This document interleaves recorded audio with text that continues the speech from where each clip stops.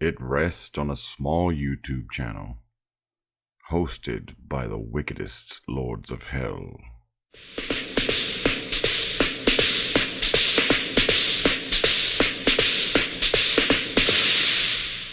Here is the first internet clip show to offer to the daring a look into the final maddening space between life and death. A case of the Mondays. To avoid fainting, keep repeating. It is only a live stream. Only a live stream. Only a live stream. Videos and songs far beyond anything you've tested. A case of the Mondays.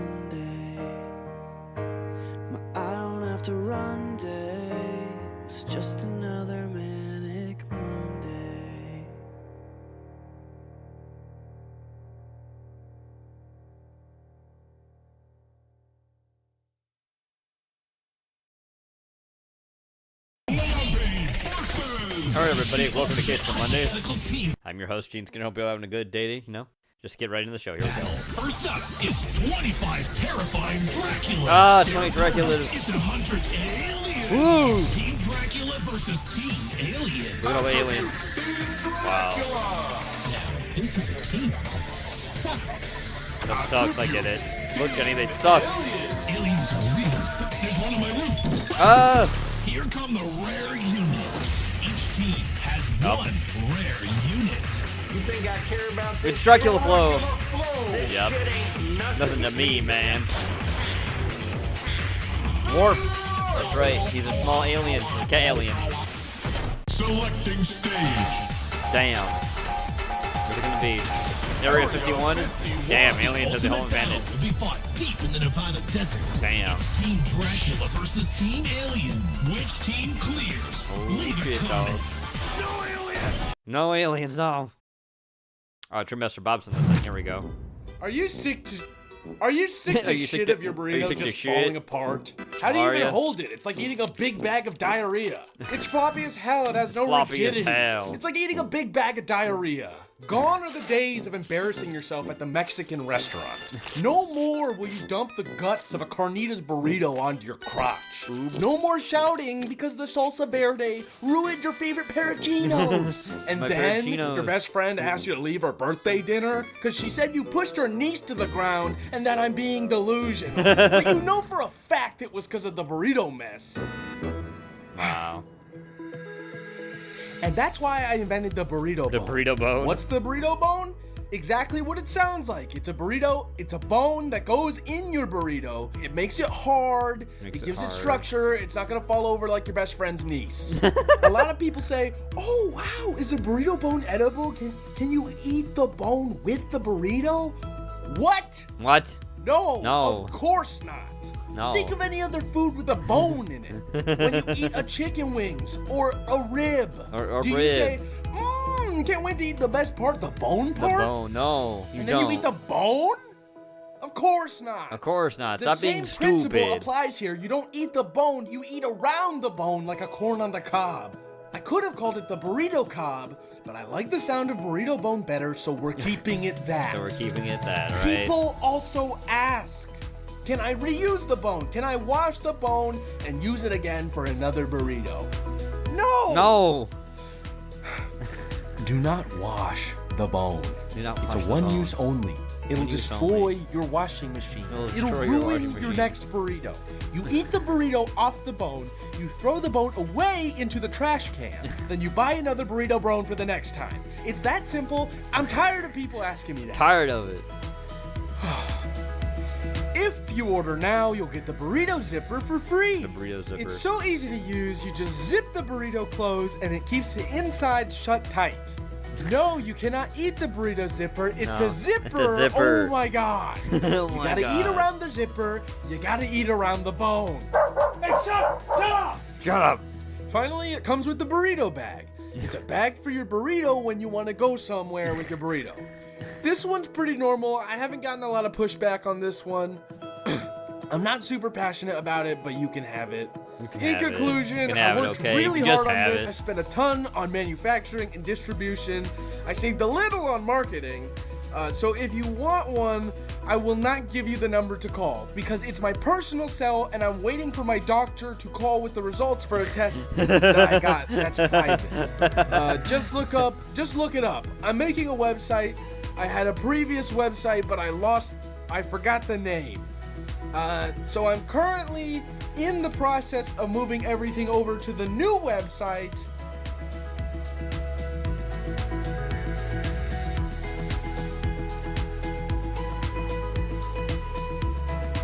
Boom, boom, boom.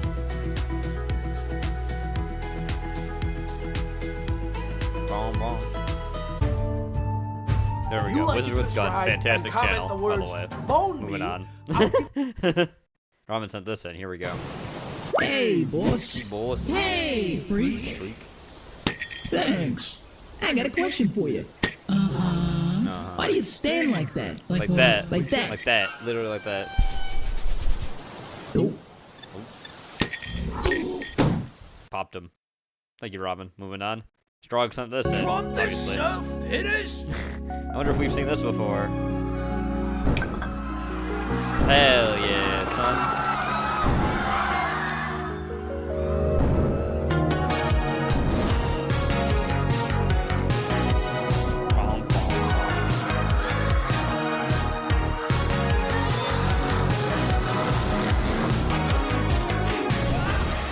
Bom, bom, bom, bom, bom, bom.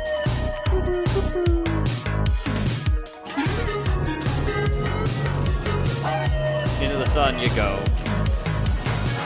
That's right. I'm so proud of you, Dad. There. Thank you, son. It's huge. No kid. Now kids. Brushing grade more. Over. 687 Big Macs, super 687 size. Big Macs, Oh, super we size. don't supersize anymore.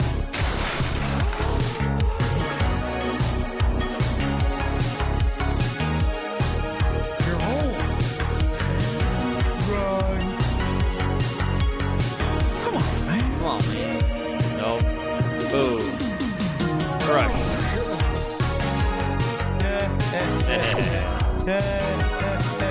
Teen tweets are back.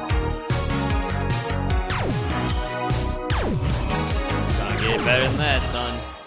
No censorship anymore. None of that bullshit.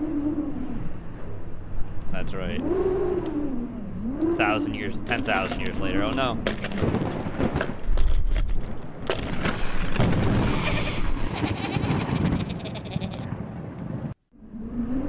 Become a member at freedomtunes.com for exclusive cartoons.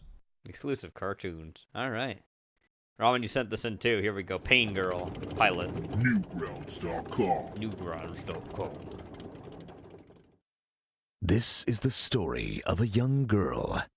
Ever since birth, the doctors had their suspicions something wasn't quite right. Oh, God.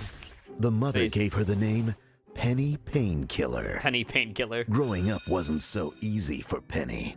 She had to do things like share and Oh no. make Not friends. share. Oh, terrifying. Get him. Dead. Until one day, Penny would find herself possessed by some sort of evil spirit and become evil. Evil. Evil area, I was gonna say. This is Pain Pain Girl. Girl. Stupid. Stupid. Maybe somewhere here. Stupid. A little there. And... Blood. Oops. I think this Oh, might never be mind. my best It's one fire. yet. What do you think, Mr. Teddy? Did she cut the Teddy's neck? Yeah, there's something inside it. Something's bleeding inside that thing. Who dares disturb my slumber? Wee, spin. Oh, hey, Cax, what's up? Cax. Silence!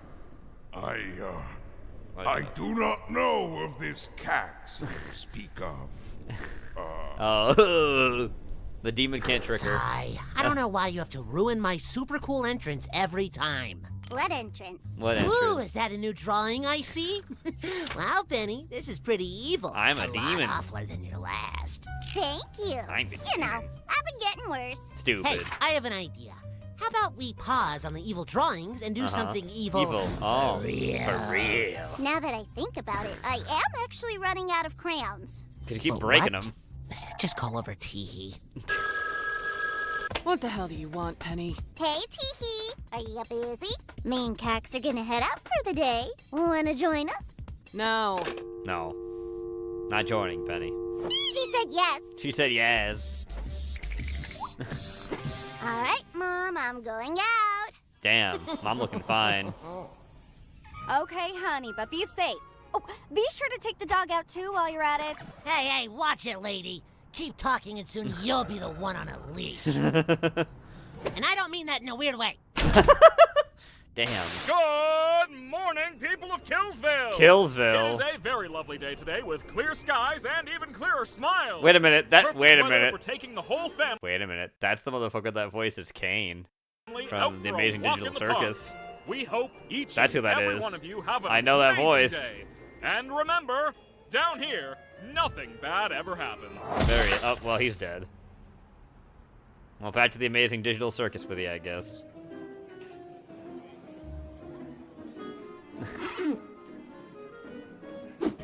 Angry. Can you just hurry up and pick something? I can't. I'm indecisive. Well. Look who's being rude again. Another bad day per usual, huh, Teehee? Shut the hell up, Tic Tac. Shut the hell up, what's Tic the Tac. matter? Are you mad? I'm mad at you. Well, don't be. Be mad at the world instead. That almost sounds like the same voice Look actor for around, Zooble, too. Aren't these people just sickening? Ew. Esau. Also Esau. Also Esau. Oh! Oh, holy They're shit. still prettier than you. Hey, you take that back! How's it going over there, Penny? Hey, do you still have strawberry? Ooh, I'm sorry, but we actually ran out a while ago. If you want, though, I can get you vanilla instead. Why would someone want vanilla or strawberry? Vanilla. Here we go again. Brain. It's pain time. Just kidding, we actually do have strawberry. Oh, just kidding. Hey, now that's more like it. Alright, put your hands up. Looks like we got a fight on our hands, sisters. Oh boy. You three have the right to remain silent. Anything can be and used in, hold on, I think I fucked up. Hold on, dog, I think I fucked up. Oh, he's dead. Get that! Did you hear Esau's getting married to Lizzo? Esau's hitting the gym apparently, he's getting married. I saw that you posted the fact he was getting married, IR. I wonder why I had seen him on more often on Discord. Ah! Hey, hold on! Ah, wait a second! Hey, chill out, guys! Aren't you two cops or something? The least you can do is read me my rights. Well, they're gonna shoot you in the face instead. Nice one, Teehee. Don't mention it. Don't mention it.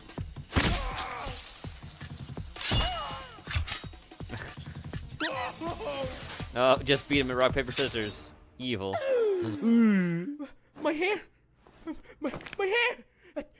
Bitch! Bitch. What you did to me? Teeth. You 1928 looking ass cartoon! What you did to my hair? 1928, look at this cartoon. Oh, dead. Yeah. That just be your hair, not your whole body. That haircut's free of charge. Oh, you kill me for that joke?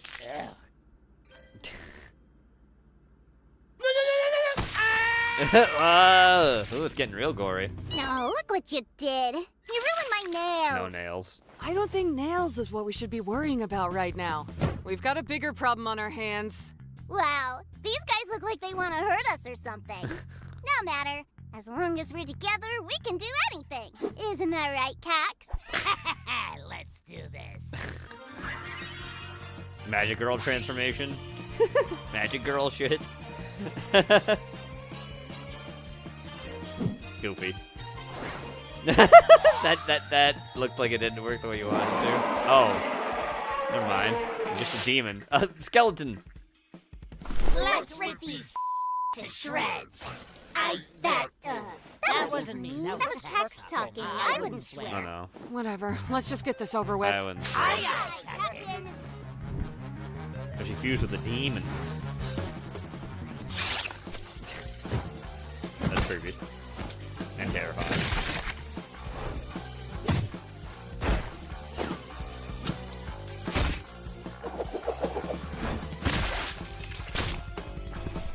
The violence has escalated. Boom.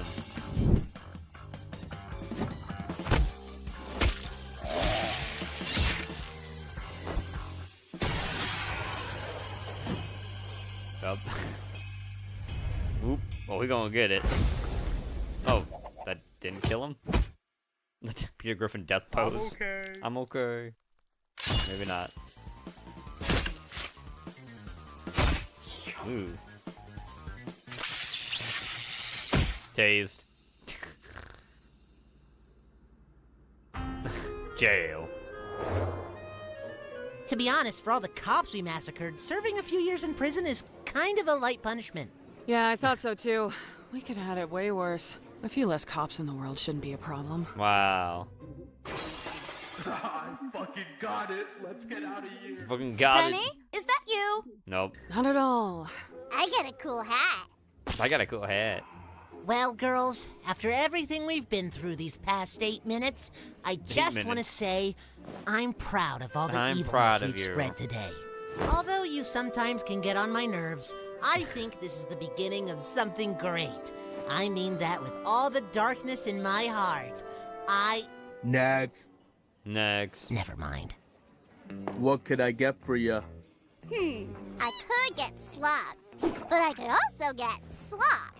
Just get on with it. I could get slop or slop. Strawberry? Strawberry slop. Do you see any strawberry? Oh, and there you go again. You are such a pain, girl. My fingers. Going around, payments everywhere. Oh, Penny's mom and Penny are voiced by the same lady. Nice. And Michael Kovac. Yep.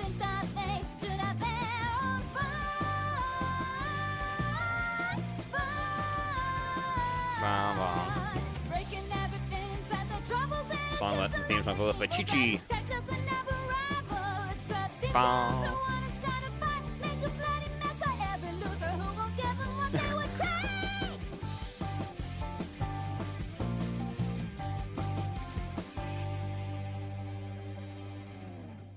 Alrighty. Thank you for that, Ramen. Moving on. Strong Sense. This was on earlier, by the way, on Video Society. The Matrix is a system, Neo. That system is full of degenerates. When you're inside, you look around, what do you see? Businessmen, teachers, lawyers, carpenters, the very minds of the people we are trying to save.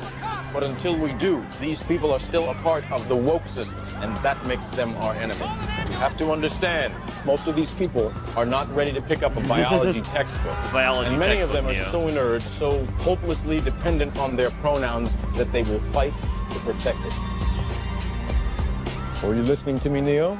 Are you listening? Or were you looking at the dude in the red dress? The dude. The dude? Look again. Look again. Boom. Freeze it.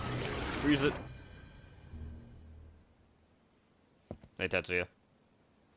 That wasn't a woman? That wasn't a woman? No. It's another training program designed to teach you one thing.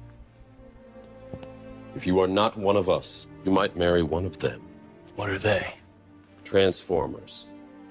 They can move in and out of any gender, regardless of their chromosomes. That means that anyone coming out of the female bathroom is potentially a ladyboy. Inside the Matrix, they can identify as anything, but in reality, it's just delusion. We have survived by hiding from them, by running from them. But they are at the Diddy parties. They are guarding all the doors while they are touching all the kids, which means that sooner or later, someone is going to have to fight them. Someone. I won't lie to you, Neo. Every single man or woman who has stood their ground, everyone who has fought this agenda got canceled. But where they have failed, you will succeed. Why? I've seen an agent identify as a concrete wall. Men have emptied entire clips at them and hit nothing but air. Yet their strength and their speed are still based in a world that is built on rules. Because of that, they will never be as strong or as fast as you can be. That's right. What are you trying to tell me? That I can dodge lawsuits? No, Neo. No, you won't need a dog. If you identify as an innocent human being, you won't have to. You won't have to. I identify as an innocent human being.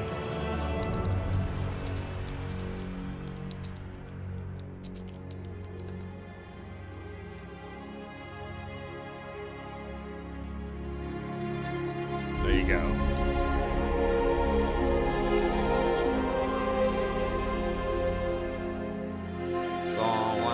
Okay, moving on past that. Go. Current Mr. Olympia. Flash Gordon, the Ramsay golden boy Ramsay, really loves his eggs. Eggs, eggs, eggs. Where's the bloody eggs?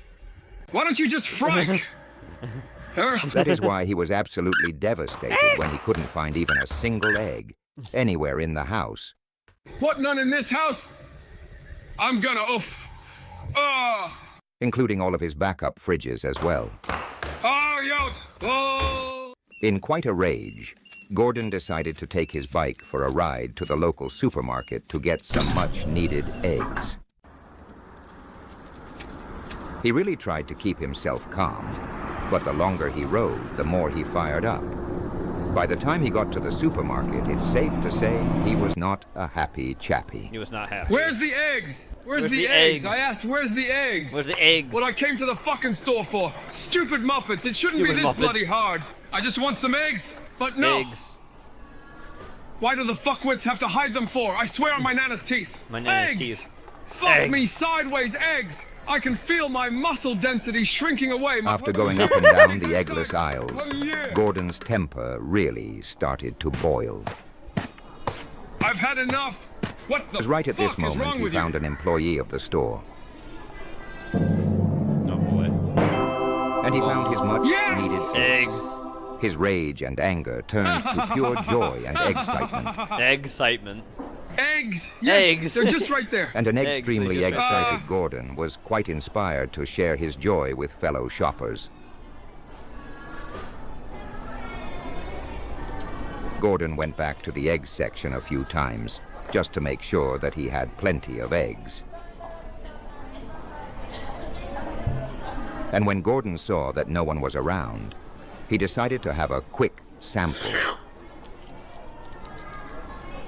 The only thing that can rival Gordon's love of eggs, it's chicken pieces. Gordon was quite impressed with the quality of the chicken pieces, so he filled his trolley up and slowly headed to the checkout line. But when Gordon saw there was only one checkout open, his short-lived joy instantly became anger. Anger. When there's this many shoppers, why don't the donuts open up another bloody checkout? I'm not the one making a scene. Just open up another one, that's all. That's what I would do. In the corner of his eye, Gordon thought he saw that another checkout was opening, so he ran down as quickly as possible. Unfortunately, he was mistaken. Slowly but surely it was his turn, and eagerly made his way to the checkout. Gordon carefully loaded his precious produce onto the conveyor belt.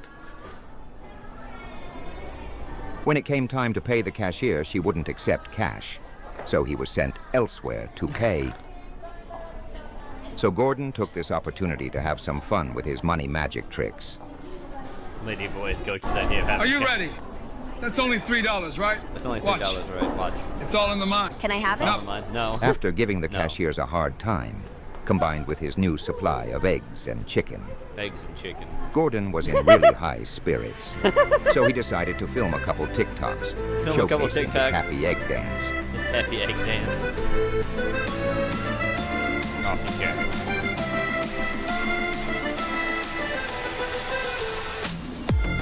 When he was finished, it was time to take his shopping home. And on his return bike ride, Gordon couldn't wipe the smirk from his face. All he could think about was the egg and chicken smoothie he was going to make with his fresh supply. Upon returning home, he decided to make a couple more quick TikToks. Another quick TikTok, of course. Boom, boom. Gordon. But then it was time to get down to serious business. Serious business now. That's right. Gordon really does enjoy putting the shopping away. And seeing his fridges restocked with all of his favorite foods really puts him into a serene flow state, akin to what the Indian yogis call samadhi.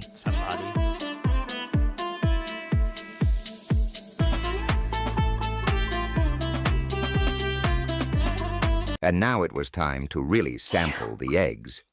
But I wish Gordon just did this privately, because watching him is quite disturbing, and something he should just do alone. Oh my god, the slurping noises. Now it's time to make his favorite smoothie, eggs with chicken pieces. Gross. But these tiny machines will not suffice. To really quench this man's thirst, he's going to need a bigger blender. The big blender. There it is.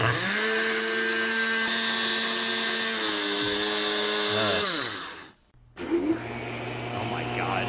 Fuck, yes, that's what I'm talking about. Yes. Oh god. It's delicious. It's delicious. Yep. Oh my god. Oh, it disappeared. It disappeared. Gordon's satisfaction level, and also, over 9,000. Over 9,000. Daily protein intake completed. Daily protein intake completed. Oh my god. Yeah! It just disappears. Tube scribe. A dolphin. Now please remember to subscribe. Trust me, you don't want to piss off Flash Gordon. Gordon Ramsay. Alright, Porky sent this in. Here you go. Everybody knows I hate rats. These rats are destroying this pavement over here, so I gotta rip it out. This is the guy from Million Dollar Extreme again, I believe. So, More new concrete. He's talking about stuff, I guess. Are you ready for concrete? Richie's cam.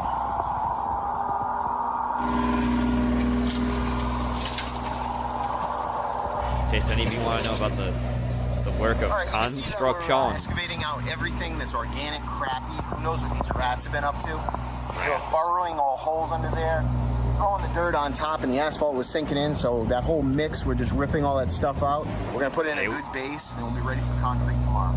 Concrete work is too easy. I'm tired of it. You're going to build things you can't erase.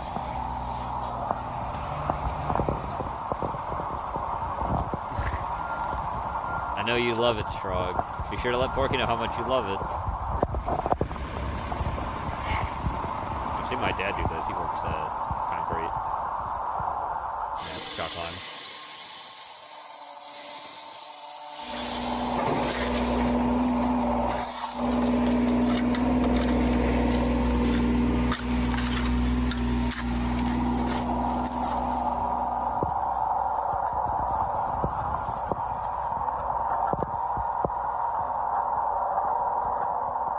This is tearing up concrete, yeah. Richie, how the hell did you get so good at being an excavator? Yeah, Richie, how'd you do it? My son saw me? Oh, so that's his dad. That's his dad. Oh. Gotta get more of him.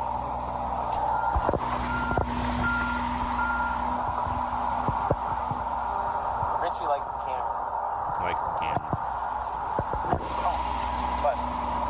About done doing the gravel work, so I'll just throw a good whacking on this. That's compacting. Compact this thing tomorrow. We'll make sure we have the vibrating screed and all that shit for concrete. We'll show you how to pour a good looking slab.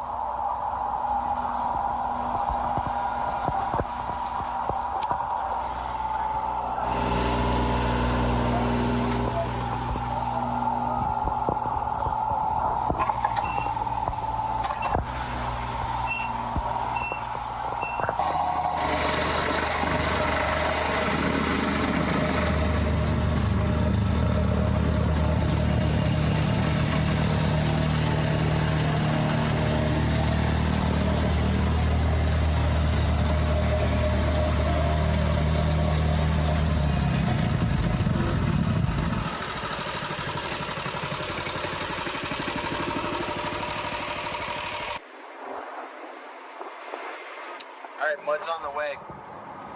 It's time to do a concrete pour. This is fucking Morrowind music.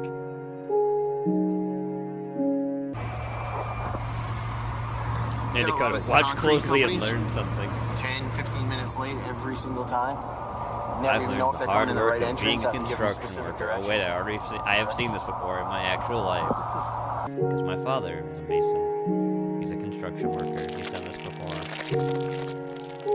So it's got fibers in this pour. It takes the place of re-rod or mesh. And supposedly it's even stronger than it. You can't get a really, really good finish on it, but in a commercial application like this, it doesn't matter. So we're using fiber on this one. It's a lot easier, saves time, makes more money. How you doing?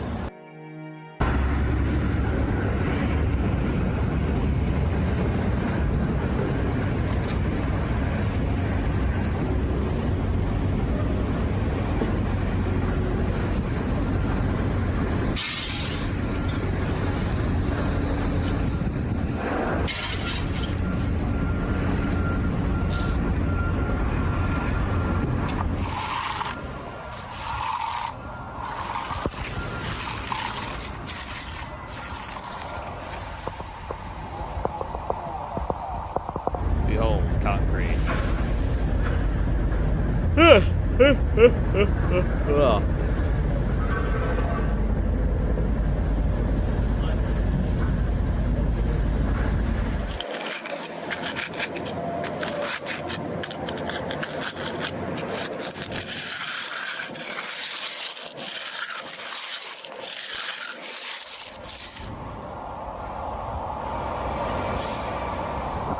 We just took the broom to it, so we just put that broom finish on it. Tomorrow we got to come back and we have to do all the cuts for the stress relief joints, and after that, it's a finished product. Okay. Oh shit! I think we're having an interference go on. 1 second. What's happening? What's going on? Up. Oh, what's this? Is it the Church of Z? Good evening and welcome to Focus Point. The world continues to watch with bated breath as the megastructure being built on behalf of the mysterious supreme intelligence known as Zorgop is well underway. No military force has been able to penetrate the structure's containment field, and no government has been able to establish a line of communication with the entity or its followers. But for the first time since construction broke ground, Focus Point has been granted exclusive access to the site of the structure and to those that are building it. Tonight we take you inside the Church of Z. Zorgop. To first understand this newfound religion and the deity it serves, we must go back to where the story began. Gummo Corp headquarters in Lakewood, New Jersey. Gummo Corp was just a small mom-and-pop gumball corporation, who most of us remember from their ill-conceived adverts. Oh, this is ad.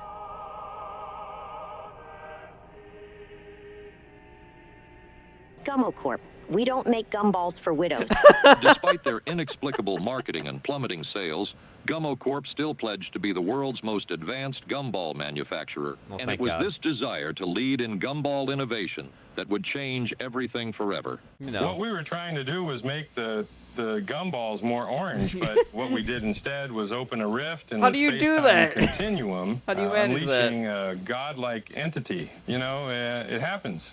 At first, Zorgop was only used in the company's efforts to make the world's perfect gumball, but it wasn't long before world leaders demanded access to the being, with military officials calling for more extreme actions. I think we should shoot it in the face, if it has a face. If it has we a find face. that when you shoot most things in the face, they stop being a problem. That's right. With growing hostilities from the outside, Zorgop Kill stopped communicating Zorgop. with everyone, including the top brass at Gummo Corp. But one man seemed to win favor with the being Joey Rodelio. Oh, Joey was a janitor at the company, whose late-night shifts cleaning the lab gave him unrestricted access to Zorgop.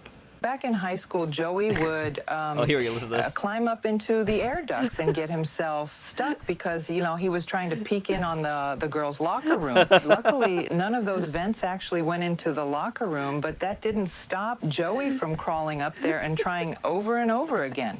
He's a real piece of He's a real piece Despite of shit. Joey being a piece of Zorgop didn't seem to mind. Joey was deemed a disciple and set to begin his life's true work. He was instructed to head to rural Wyoming, where he was to gather a commune of true believers, and they were to begin work on a structure that would generate an energy unheard of by science, an energy that would allow for Zorgop to take physical form. Zorgop gave the commune blueprints for building a containment field, which was set up in a 3-mile radius around the site, protecting their work, only letting in who or what Zorgop deemed worthy. Those who have been invited to the commune thus far were called there by unknown methods. But we here at Focus Point were invited by postcard from the entity itself. Our field reporter Brian Druckel was brave enough to volunteer to be the one to make contact with the church. So I'm now standing within the containment field just outside the commune. While most of the world remains afraid and unsure, those that have been let in this newfound church are 100% confident in the entity and its intentions. But no one is a bigger believer than the church's leader, the high priest, Joey Rodelio, who prefers to go by the Baba Hermini. Baba Thank you for taking Hermini? the time to speak with us. What a Baba name. Hermini. Zorgop knows all. First, why do you think Zorgop chose you as the Baba Hermini? I'm a man of the people. Listen to this guy. People man. I used to be a peeping man, peeping but I don't man? peep anymore. I don't peep At least anymore? not as much as I used to. It's not much as I How used many to. people were here at the commune? You know, I don't really know. I try not to interact with them too much unless I find them physically attractive. Why do you think the entity invited Focus Point in? Zorgop wants the world to know there is nothing to fear here, unless you have a fear of syphilis, in which case there is an alarming outbreak within the community right I now. wonder why that Can you is. tell us about the outfit? Pretty cool, huh? It was Pretty my cool, huh? idea. It's pretty Orange cool. and black, the colors of paradise. I must say, they do sort of resemble the uniforms that prisoners wear. Yeah, prisoners in a cage of freedom. Do you know where In a Zorgop cage is of from? freedom. I haven't asked.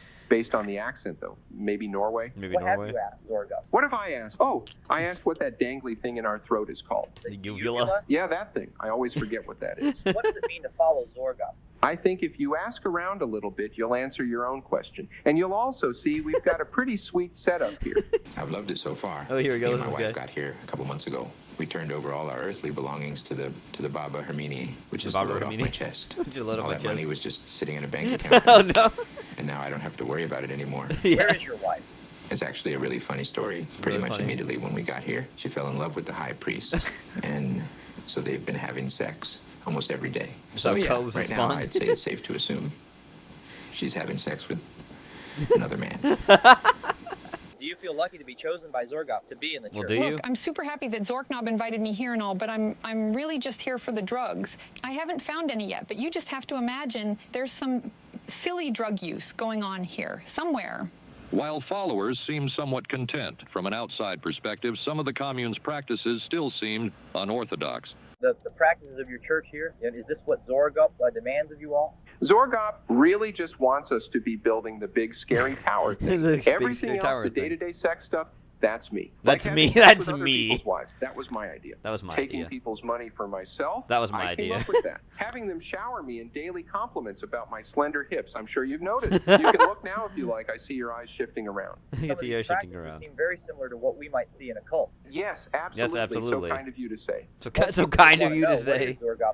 Where are the drugs? Wants to give humanity the gift of not only our Lord's physical presence, but also of limitless power and energy via this monolithic structure, so that we may become children of the stars and venture to distant worlds where we could meet other planetary species and have sex with their wives. While the promises made by the entity might sound great, many are worried what building the structure and creating this exotic energy might do. We have no clue what kind of impact this energy source might have on our environment, let alone us. When this thing is turned on, the world might not look the same. Humanity might not look the same. The I wonder church what pushes happened with forward that. despite the concerns. One of the monoliths So you are comes fine from with this. everything that is happening here? I truly believe Zorgop will bring us to the promised land, and I'll do whatever I can to help humanity get That's there. how Tiggy And if was that means my wife has to have sex with another man with every another once in man. an hour, so be it.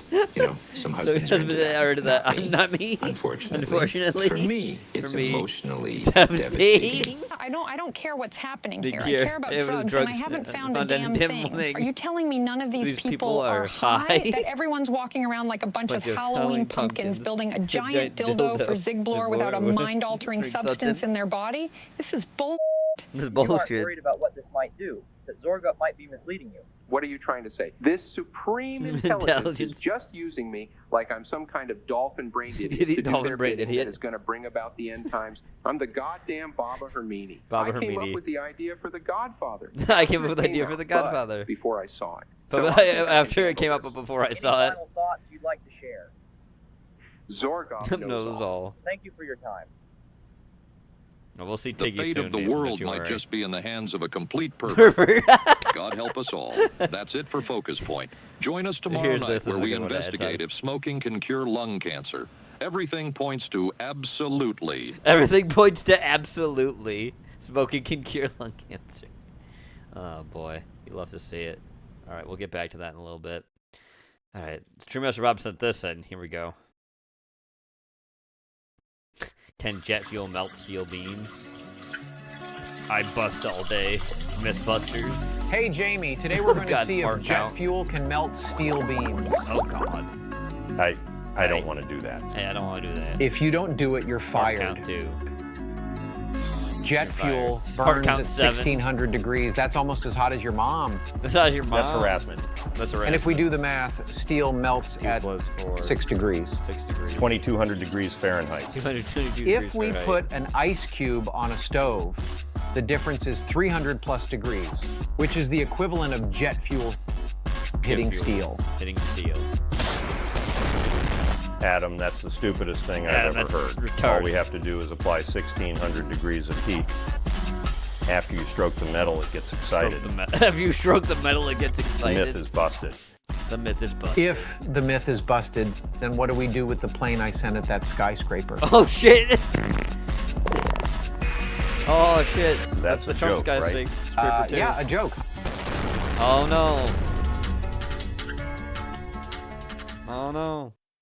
All right. The breathtaking horror of the electric state. Strong's said. It's from Curious Archive, by the way. It's 20 minutes. Sorry, I'm speeding this up. The electric state is a beautiful nightmare. I don't know how else to describe it.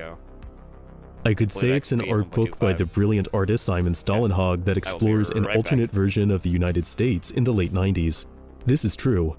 I could say it's a story where a young woman and a small robot venture across a ruined landscape littered with the skeletons of terrifying machines. This is also true. I could say it's a poignant warning of how runaway consumerism can have apocalyptic consequences. This, I believe, is true as well. Yet none of these descriptions tells the whole. So, for this entry into the archive, I'll dive deep into this masterpiece of sci-fi world-building. And like my video on Stalinhog's other series, Tales from the Loop, you can purchase the art book using the links in the description. Now, let's enter the world of the Electric State. The Electric State begins in 1997, with a mysterious girl and a strange yellow robot venturing across the Mojave Desert, moving towards their distant destination somewhere on the western coast. Much of the Electric State is centered around their journey through the collapsing nation, turning the narrative into a kind of apocalyptic road trip. This strange duo forms the emotional core of the art book, the beating heart of a world where everything is increasingly mechanical. On the side of a dusty road in the Mojave Desert, clothes blow from the roof box of an empty sedan. The car's owners are now dried husks, still dressed in their vacation clothes, a portrait of a family vacation gone horribly awry. Virtual reality headsets called Neurocasters still cling to their heads, likely the cause of their death. Manufactured by the company Sentry, Neurocasters are a reoccurring visual in the Electric State. These face-swallowing devices were designed for military use, but soon became a common household item as people lost themselves within a blissful virtual network. The side effects weren't noticed until too late. More and more consumers never took their headsets off, and would wither away into lifeless shells, their mouths sometimes still moving as if trapped in a dream. Starts behind the eyes, goes behind the head. My head is just getting tighter. The concept of people losing themselves to a simulated nightmare is mirrored in David Cronenberg's Existence, a sci-fi horror film that, despite being released in 1999, feels painfully modern. Like the Electric State, Existence is an unsettling meditation on how technology shapes and manipulates human beings, where virtual reality offers no salvation but oblivion. And in the Electric State, the Neurocasters prove to be quite literally apocalyptic. The exact cause of the Neurocasters' malfunction is unknown, but there are rumors that in connecting so many brains through the headsets, an intercerebral intelligence emerged, a hive mind with an agenda of its own. I feel clear-headed again. Finding a car and beginning a long drive across California, the girl and robot witness the surreal wreckage of a collapsing civilization. In one image, huge yellow ducks rise from the sand like bizarre monuments, their bodies riddled with impacts from large-caliber rounds. It seems the region was once some kind of shooting range, although it has long been abandoned. Elsewhere off the highway, a giant metal mascot erodes away into a metal skeleton, its pained expression frozen in a permanent smile despite the devastation surrounding it. How the animatronic reached its resting place is left ambiguous, although the framing of the image makes it seem like this machine walked here on its own. In a dusty town emptying of people, another machine sits in silence, its body a nightmare of tangled wires. There's a fascinating incongruity between the extraordinary Goliath and its ordinary surroundings, a fundamental incompatibility that evokes a strange sense of loneliness. Yet at the same time, there is something undeniably threatening about these childlike and cartoonish machines that seem to appear more and more frequently as the girl and robot creep ever closer to their destination. In these illustrations, Stalinhog proves himself an expert in the uncanny, creating machines just abnormal enough to instill uneasiness. Where these machines came from and what they truly are is a mystery that can only be solved by venturing deeper into the Electric State. Wherever you are this summer could be a very cool place. Advertisements also loom large over the Electric State. In one snapshot from this post-apocalyptic road trip, an immense inflatable sun smiles and throws up a peace sign in bitterly amusing dissonance to the end of the world. In another, a giant heart-shaped mascot rusts under the California sun, promoting financial solutions for people with terminal conditions. The macabre juxtaposition between the upbeat marketing and grim subject matter is a repeating motif throughout Stalinhog's illustrations of advertisements, a reflection of a culture that pretended everything was fine until it was too late. On a passing billboard, a slogan proudly proclaims that Neurocasters win both design awards and wars, showing that warfare is seen as just another opportunity for marketing. And given the devastation the Neurocasters caused, there's a grim, unspoken implication that this advertisement would have been taken down if there were anyone left to do so. Where the electrical grid still functions, gargantuan towers of corporate logos overshadow the homes of residential neighborhoods. These literal monuments to suffocating commercialism cut through the fog, with Stalinhog's exceptional eye for atmospheric lighting making the scene particularly melancholy. Cities like this echo the visuals of sci-fi films like Blade Runner, whose iconic setting is similarly awash with neon light from skyscraper-sized advertisements. There's an undeniable familiarity to these striking visuals. The invasive billboards of the electric state in Blade Runner are exaggerations, but not by much. Across the US, how many landscapes are clogged with a mismatch of commercial signs? How many major cities overload the senses with a blur of fluorescent advertisements? The United States that the electric state depicts is a nation seen through a cracked lens, where the specifics are distorted but the overall impression remains uncomfortably close to reality. One piece of media that can help us better understand the electric state's relationship to reality is the sci-fi pixel art game Norco. Released by indie developer Raw Fury in 2022, the melancholy point-and-click adventure takes place in an alternate version of Norco, Louisiana, where advancements in robotics and industry have created a land of desolation and alienation. The urban sprawl of real-world Norco has been shaped by the petroleum industry and has twice experienced catastrophic explosions, events that the game feels in painful conversation with. There are moments where the pixel art fades into live-action footage of the region, blurring the line between fiction and reality. Like the electric state, Norco's vision is both unfamiliar and recognizable. A long-lost acquaintance you come to recognize the more you speak with them. There's a bunch of more shit that's really dangerous we don't do as much anymore. You want to talk about that? This advanced technology helps to diagnose arthritis, but to effectively relieve the minor pain of arthritis, use this. As the girl and robot continue their journey, they spot crowds of people wandering through fields, the red glow of their neurocasters like giant, unblinking eyes. These silent masses seem to no longer have a will of their own, having themselves become drones piloted by a mysterious intelligence. In the mists of the western coast, they work to assemble a disturbing new class of machines. Glimpses of these monstrous mechanical beings appear throughout the electric state. In one piece, a smiling face peers out from the darkness of an abandoned barn. Something about the image pulls you in, making you curious about what the rest of the creature looks like. Later in the electric state, we get a better look at these incomprehensible beings. A titanic drone looms over a parking lot, its face and raised arm scavenged from an old advertisement animatronic. Bundles of cables pour from its head like the tentacles of an octopus, spilling down to the ground. A crowd of Neurocaster-controlled onlookers watch the tentacles slither across the asphalt and into a parked minivan, witnesses to some dark ritual. While these monsters of wire and steel are nightmarish, there is a quiet awe that some of these pieces evoke, like wandering into the forest and coming face to face with a gigantic animal. Witnessing these beings can instill a kind of dark wonder in the viewer. The term eldritch comes to mind, a word used to describe something otherworldly really or incomprehensible. In this regard, these beings are reminiscent of the unfathomably vast, shambling terrors glimpsed in films like The Mist, which instill a similar mix of dread and wonder.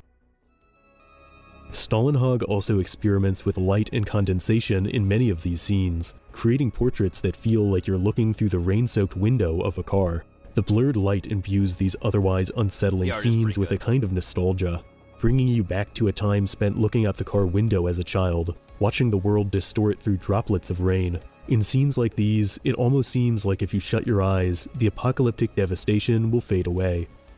A massive Neurocaster network tower casts red light into the fog like a grim lighthouse, making this region feel all the more like a gothic nightmare. Yet perhaps even more notably, this section of the electric state is set within Marin County, California, the same region as the 1995 sci-fi horror film Village of the Damned. Directed by John Carpenter, the film tells the story of a group of creepy children with creepier haircuts, who are connected to each other via a hive mind. A remake of a 1960 movie of the same name, both stories explore the loss of humanity to a collective intelligence, a concept that is similarly central to the electric state. Also, John Carpenter. Your family could take advantage of this exciting new world, like ours has. Communism. The mechanical infection in the electric state takes another, less perceptible form. Yellow service robots waddle across the roads as the girl and robot drive onwards, hauling massive cable rollers. These machines spread a dark network of signal wires across the United States, connecting more and more regions to the Neurocaster hive mind. In the snowy mountains, massive spherical buildings serve as local hubs for the Neurocaster network, their sides still plastered with advertisements. Millions of interconnected minds bounce around inside each hub, the power required to keep them trapped in a digital fantasy melting the snow. While Neurocasters never flooded the consumer market in our timeline, there was another network of interconnectivity that became massively widespread in the mid-90s. Connect and entertain you, transport you to far-off locations, help your children with their schoolwork, and make working at home easier. The internet and the Neurocaster network reflect each other, with both connecting people in incredible ways and leading to serious, unforeseen consequences. When viewed through the lens of the internet, the dark network of the Electric State feels uncomfortably familiar, with stories of people losing themselves to a blissful oblivion and becoming dependent on a digital net taking on new meaning. Why, you can even plan a family adventure on the net. Hey! At various points in the Electric State, the girl and the robot make rest stops much like one would on any normal road trip. Like real-world liminal spaces, these near-empty parking lots and motels have an unsettling quality that is hard to place. There's a sense of time crawling to a stop in these illustrations, which don't require mechanical monsters to be unnerving. Yet these narrative breaks also give the storyline a chance to breathe and deepen the viewer's understanding of the protagonists. The more you follow the girl and the robot on their journey, the more you empathize with their characters. Stallenhog does an outstanding job using the minimal text and subtle visual cues to demonstrate the bond the two have, as the world around them becomes increasingly dangerous. In one of the most memorable points of the voyage, the girl and robot drive past a forgotten war memorial. A hillside ravaged by bombs emerges from the clouds. Two gargantuan military vessels simply called drones sit in silent vigil atop the hill, a class of machines that played a huge role in the backstory of the Electric State. While in the present of the Electric State, drones are little more than bloated metal carcasses, these machines once spearheaded the nation's military. In a nameless war, these unmanned vessels fought each other in a strategy game played out over 7 years. Though the drone technology was praised for preventing meaningless loss of life, the collateral damage was catastrophic, not just in terms of civilian casualties, but in terms of unforeseen technological consequences. For the drones were controlled by pilots wearing Sentry headsets, with the war spurring the invention of the Neurocaster technology that would eventually go on to doom the nation it was supposed to protect. It's difficult to convey the sheer power that Stallenhog's art gives these machines, which feel so enormous they become part of the landscape, looming in the distance like artificial mountains. In one image, a drone seems to have been converted into a makeshift dwelling, with a Californian flag and string of laundry hung from its side. Once trophies of victory, these colossal wrecks are now bitter consolation prizes, a painful reminder that though the nation won on one front, the triumph came at the price of losing everything to a mechanical nightmare. Damn mechanical There is nightmares. another narrative hidden within the Electric State. Running parallel to the story of the girl and the robot is a fragmented storyline of a mysterious agent who seems to be headed towards the same location. While their true mission doesn't come to light until the final pages of the Electric State, the agent is a source of constant tension, as they seem to be on a collision course with our protagonists. It looks like a dude, my guy. In the last stretch of the Electric State, the girl and the robot arrive at an overgrown childhood suburb that has fallen to ruin. In this final section, less and less text accompanies the images, with the breathtaking scenes speaking for themselves. On the side of the road, two figures shamble through the night like nocturnal animals towards the warm light of a distant window. At this point of the Electric State, it's difficult to tell if they're people wearing Neurocasters or entirely mechanical beings. Bird-like drones called scrappers pick through the remains of this coastal wasteland, laden with bags and bundles of cables. These artificial vultures work tirelessly to collect mechanical parts, perhaps for themselves, or perhaps for something else. Above the overgrown lawns of decaying houses, more colossal beings stand in silence, their dominion over this region absolute. In these suburbs where families once lived, machines are now born from twisted, giant fetuses. There's a sense in these images that the plague of machines has become a critical infection, and nothing will ever be the same. Yet the Electric State is more than just a story about hopelessness. Even at its darkest moments, there is always a faint glimmer of humanity, a spark of compassion kept alive by its two lead characters. And everything builds to a resolution that I found at once both unexpected and perfectly in tune with the theme Stallenhog had established throughout the rest of the volume. While I don't think I should give away all the specifics of the Electric State's final pages, if you'd like to know more, you can check out the book for yourself. In the end, the Electric State is quite literally a story that's as much about the journey as it is the destination. What at first seems like an almost alien world over time develops into something uncomfortably familiar, as the parallels between the Electric State's timeline and our own become more and more apparent. Like Simon Stålenhag's other most well-known work, Tales from the Loop, it is a haunting, poignant book that pulls you deeper into its atmospheric depths the more you read, and stays with you long after the pages end. If you found this world as interesting as I do, you can purchase the art book using the links below to get the full story, and follow Simon Stålenhag on social media. As always, thanks for watching. Enough of that. Let's get to here. Let's get this back up, because we're gonna be... I didn't close that. Here we go. You wanted Tiggy Skibbles, Nathan? You got Tiggy Skibbles. Theater mode. Here he is. Thanks for coming on the show.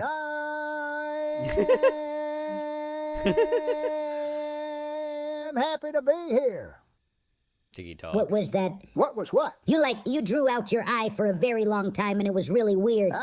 You're doing it again. I don't know what you mean. Must be a West Deedle thing. West and the Deedle audience thing. can probably hear this at home, but a lot of crickets followed you into the studio. It's an affliction. They follow me everywhere. That's a freaky problem to have. My doctor said I shouldn't be alive. He gave me pills for that. So I hear you're like really into knives or something.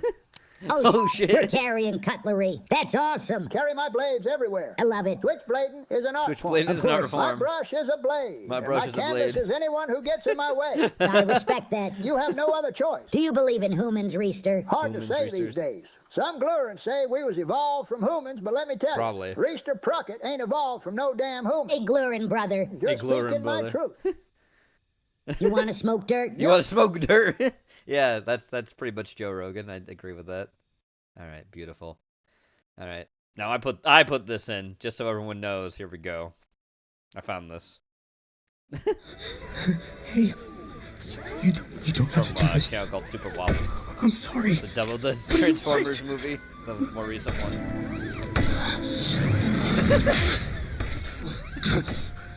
What are you doing?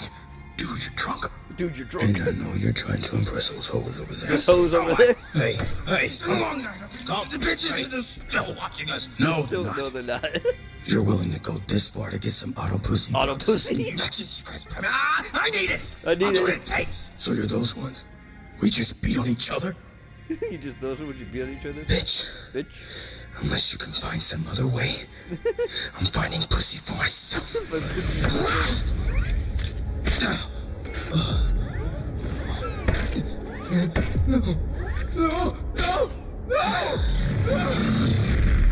Oh shit. Damn, Optimus got blown in too.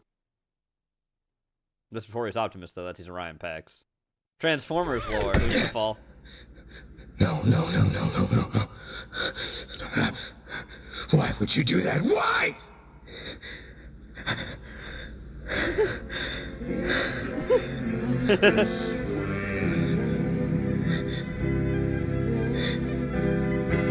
No.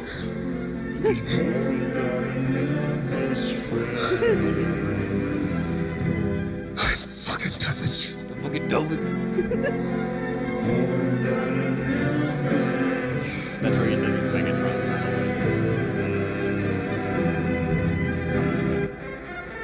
I am Megatron! No, he said the other thing.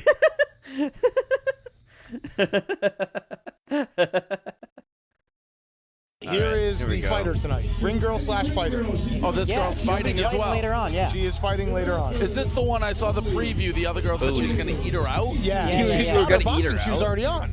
Yeah, she said she's going to eat her out, and then she said one of you knocked out, and she gave her a 5-finger sandwich. Is this the first time we've had both? I think so. First time ever, yeah. The biggest test will be, actually, I guess Jessamine did do both.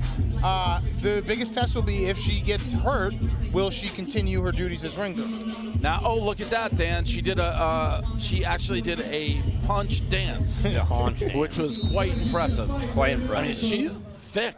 She's thick. I would want to fire big legs. Big also, legs. Are you buying like a screen? Her DMs last night. Oh, yeah, that's the girl. Yeah, Jose's an ass man, he said. Did she write back? Do we know? I think she actually told us so that we could make him look like a fool. Yeah.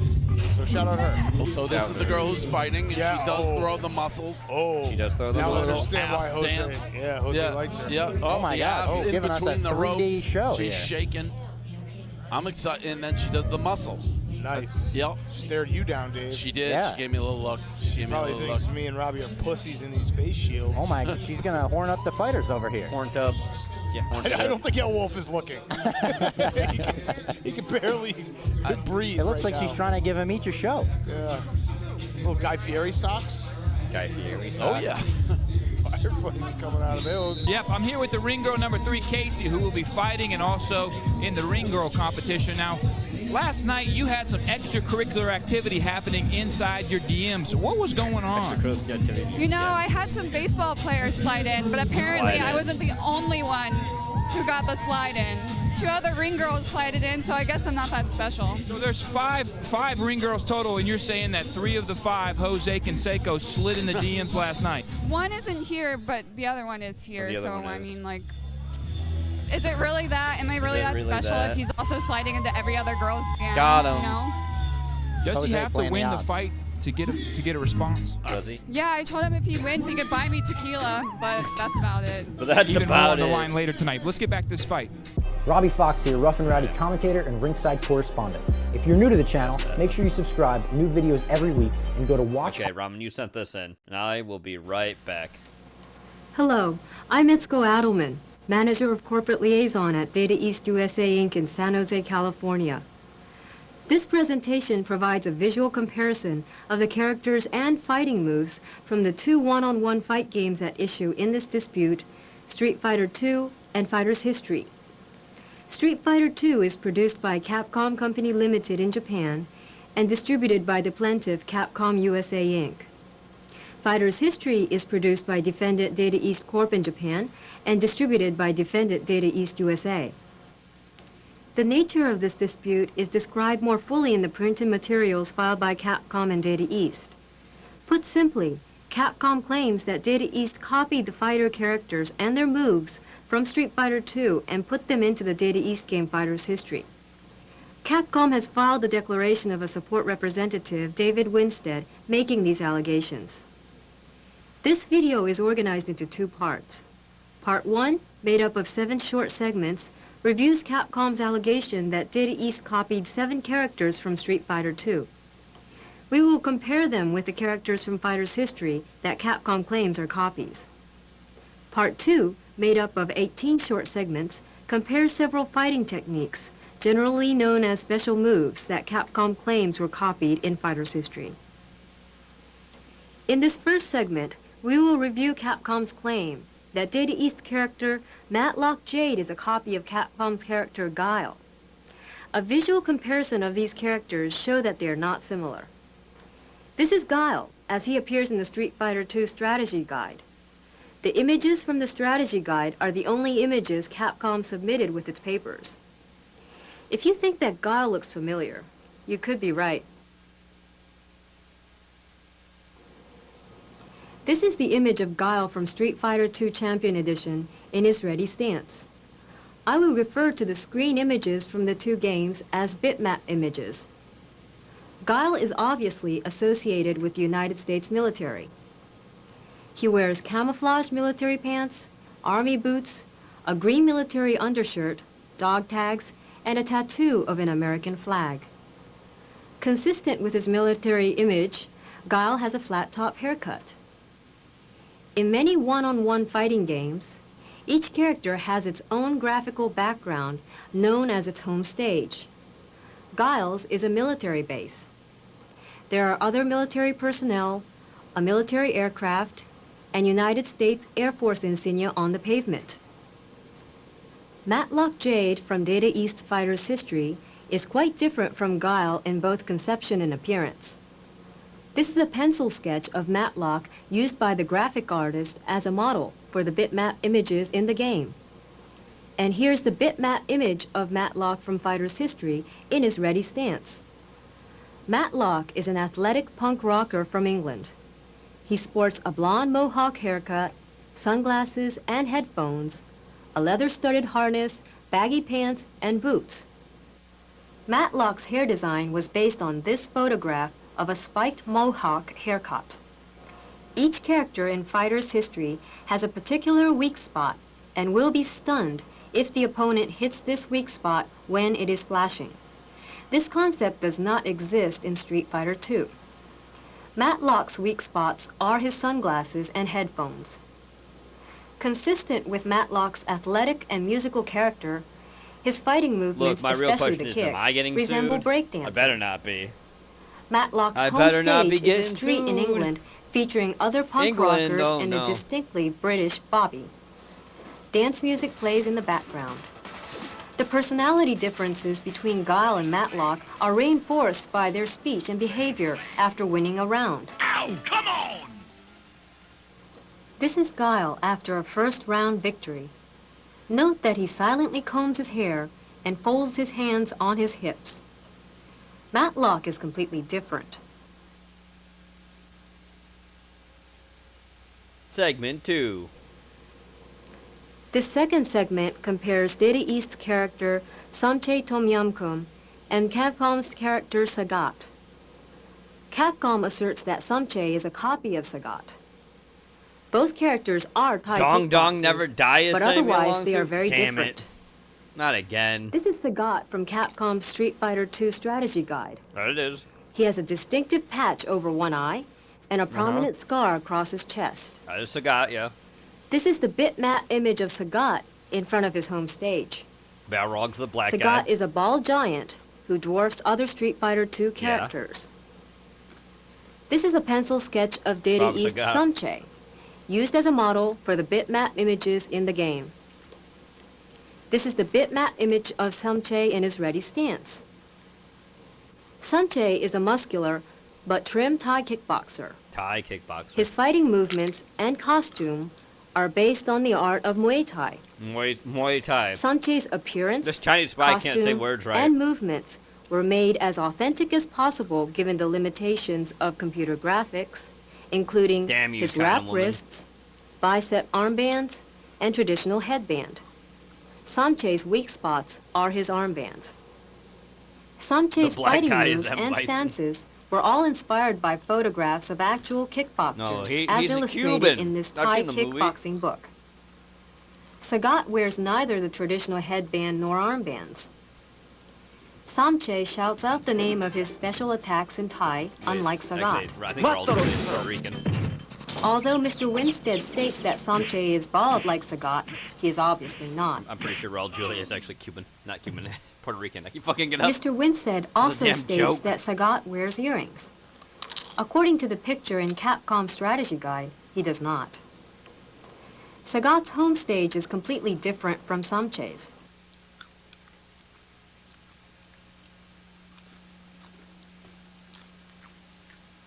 Alright, one second. In this third segment, we review Capcom's assertion that Data East's character Makoto Sasha, you need to Mizoguchi stop. is a copy of Capcom's character Ryu. Other than being male Japanese fighters using karate techniques, the two characters are not Come on, similar. Sash. This is the picture of Capcom's Wow. Ryu from the Street Fighter II Ryu. strategy guide. Ryu wears a traditional Shotokan karate outfit, Oh my. complete with a black belt trying to attack and me, kid. extended wrist She's trying to protectors. attack me. Stop. This is the bitmap image of Ryu on crawling his all home over the place. stage, She's being which crazy. is a Stop. dojo rooftop. This is a so crazy pencil for sketch of Mizoguchi. You're all riled up. This is the bitmap image of Just tried to Mizoguchi get in out of his my ready room. She stance. literally climbed on the rafters to try attacking me. Mizoguchi What are departs you from the doing? traditional karate dress with What is this baggy black pose you're pants in? and shortened You're wrist being a cat. protectors. Mizoguchi's weak spot is his headband. Of course it is. Mizoguchi is a master of Kenka Karate, or no-hold-barred karate. It begins with standard karate and adds illegal fighting moves such as attacks below the belt, headbutting, and grabbing an opponent's collar to throw him to the ground. Mizoguchi's Japanese identification is further emphasized by his home stage, the suspension bridge between two steep mountains in the Kansai region of Japan. Kansai. It Oh, looks no. very different from Ryu's home stage. Yeah, that's Okinawa, obviously. Not Kansai. Wait. Wait a minute. This fourth Hold up, wait segment a minute. reviews Capcom's assertion that Data East character Jean-Pierre is similar to Capcom's character Vega. Other than being fair-skinned European fighters, these characters are not similar. That's what he dubbed. This is the picture of Vega from the Street Fighter II strategy guide. This is the bitmap image of Vega in his ready stance. Vega fights bare-chested and wears a long, Isn't Vega fierce-looking fucking claw French? on his attacking hand. He covers his face with a protective white hockey mask. In addition to these highly distinctive features, Vega wears high-waisted Wait, no. pants Vega's that Spanish, end isn't just he? below the knee He's and Spanish. brown loafers. Not French, he's Spanish. His brown hair is worn in a long, braided ponytail. You're a fucking Spaniard. This is the pencil sketch of Jean-Pierre. And this is the bitmap image of John in his ready stance. Jean-Pierre El Spano. Jean-Pierre is a strong, muscular, yet agile French gymnast. Yeah, so he's French, so the guy He that has made was short fucking blonde French, hair not in a Spanish. modern haircut, traditional gymnast outfit, and suspenders. Oh my god, what was that? His costume includes boots and protective knee pads to create a tougher appearance. Sasha, I just heard you. What did you fucking John's do? weak spot is his leg band, which is in the better not colors be of stuck the behind French there again. flag. John's and Vega's home stages are completely different. John fights in a ballroom at the Grand Palace of Versailles. That was in Versailles. The French aristocracy in full ballroom clothing cheers him on. Vega fights in Woo. a Spanish fight pit in a darkened nightclub. The Yeah, this onlookers stage is are fucking protected cool. by a tall chain link fence. Vegas pretty fucking cool, chat. Yes, you are back there again. You're stuck, you dummy. You absolute bozo. I love you. This You're like, fifth "Oh, how segment did I get reviews stuck back here? Capcom's assertion How did I get stuck that back Data here, Gene? East What Ray did happen? McDougal is similar to Street What do you mean Fighter what 2's happened? You character climbed over Ken. the shit? Other than being blonde Alright, I'll American help you men, out, don't worry. these characters are Move not this. similar. Nope, you're not climbing back up. This Go is this Ken way. from Yep. Capcom Street Fighter II strategy guide. She literally climbs And this over is the stuff and bitmap gets image of Ken down. in his ready stance. Where a door Ken in the has closet brown is. eyes Like, oh, and I'm long stuck, though. but neatly Yeah, I layered wonder why blonde you're hair. stuck. Ken wears a red karate costume, goof- black belt, cat, and no Trev. shoes. Goofy. I love her, but she's a goofball. This is a bitmap image of Ray, I generated knew I by heard something. Fighter's You got to the history. floor. What? Ray is an American What are detective, you running for? trained in a Fine. variety of martial arts. She's He so has goofy. blue eyes and She's short, all messy acting blonde up. She's hair. being all hyper. He wears a tight muscle shirt with a prominent lightning bolt on the front. To portray his American identity, Ray wears blue jeans and athletic shoes That's and what Ray speaks English wears. while fighting. Ray's weak spot is the lightning bolt on his shirt. Uh-huh. Ken and Ray have different hairstyles, different colored eyes, and different costumes. But you can see the fucking influence. Players attracted to Ken's purest karate personality are unlikely to be attracted to Ray, who is almost mocking the purists. Ray's home stage is the U.S. Capitol building. The accompanying music is rock and roll. And look out, there's going to be Ken's some home kind of stage insurrection is quite happening there in the different. 6th that's totally going to be really bad.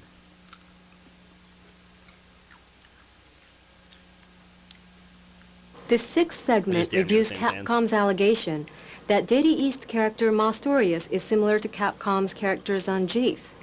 Zangief? Other than being heavy-set Zangief? wrestlers, the two characters are not similar. This is a picture of Zangief from Capcom's Zangief? Street Fighter II Zangief. strategy guide. How do you fuck that name up? I know And it's this is a Russian or whatever, bitmap but go on. image of Zangief in his ready Zangief? stance. Consistent with Zangief's origin in the old Soviet Union, he wears his hair in a short, narrow strip down the middle of his shaved head Zangief. and has a close-cropped Say beard. it with me, Chinese spy. Zangief. Zangief wears only red and gold boots, briefs, and wristbands. There appears to be some barely noticeable hair on Zangief's legs What the fuck? above the bootlaces. It is impossible to tell whether this He's hair climbing in is places you fur shouldn't be climbing. protruding Tasha, from what the are you doing? top of the boot or Zangief's own leg hair. Alright. This is the bitmap image of Mastorius from Data East's Game Fighter's history. Yeah, he actually looks the most like a Mastorius clone. has a more liberated appearance, More with long liberated. shaggy hair and a very full beard. A very full beard. Mastorius wears fur leg warmers inspired by this well-known pro wrestler, Bruiser Brody. Bruiser Brody. Oh boy. Mastorius wears the costume of the ancient Roman gladiators who he believes may have originated his modern wrestling style. He wears a leather protector covering much of his upper body Wrestling does come and from skirt-like the shorts. Greeks. Zangief's home stage reinforces Romans. these character differences. It's wrestling. Zangief fights in this Soviet industrial factory. Note the familiar hammer and sickle on the floor. No, communism. The confined workers cheer him on. Mastorius' home stage is outdoors, Saget. in front of the historic Fountain of Trevi in Italy. The fountain features a large statue in the Well, no, traditional Ramen. Roman style. I get what you mean. I'm just still gonna make fun of her because she's a Chinese spy. The seventh and Sasha. last character comparison segment reveals Capcom's allegation that Data East's character Fei Ling is similar to Capcom's character Chun-Li. Oh, from last time, yeah. Other than being Chinese women, the characters Which are you know not all similar. about, huh, lady? This is Chun-Li as she appears in the Street Fighter II strategy guide. And this is the bitmap image of Chun-Li in her ready stance. Chun-Li wears a blue china Sasha. dress, revealing her legs up to her waist, calf-high white boots, and spiked And is a wristbands. police officer. For She ties her Interpol. hair up with an elaborate remember ribbon with the two lore. prominent poops, one at each I side of her remember. head. I remember the lore. These are last pencil time. sketches of He's a Fighter's police history officer from character, Fei Interpol, Ling. which is actually. Fei like, Ling really is a easy to know top about Chun-Li. actress in Kyogeki, They also a had that traveling really Chinese shitty, like, opera. Chun-Li movie. Her that was live opera action. That was costume really bad. has protective armor from her shoulder to her breast. Yeah. The rest of the opera costume covers her legs to below the knee. Uh-huh. Fei Ling wears brown kung fu shoes and wears her Kung hair fu. in a long ponytail tied in two places. Fei Ling's costume was inspired by this Sasha. photograph Hey, of an hey, authentic hey, Chinese stop. opera costume. Stop. Stop being This a is the menace to my bitmap image society. of Fei Ling in her ready stance. You're just being all goofy. Fei Ling is an expert in Toroken, or praying mantis ken. It involves stances and fighting movements very different from those of other Chinese fighters, Capcom is saying such all as Chun-Li in Chinese Street Fighter female II. players look the same. Fei Ling's bigots. home Yeah. stage in China depicts other members of her theatrical company and is accompanied by music in the style of Chinese opera. Chun-Li's home stage, which depicts a busy marketplace, is quite different. Fei Ling is a serious, strong woman fighter who commands respect. Chun-Li, on the other hand, grins and giggles, portraying a stereotype of a young girl who need not be taken seriously. Yatta. Yatta. Look at my feet. This concludes the character comparisons in the Alright. two games. Thank you for this, Ramen. We're moving on. I put in something just for you, though. This game seems like it's going to be right up your alley, bud. You ready? I found this just like randomly. Here we go. Great God Grove. Here you go, Ramen.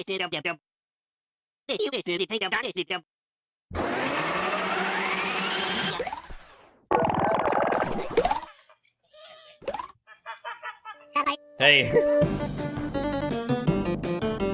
Join the Busy Boys.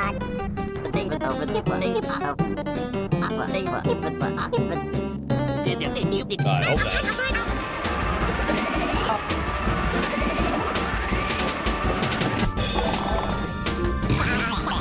Go ahead inside, my dad.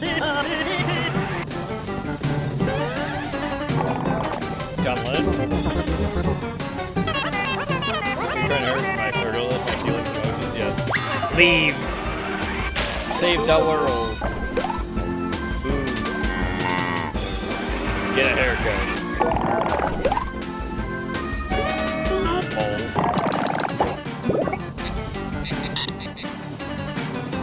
Perish. I'm going to eat you up. That's a giant lumberjack. Alright, Great God Grove. November 15th of this year to Switch, Xbox, and Steam. So it's going to be on all platforms. There you go. Go wishlist that shit. Soon. Anyway. You set this in, Robin. And I will be right back again.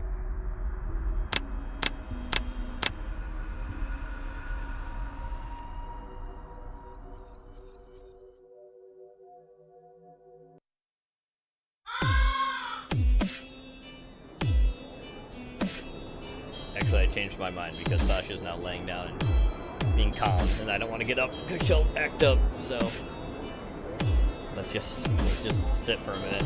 Rest our breath. Woo! I'm gonna probably speed this up just a little bit, Robert. It's like 60 minutes. Put it at 1.25 speed.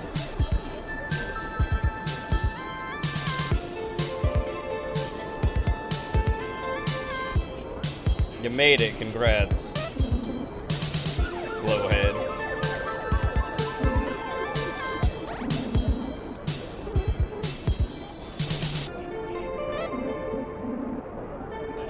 Pills.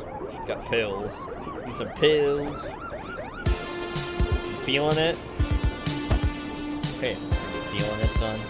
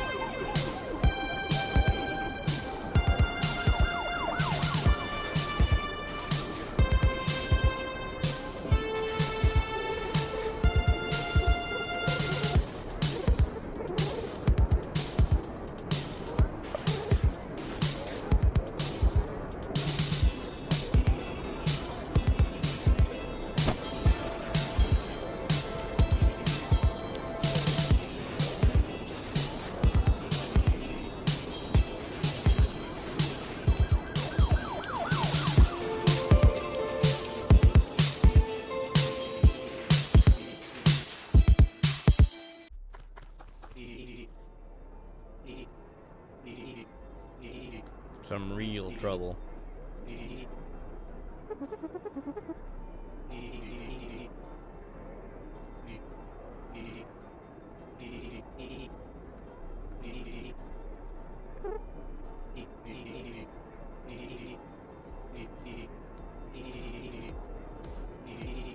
Hey, Chad, if you're watching right now, be sure to like the stream if you don't mind. Thank you. I always appreciate you guys.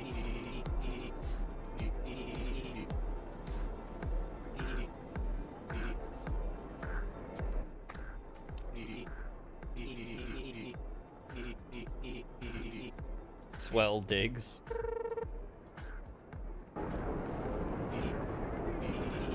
This is a line.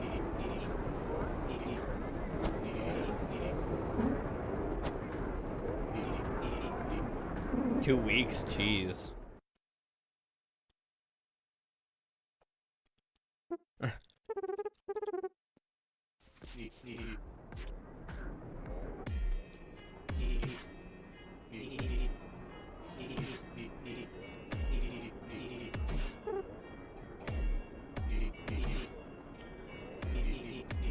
Boom, boom. Thanks, Nathan. Appreciate it, man.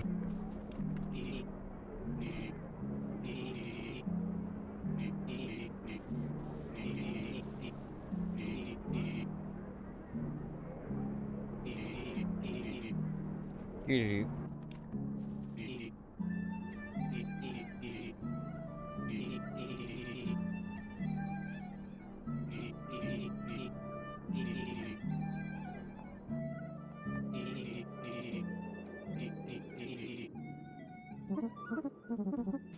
Bigger Fam Dan is a cocaine star with it. Okay.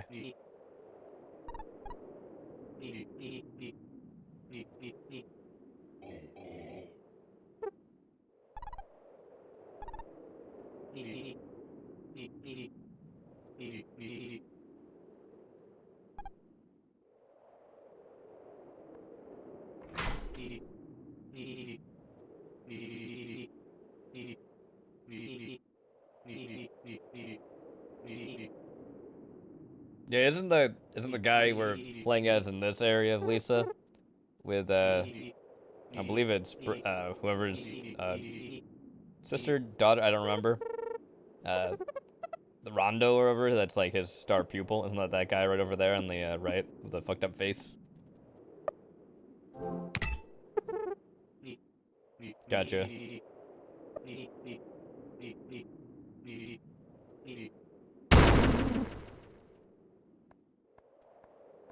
Yeah, that's him.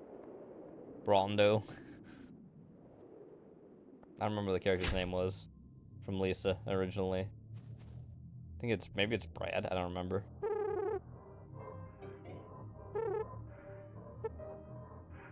He has the whole cult in the game. But it's just people who follow him because he's really strong. Because that one guy who's a dickhead. Who's working for the government that turned all this, like, shit to the apocalypse. What is the name of the girl you play in Joyful? Yeah. Isn't she, like, his daughter or something? Like, Marty's his dad, who's a piece of shit.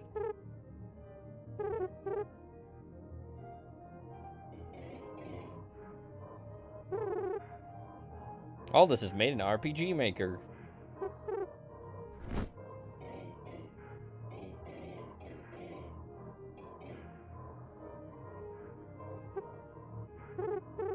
Adopted daughter, technically, yeah.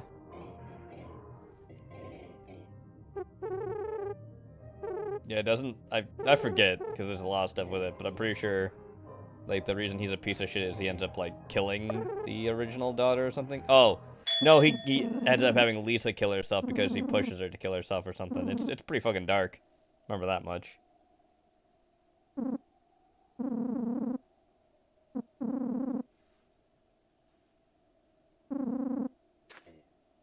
Hush.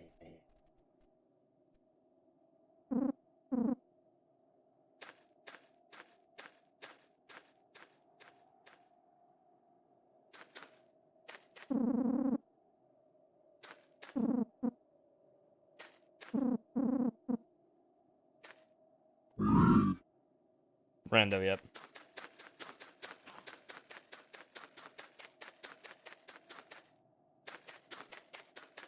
Great drip, I've always loved how that looks. But it's just to hide the fact that he actually is not evil. He's actually, more of a, like, really good person. Trying to do the right thing. Or try to at least help people, because he is strong. And he's only strong because one person taught him to be strong. The main character you play.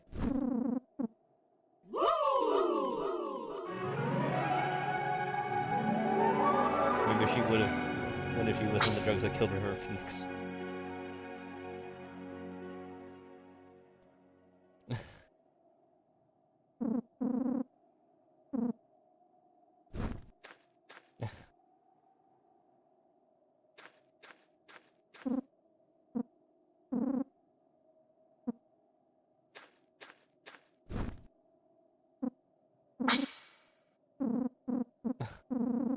Bathhouse.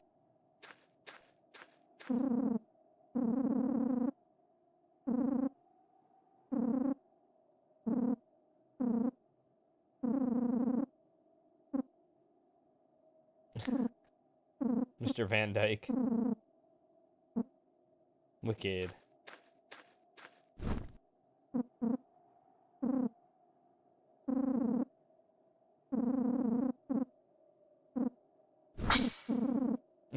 Hollyland.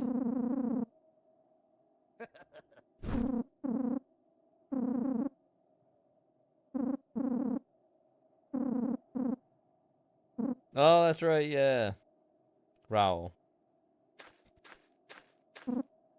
He's one of the brothers too from Fist of the North Star, isn't he? One of Kenshiro's brothers. I think.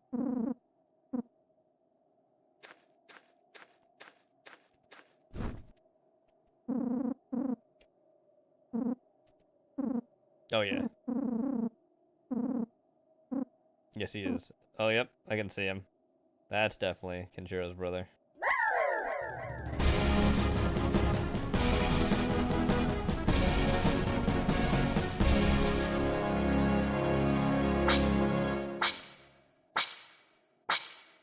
He's the main antagonist. Oh my god.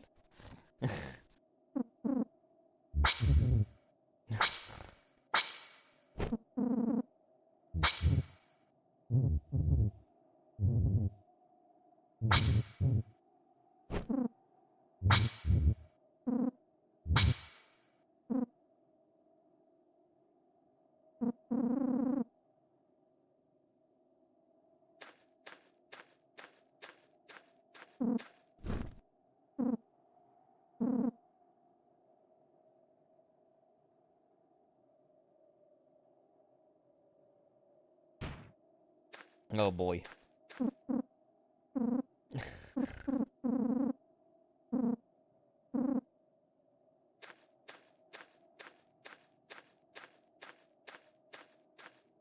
Bum, bum.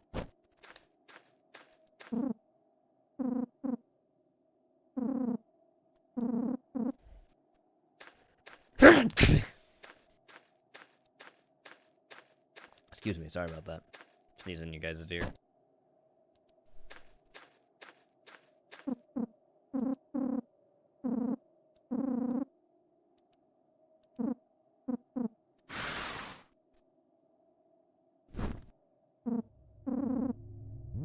That's everyone accounted for.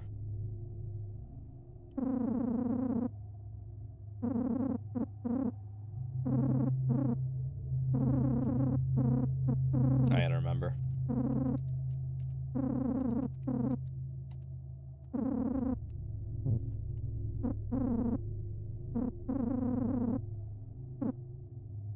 Yes, that's right. Brandon was actually Dusty Armstrong. He eventually gets mutilated. His face gets all mutilated up. But he's not a bad person. He's a good person.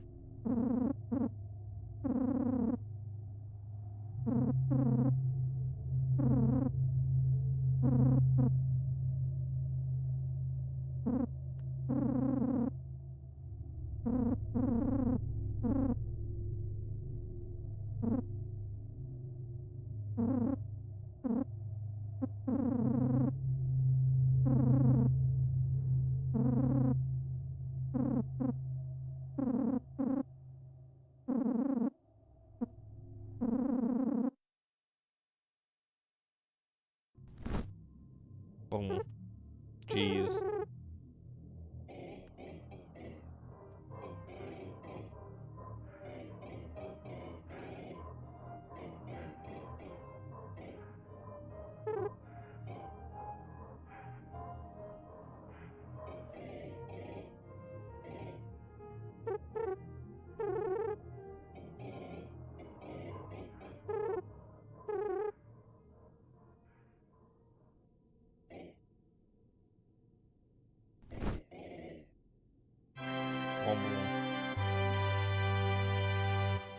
Alright, thanks for that, Ramen. Alright, Tetsuya sent this in. Warfare. Urban Warfare with Steven Seagal. Urban Warfare is the Steven Seagal Here we go. mega blockbuster hit movie where he showed the world that if people are still paying to see this shit, I don't know who they are or where they come from. then fuck you, he's gonna keep milking it. It starts off at Seagal's Hi, Sash. super No, let's happy not fun walk- place, let's not walk a over the murder computer, please. scene. So what's the good news? 5 assaults. This is Five the second assaults. murder. No witnesses, no DNA, no suspect info. Great. That's great. What makes you think it's the same guy? The victims appear to be unrelated. Well, that's rock solid. Looks like she tried to fight back and he hit her too hard. Then she brought it on herself. Case closed. On his way back, he and this van get caught in a time loop. But Seagal has these urges, and after passing the same spot for the 5th time, can't hold it in any longer, so he gets out to ask the van driver if he knows what's just kidding. He fucking kills him. But oh shit, this van was the daily double, so he gets a bonus kill. Bonus kill. Along with maybe a bystander or two. But son of a bitch, he was having so much fun creating orphans that this slippery little shit tries to make a break for it. And he's almost home free when he spots Seagal's kryptonite, stairs. Stairs. But joke's on him, the lawsuit was settled and his body doubles back, so he chases him up the stairs while Seagal waits at the bottom and unloads on both of them. Then we get something rarely seen in a Seagal movie, dignity, as he climbs over the guardrail to his death. Seagal can't figure out why people in his movies keep doing that, but he also doesn't really give a shit. back at the station, and it's all anyone can talk about. Did anyone get an ID on the guy who jumped Kane yesterday? No, saying it's a random act. I'm pretty sure Seagal did the attacking, but the second part is true. Now she's here to follow up with Seagal. I hear you put on quite the show yesterday. Well, thank you. That Chinese buffet never stood a chance. Was yesterday's attack related to this case? Oh my God, they just explained it. Did anyone get an ID on the guy who jumped Kane yesterday?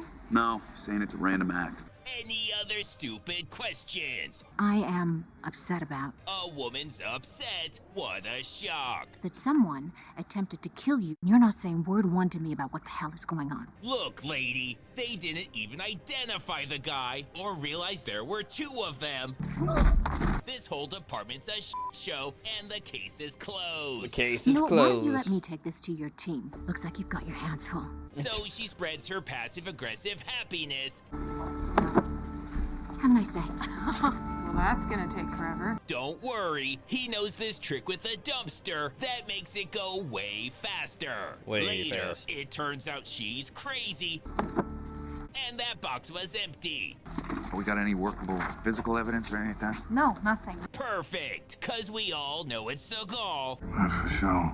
And now they can pin it on King anyone. Seagal. So fuck it, how about him? You want to accuse me of something? Or is this just about the past? He thought you only could accuse people of things in the past, but doesn't want to look stupid. So he thinks fast and gets out of it in the most ingenious way, a fucking suplex. Then makes it more badass by giving him a way out. You gotta use that on yourself. Then fucking ruins it, cause it's a full metal jacket. What the hell was that? Some bullshit, that's what. Sorry. You raped a friend of mine's daughter. Yeah, she knows. Seagal's a monster. Sure enough. But that's no excuse. Sure enough. So they're gonna go with Gavin Belson, who tries to blame Seagal. I should know what to look for in a fellow pervert, right? Yeah, that's what they all say. To be fair, it is always Seagal, so they are always right. All I'm saying is game recognizes game. Yeah, sure, whatever. They're gonna go falsify some evidence. They'll be back. Then we get some crazy news. He actually went to the trouble of sanding his fingerprints off. Why the hell did he do that? Big fucking mystery. He wouldn't leave any identifiable prints. Sorry, he's just not getting it. What does it mean? That's when she realizes it's not Seagal asking these questions and thinks he's having a stroke. Now they're talking with some guy. This is highly irritating. Yeah, his movies always are. Yeah. Animals capable of crimes like this just shouldn't be on the streets. Wow. But he Can we is. get this shit over with? This man is a registered sex offender. Okay, great. This padded some time. Now get the fuck out. Just showing Steven Then Seagal saying later, that. he breaks into his own office to steal his own shit. And is smart enough to wear gloves cause his fingerprints would be so suspicious. But Seagal said get that rookie shit out of here. Get that and rookie crank shit up out of the here. Stupid. That's the secret to this whole deal. So fuck you, no gloves. No Then fuck gloves. you again, black gloves. Turns out this was some Robin Hood shit where he stole from himself to give to the poor.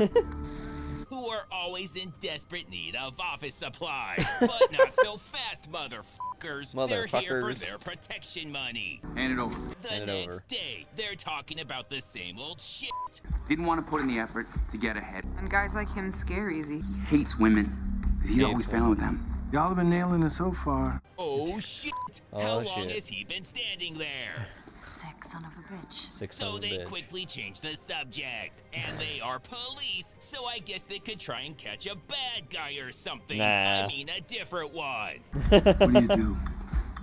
Find them. Oh my god, you are so stupid. Man, you let him find us. Let him find us my So Louisiana now fake they're accent. hoping some guy just turns himself in. He'll always find us. You know, good old-fashioned police work. You know, After as you that do. dumb shit predictably fails, You screwed up big time. That angry thing, man, makes you sexy. they say, My fuck God. it, let's use one of the girls as bait again. Let's do it. Every time they've tried Let's this in do the it. past, things out of their control have come up, like this guy looking at him funny. And not understanding how stop signs work. I'm fine. I'm fine. Nope, But guess this not. time, things are gonna be different. This time, we got Seagal in his candy van going to town on that space bar and holding his headphones like a fucking moron. 10-4. Oh man, he took the bait. He's in for it now. He's in for it now. You messed up big time, buddy, and they're gonna wreck your shit. Any second now. We all knew this was coming. At this point, it's on her. Yeah. After accepting that he has no fucking idea how radios work, he changes jackets and heads out. I'm heading out. Now she's being brutally tortured. As you do. But don't worry, they're right outside and will get around to you eventually. But in the meantime, she's busy pointing her gun at him while Great. Seagal's doing the important job of pointing his gun at all of them. Yeah, that sounds Everybody about hold right. your positions, contain the area. You got that? They're pretty Container. sure holding these positions means they can't contain the area, but still, that's the best plan he's ever come up with. Then he Wow. kicks this door so hard, it changes color Damn. and grows a fucking deadbolt. Then Yeah, a what the little hell? handgun hot potato when the stupid starts going nuclear. Oh And boy. he throws his gun, which obviously sparks and leaves a bullet hole. Which fuck? leaves Seagal no choice but to go for the forbidden knee-nut Horyuken combo. That's retarded. Then it's just a third world country gang beating Everyone country gang beating. until she realizes what she's become. Now Seagal gets to beat a man to death while Yeah, hearing a sounds about woman right. cry. Sounds about right. It doesn't get better than this. Now they just gotta tie up some loose ends. Yep. First, this lady, and just kidding, she's never seen again and was completely fucking pointless. Great. Then this guy, who's busted for some reason. You ran a popular antivirus suite. Sure, whatever. The point is, fuck that guy. Fuck that guy. And finally, we're still upset about this shit. What is this? But it turns out, Seagal meant that literally. What is this? Because it looks gun-related, and he's a fucking idiot. Yeah. Alrighty. Time for the first spooky for tonight.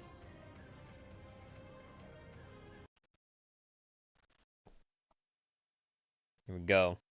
It's a bit of a longer one, so I'm probably going to get Zach Baggins on screen. I'm going to speed up just a little bit too. It's like 20 minutes, so let's speed that up to 1.25 for Anomaly. Here we go.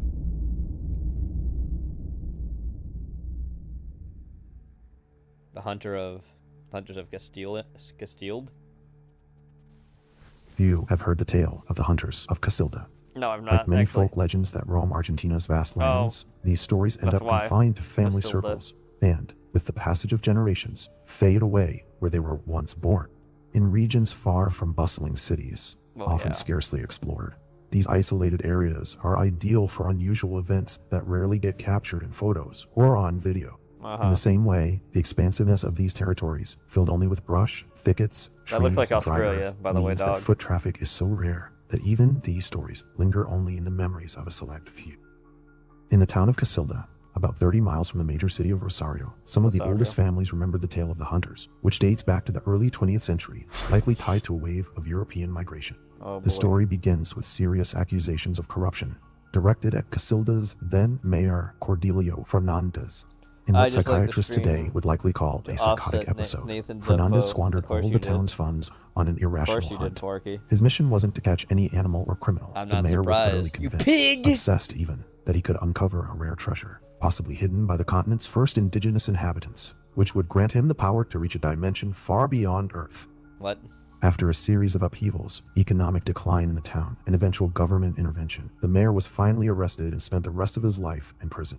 That's right. Though the fervor for hunting down that treasure only lasted a couple of years after the mayor's arrest, leading many residents to move to nearby towns, reports persist to this day of men and women still pursuing the elusive trope. The quasi-folkloric tale that grew around the mayor's delusions describes these hunters as people who, after relinquishing all their possessions and donning a white mask, would roam the outskirts of Casilda. The mayor, after offering a huge reward, ordered all who wished to join the treasure hunt to cover their faces with what he called the pale mask. This mask had appeared to him in dreams, revealing that those who wore it would have greater fortune in finding the treasure. In truth, the story lacks any real consistency or logic, which raises important questions about why so many Casilda residents followed his madness. While it's tempting to assume the natural naivety of rural folk over a century ago led them to fall for such a far-fetched tale, stories like this can be hard for anyone, anywhere, to believe. Anyone, anywhere, However, in anytime at all. 2010, a group of tourists from Buenos Aires captured the following photographs from their truck. The Argentine couple, visiting relatives in Rosario, claimed to have encountered two individuals in white masks wandering the fields. One even approached them when they stopped the vehicle, assuming they were assisting a lost man. Their horror grew as they realized these figures remained silent, merely watching them with an unsettling curiosity, as if they'd never seen a car before. While these strange sightings could be linked to the hunters of Casilda, it's also worth noting that, around the same time, a different story was gripping Argentina. News broke about a pair of thieves who, masked, prowled the outskirts of Rosario. In addition to robbing nearly 10 homes, they tragically took the lives of 2 women and a child. Still, the couple's testimony and photos speak for themselves, and regardless of the true origins of these 2 men, their eerie appearance would leave anyone uneasy about venturing across Argentina's vast fields again.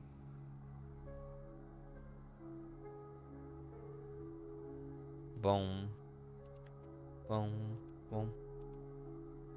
On January 6, 2000, the Chinese Center for Space Studies launched one of its most ambitious research missions. Although the Southwestern Institute of Physics in Chengdu achieved relative success in 2020, Asian scientists had been contemplating this idea since the 1990s. Creating an artificial sun posed 2 major challenges. The first was the potential to generate an alternative to traditional nuclear power plants, providing a much cheaper and longer-lasting energy source. Secondly, and where the bold purpose of this research truly lies, was the possibility of replicating the conditions of a star within a laboratory setting.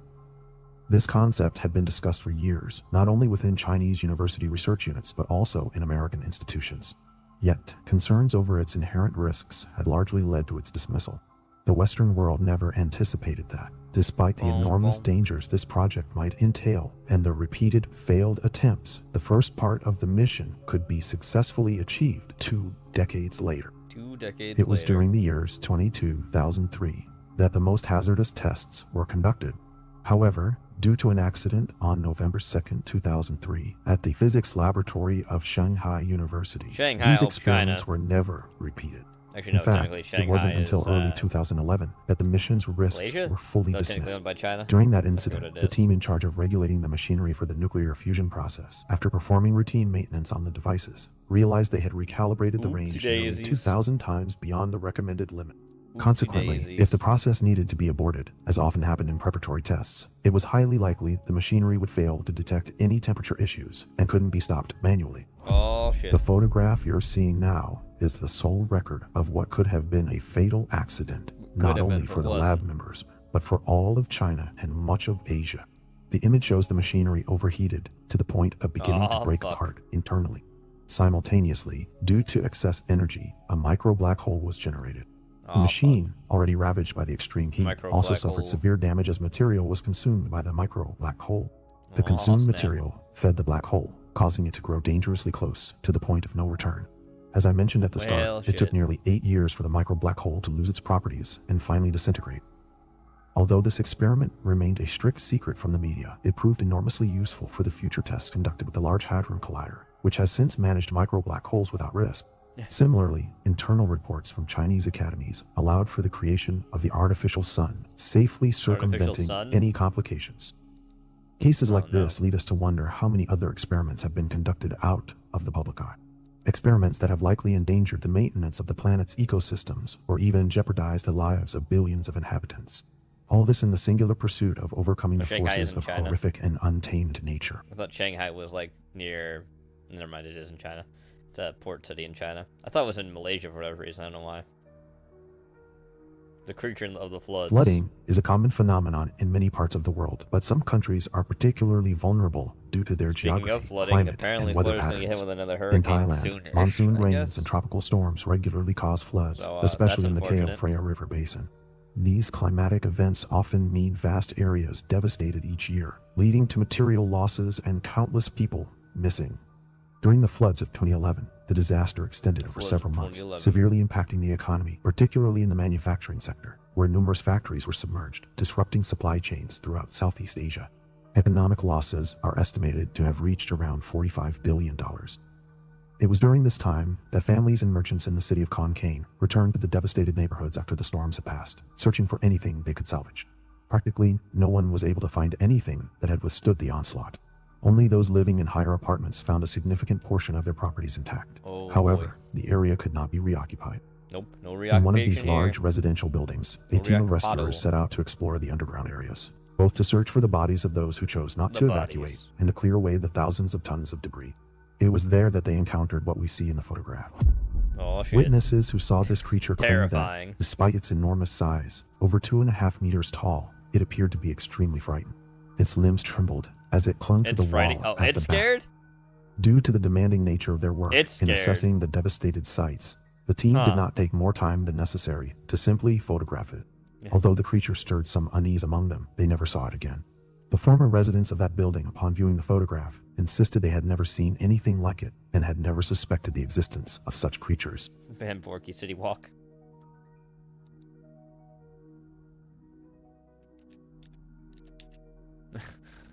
The deep The web horrors show. of the deep web are widely known.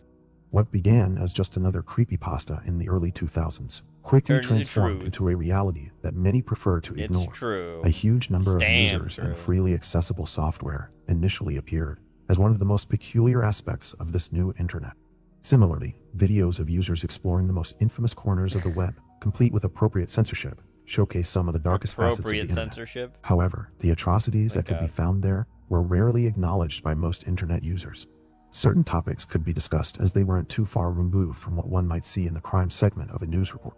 In contrast, other subjects are still hard to believe today What the and hell is incredibly that? complex to confront. The deep web is not a space for everyone, not even for computer enthusiasts looking to indulge in a macabre form of tourism. One of the most chilling investigations web isn't regarding also the that most scary, dangerous just on content on this categorized site pages. revealed in 2013 the existence of a human trafficking network, but with a rather peculiar dynamic. The two photographs you see now possibly depict Carlos Renteria, a 30-year-old Colombian citizen who was Ugh. presumed dead in 2005. This man, connected to the wars of paramilitary groups linked to drug trafficking, was one of the leaders of the cartels that dominated the southern border I hate with Ecuador. Porky. One winter in 2005, Carlos Renteria disappeared without a trace, leading to a fierce counteroffensive from forces on the other side of the Colombian border that significantly damaged equipment, weaponry, and property, while causing a considerable number of casualties. It was suspected that Carlos Renteria had been killed prior to the attack, but months later, it was confirmed he had been kidnapped. Nearly 8 years passed before his true whereabouts were revealed, just when his death was assumed. A Colombian computer team, with close assistance from the American Central Intelligence Agency, stumbled upon a site on the deep web that offered an inhumane spectacle. Through encrypted donations, an anonymous group of hitmen tracked down the location of the requested individual, who would then be imprisoned somewhere in the world. However, that wasn't the main point of their service. In order to fund this peculiar operation, they needed to provide a show that raked in exorbitant amounts of money. The Gene, can spectacle we was traffic as Jenny, follows. please? The captured individual Oh, was Porky. placed in a cell I'll divided leave that into up to two you, bud. compartments. One side contained a bed, while the adjacent And maybe we can compartment both housed a fight to the toilet death. and a sink I mean, with running whoever water. wins can probably Both traffic sections the were other, equipped right? with cameras that That's just how it recorded their works, right? activities I mean, not really to the 24 death, hours a but, day. you know, dead However, enough. the person was fed only water, which they could drink freely without any additional risks. The bed, on the other hand, allowed the captive to rest and sleep, enabling their body to withstand the lack of food. In this way, spectators could watch a man slowly waste away from hunger over the course of at least 2 weeks, enduring a slow and torturous process, with some individuals managing to survive for a month and a half. Carlos Renteria was one of many who passed through this cursed room, and the photographs shown at the beginning of this story are part of the records obtained from the deep web regarding this man.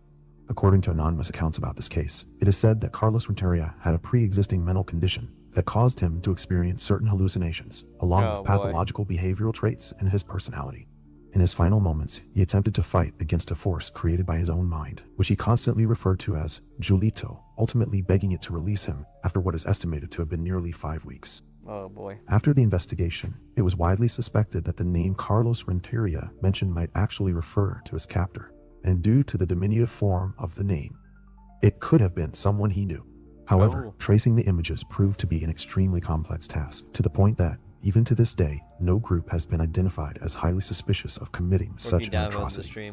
Additionally, a couple of other sites of a similar nature found in the darkest corners of the web appear to have no direct connection to Carlos Renteria's captors. Well, Jenny, that means you gotta find another damn skinwalker to take over Porky's place. Re-education center? What they call Turkmenistan is a country full of curiosities. Its streets gleam with gold and marble, while its capital is filled with statues and symbolic tributes to its great and singular leader. It's often compared to North Korea for its extravagance and social restrictions, though given its poverty and limited influence on the world stage, little is widely known about this nation. Under the rule of Niyazov, the founder of modern Turkmenistan, after the Soviet Union's collapse, he became almost a divine figure, monopolizing all levels of power within the country. With this boundless authority, he freely distributed power to friends and family, ensuring any form of opposition was swiftly eliminated and every dissenting voice was silenced. Following in Mao Zedong's footsteps, Niyazov published his own version of the Little Red Book. Known as the Ruhnama, this collection of spiritual meditations lays out a moral guide for Turkmens. It's required reading in both basic school curricula and universities. A thorough knowledge of its contents is mandatory for anyone who, for instance, wishes to obtain a driver's license. He definitely looks Asian. Precisely around the book Ruhnama, in the small town of Baharli during the 2000s, what might be called a re-education camp was built. Despite the country's marked and pristine architectural style, rich in white, green, old, this center was specifically constructed to intimidate anyone who laid eyes on it. President Niyazov himself once stated that traitors to the nation's spirit were undeserving of the people's symbols and wealth. For this reason, the pyramid-shaped building was designed to look like an unfinished construction on the inside, with bare rooms, while its exterior, made from damaged wood, displayed the face of a hooded man. Symbols have always held great importance in Turkmenistan's tyrannical regimes, and though little is known about what happened inside the re-education center, some defectors from the regime have described relentless copying rituals of the famed Ruhnama book within its walls. Likewise, there were sessions where inmates had to memorize and publicly recite lengthy passages under the threat of being sent to pitch-dark cells in the basement.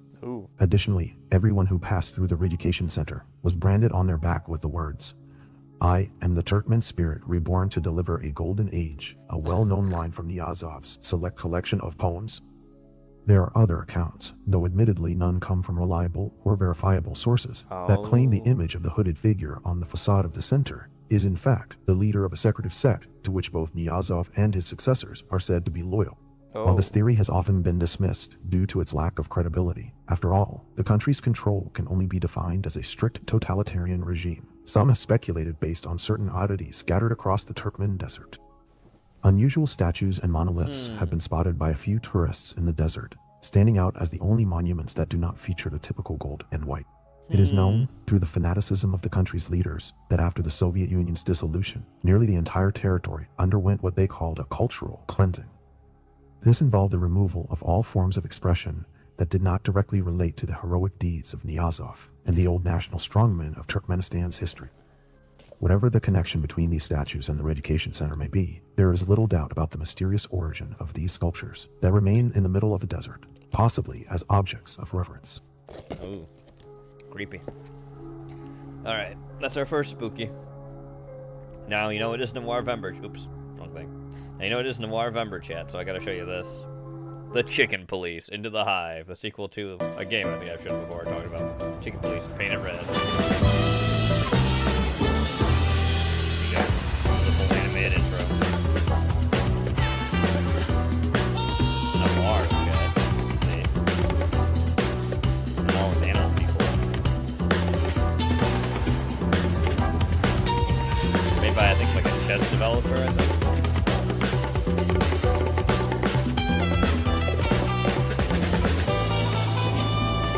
This one has bug people in it too, Porky. You love it, especially the spider people. Look, Android.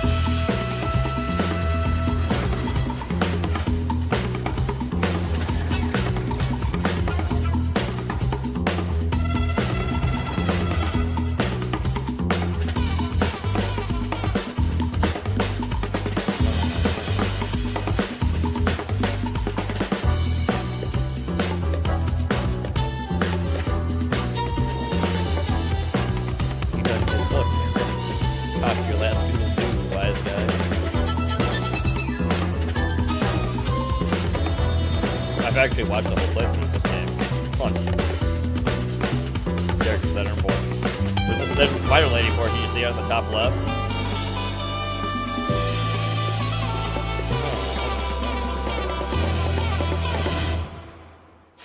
Porky has the downs. Chicken Police Into the Hive.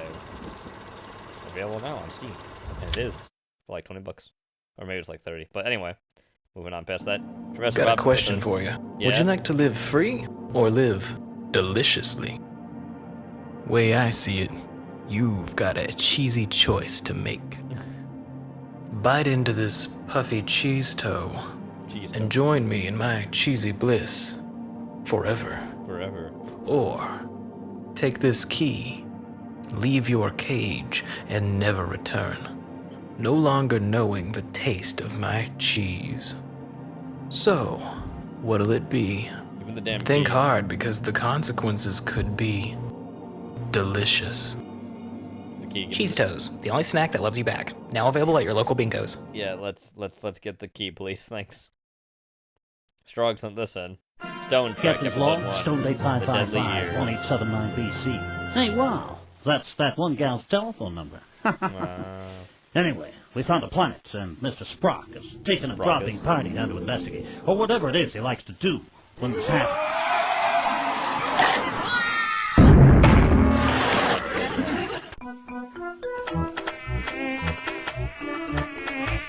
Bees. Alien bees.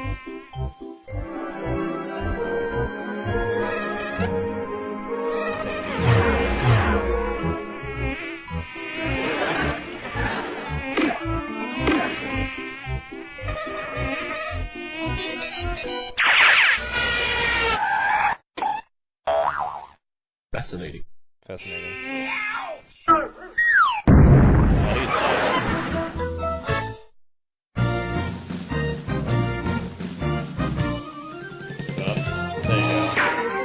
Stone Trek.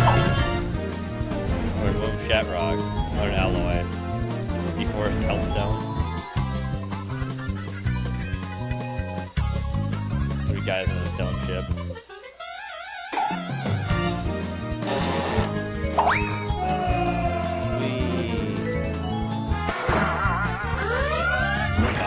It's fine, don't worry about it. Don't worry about it, it's okay. It's fine. The Deadly Years, Part 1. All right, Sprock, what did you do to yourself this time? You got stung in the ears by alien bees, can you believe it? His ears? Oh, no. Listen to that weirdly placed heart of his, okay. Give him a life-saving blood transfusion, maybe. But touch those pointed monstrosities? Damn it, Jim. I'm a doctor, not a Q-tip. As usual, the good doctor is utilizing his vast medical skills to his utmost ability. Shut up, Sprock, and put some clothes on. It's only your ears. But what are we gonna do? I need him in the bridge cave. You can have him. And my book is cleared for duty. Sprock, wait up. Bridge cave. Bridge cave. It looks like the swelling is going down in your ears, Sprock. Yeah. I wish that swelling would go down in my tail. Wow. Up.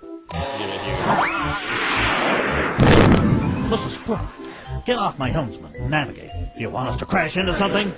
My apologies, Captain, but my ears seem to be swelling at an ever-increasing rate. I'll say, war! Abandon Bridge Cave.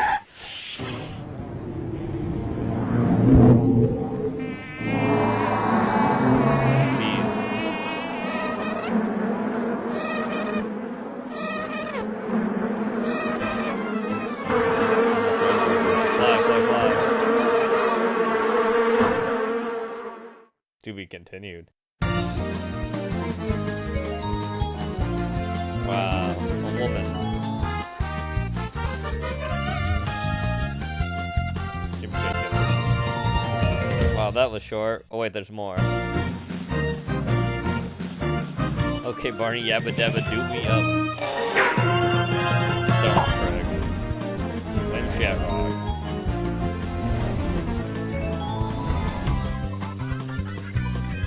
There we go. We're going. We're going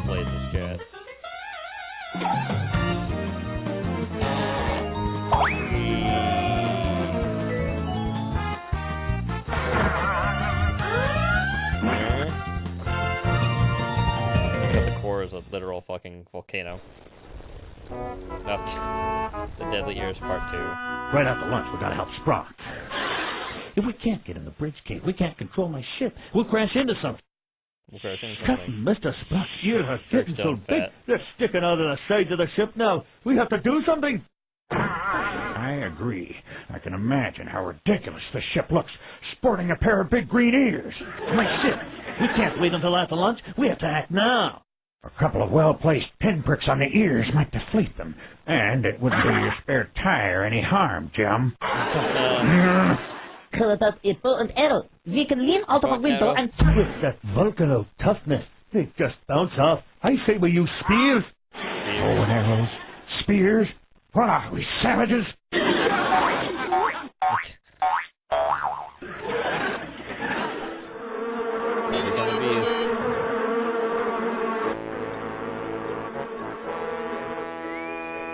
Bridge cave to briefing cave. Captain, I believe the Magnetize is under attack. A swarm of bees from the planet surface is intercepting the ship at this very moment. Oh shit. Brock, what can we do? We can't even get into the bridge cave. While down on the planet's surface, I noted that the bees seemed interested in my ears. Perhaps I can use them to create a diversion. Yeah, if they go for your ears again, maybe they'll leave my ship alone. Negative, Captain. Have you ever heard of the ancient art of volcano ear wiggling? Volcano ear wiggling? I, for one, have. That's the main reason why I won't touch volcano ears. Nonetheless, Doctor, I believe it is our only chance. Well, and I suggest everyone get their galoshes on. Galoshes?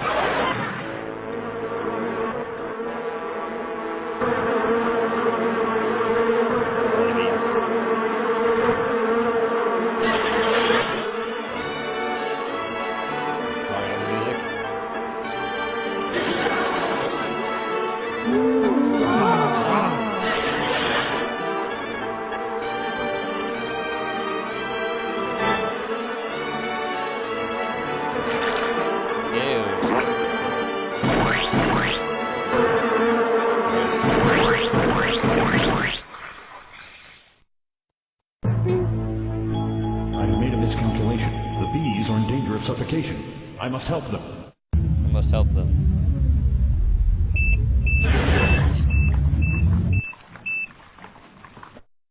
Captain, the bees are in danger of dying. I am using my ears to maneuver the ship back to the swarm. Logic dictates if we help them, they may not continue their attack. Mr. Sprock, bring them aboard. Bring them aboard. Ew. Gross. Ew. Yuck! Exactly, Jim. Now you know why I won't touch volcano ears. How's that, Captain, lad? Get out there and clean those bees up. It's 11. He's taking a bath every day.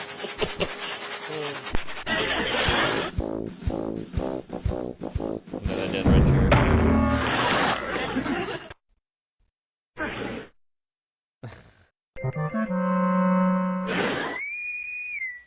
Captain, the bees are free, but they seem anxious. You better get down here.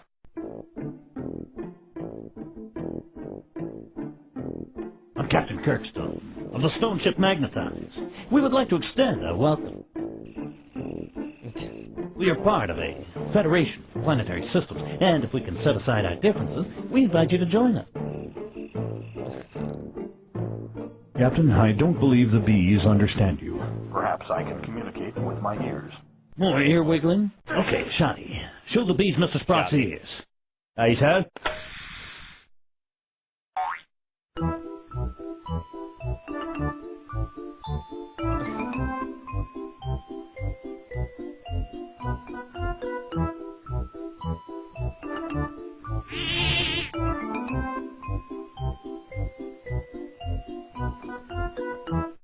Captain, the bees agree to your terms with one demand. What's that, Mr. Sprock? They all want a pair of Sprock ears to take back home with them. Sprock ears? How are we going to do that? Jim, remember the time you made Sprock play with those nursery school kids? And they held him down and made Play-Doh molds of his ears? Well, we can use those to make ears for the bees. Oh.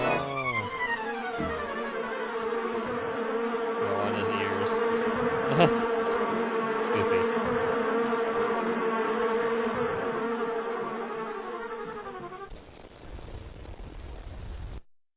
Sprock's ears aren't getting any smaller, Fossils. What are we gonna do? We have to get in the bridge gate. Give him a little more time, Jim. Maybe the swelling will... Now they're gone. Sprock! He blew himself up. Could it be possible?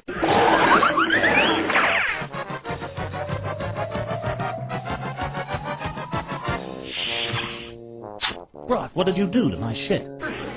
Your concern is admirable, Captain. I expected this outcome. You knew this would happen?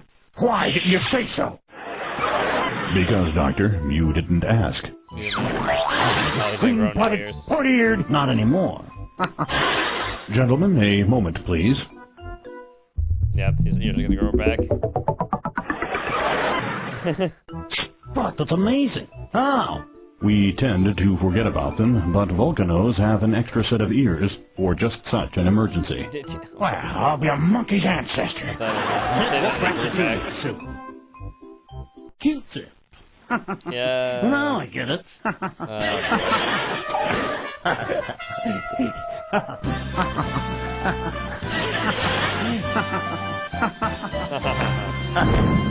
Oh, they got hit by a meteor, I think that's... I mean, no! There's gonna be more of these in the future, I just feel it. Wow.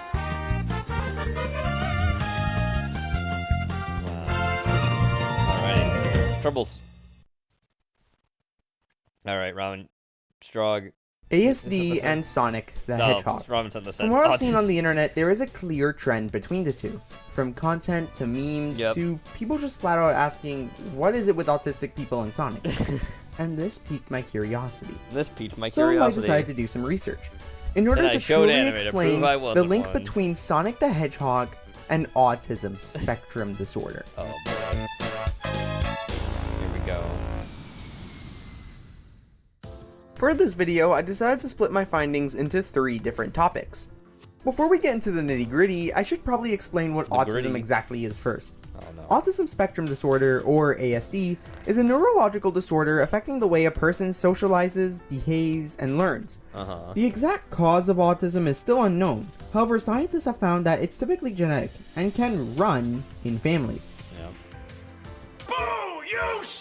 ASD can vary in type and severity in different people.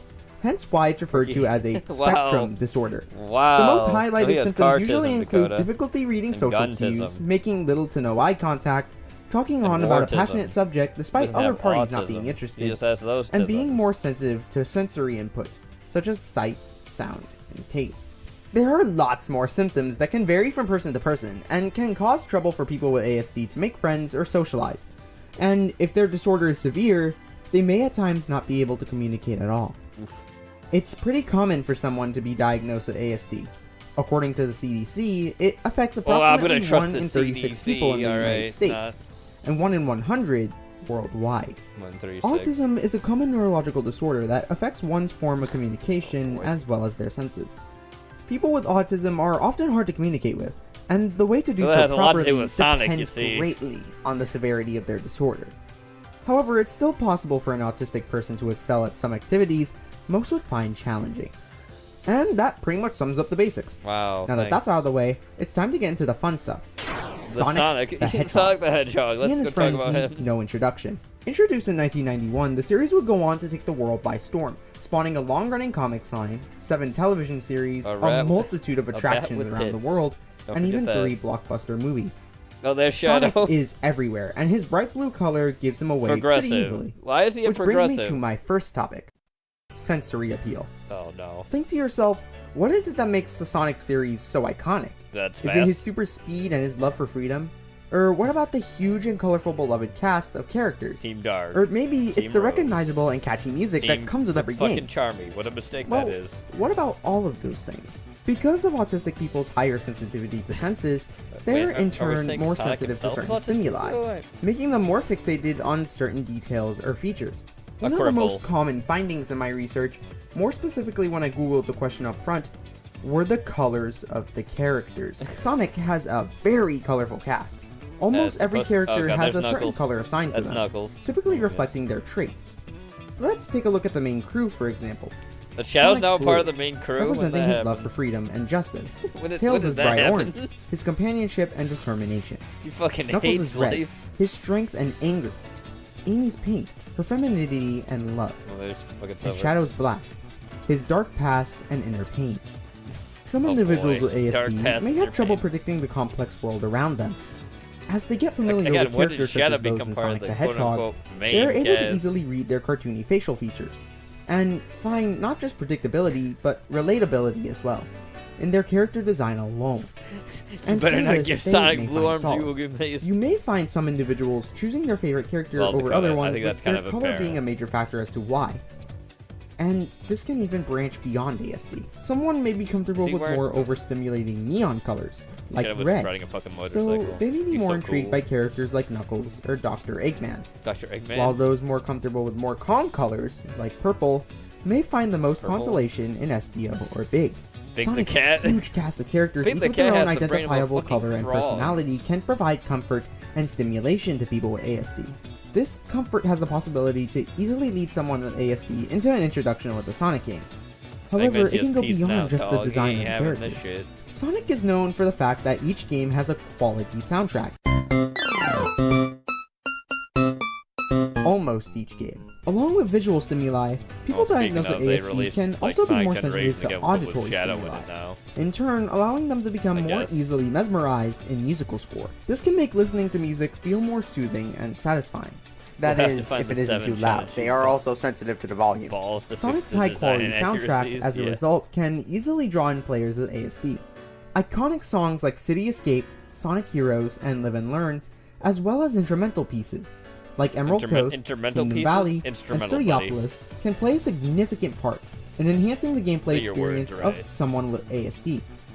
The memorable melodies, comforting rhythm, and non-verbal expression of these songs can help people with ASD escape from an overstimulating environment, in or outside of gameplay. Speaking of the gameplay, that too can add sensory appeal to the Sonic games.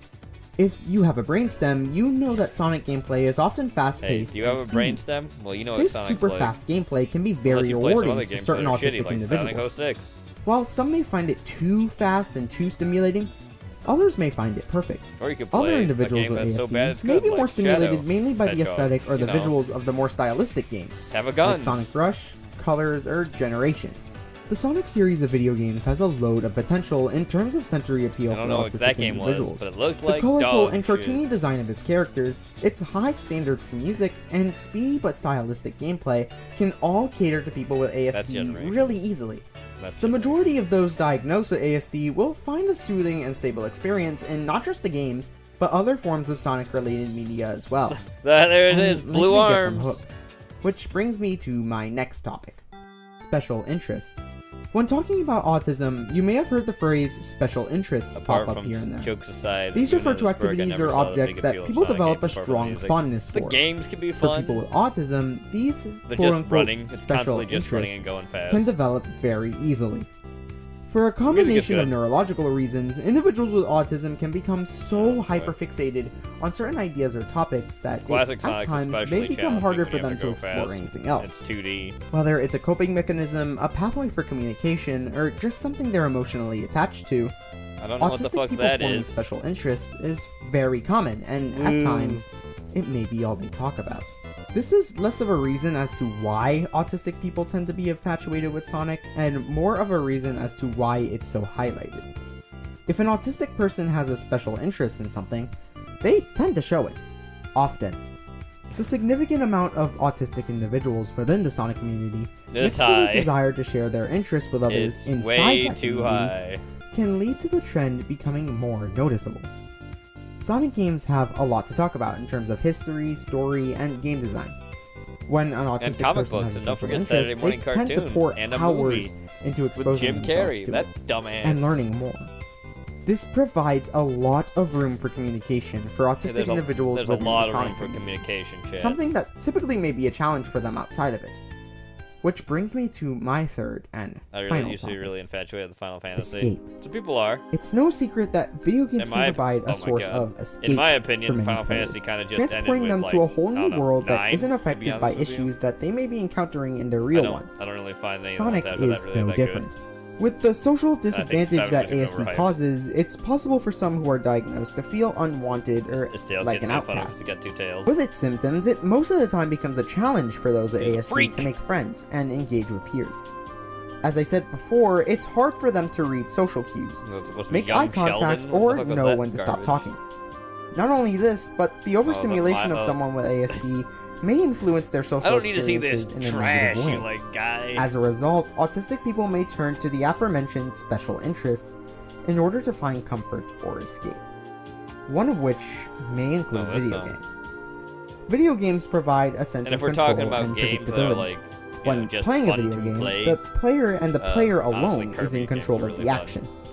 And if you're replaying the game, surprises are going to be less likely. They always have to be. When making a mistake in a video game, you're granted practically an infinite amount of opportunities to try and try again, lowering the pressure of failing a lot, especially for those with ASD. The rules are clear and simple. If you mess up, it's not the end of the world. If there's something you don't understand, you usually read the instructions or watch the tutorial again. And this goes beyond Sonic the Hedgehog. Super Mario, Rocket League, Fortnite, Persona, whatever it is, video games offer a virtual but controlled environment. As a result, those with ASD may find video games a place of safety, and, as I mentioned earlier, offers them a community of like-minded individuals. Yeah, get your Sonic arc Sonic going. Isn't the only gaming franchise that works well for autistic people. Video games as a whole easily attract those with ASD because of their defined rules, lack of pressure, and a sense of control and belonging. Lack of pressure in Social video interaction games. is Have you important, ever played a video game? What I'm saying is that those with ASD who just feel overwhelmed with communication and their surroundings will likely take a break and immerse themselves in video games from time to time. I don't like how this and looks. find a It comforting looks bad. escape. I don't like it. Video games like Sonic the Hedgehog. And that is my explanation of the link between Sonic and autism. Great. Remember, Sonic is loved by millions around the TED world, not just those with ASD. Like I said, his noticeable appeal to those with ASD made me curious, and I think it really shows just how quality and versatile of a series Sonic is. I don't care, though. Autism. When it wants to be. Honestly, this one was pretty hard to make, as the intricacies of autism are still very complex. I found it challenging to put it all into words that make the video more than 7 minutes, but here we are. I did it. Hooray! I've also read that a certain individual you might know helped recognize the large number of autistic Sonic fans. I didn't want to get into that because I just want him gone from the Sonic history book. Oh, look, CWC. if you know, you know. Yeah. That's all I'll say. If you enjoyed what you saw, yeah, that's like the biggest autistic. If you didn't, comment and tell me what you changed. Either way, it'd be fantastic and would help me out greatly. Thank you for watching.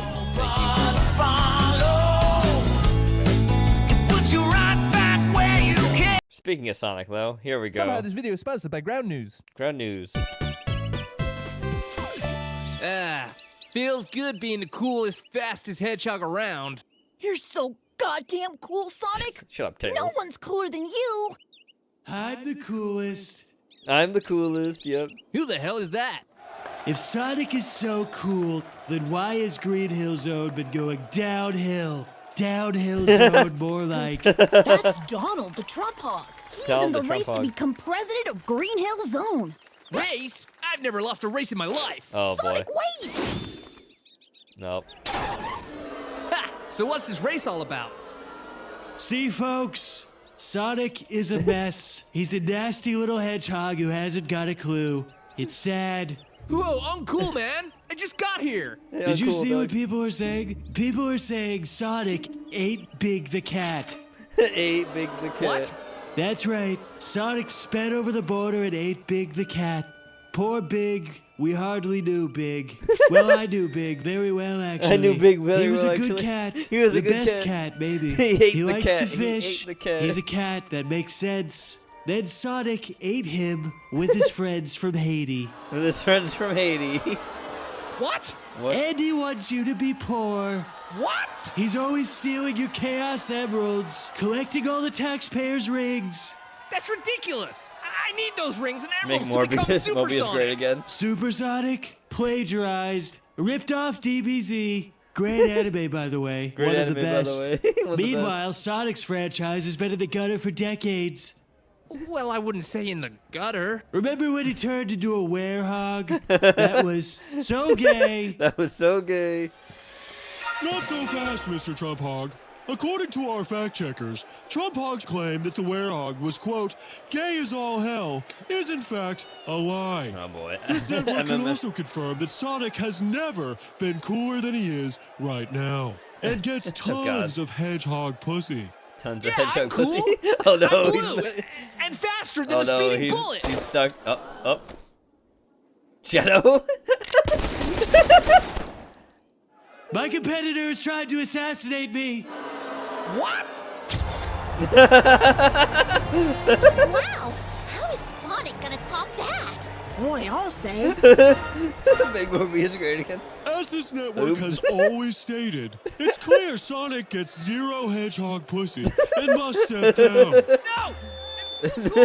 I'm still cool! I'm still cool. You told him. Oh no. It appears Kamala the Harris Hog has arrived to replace Sonic. Let's hear what she has to say. Oh boy. God. Woman hug. Oh my god, she's done it! What a beautiful queen in hedgehog form! We can only hope that she not only steps on me, but the nation as a whole. The nation as a Campbell whole. is a whore, and also she ate Big the Cat. And she ate Big the Cat. Listen, I get it. We all hate each other. It's perfectly natural. After all, liberals are eating babies straight from the womb, and conservatives are firing minorities into Lake Tahoe from the back of their pickup trucks. Yeah, they need to go there. It's true! I read it in my favorite news outlet. I'm fucking right about everything.com. Anyway, let's go from Flash Gets his advertisement. Good work, by the way. Robin, you sent this in Cold Town, pilot.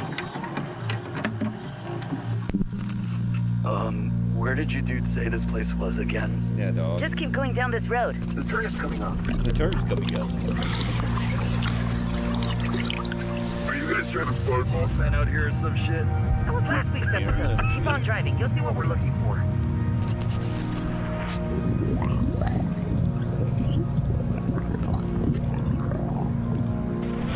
I'm gonna go take a piss over here. Good. You want to get a good shot of it inside. Bravo, you got the exit detector?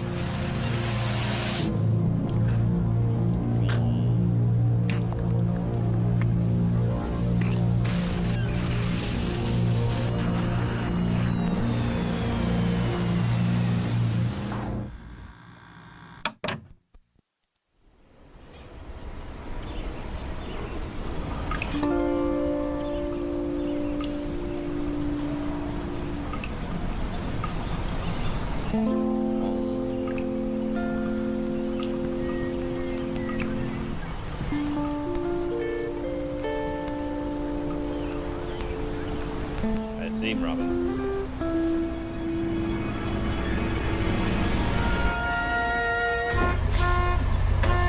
Get on the damn bus. On the damn bus. Cold Town.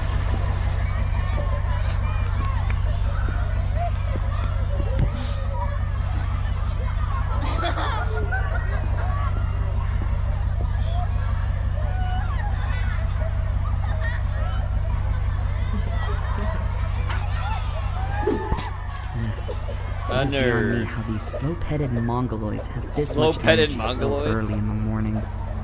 It must be easier to stimulate their simple minds. Their future would consist of sucking grease pipes and huffing cheese whiz.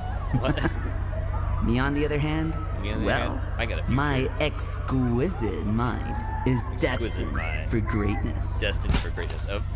As long as I can survive going to the shittiest school in the country. In Cold Town.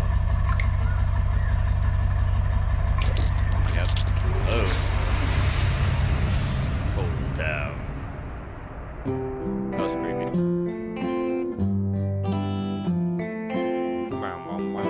Cold Town. We're in West Virginia.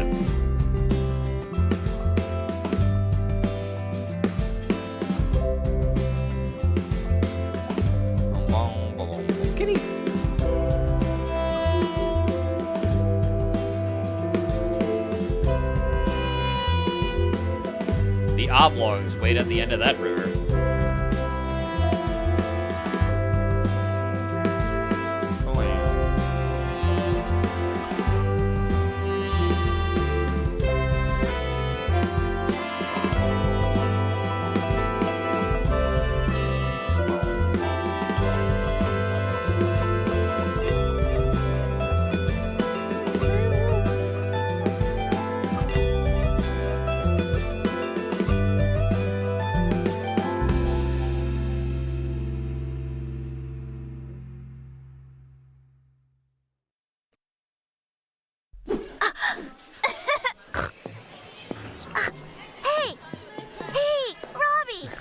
Robbie. Whoop. And dead.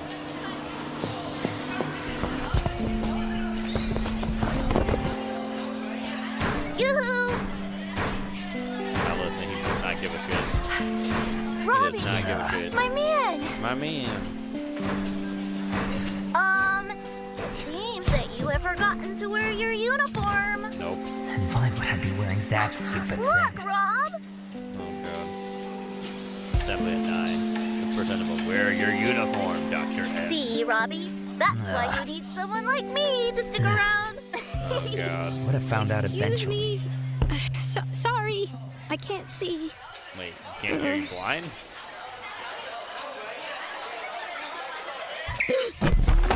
Ow. Ow. Oh, jeez. Gosh. You not wearing your glasses? I think I just saw Sonic. Autism. Never mind. Oh, is it gonna move?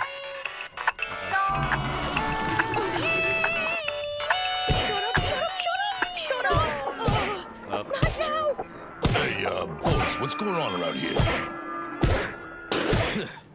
Oh, shit.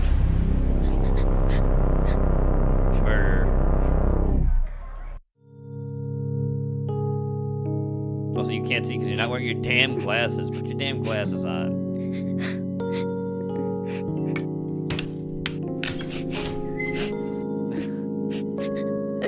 Life is hard.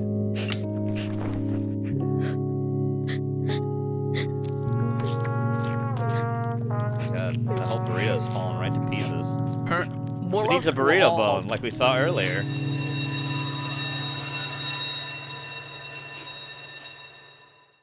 No, you can't eat the bone again. Woman? Is it a teacher?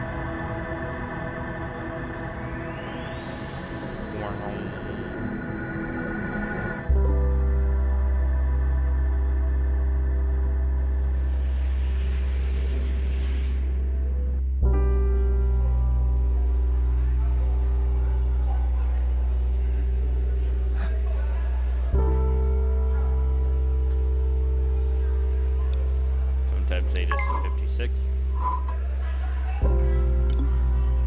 6A. Nope, that's not right. Nope, that's wrong.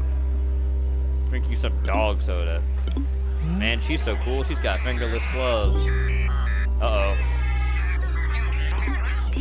Uh-oh. Computer's fucking up.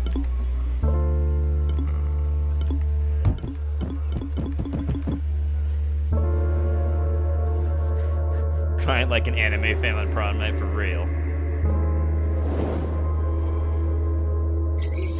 Uh-oh.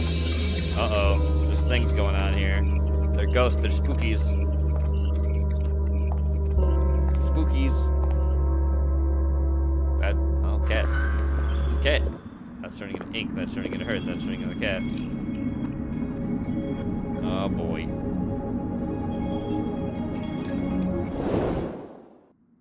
Totally a good sign. Nothing bad's happening.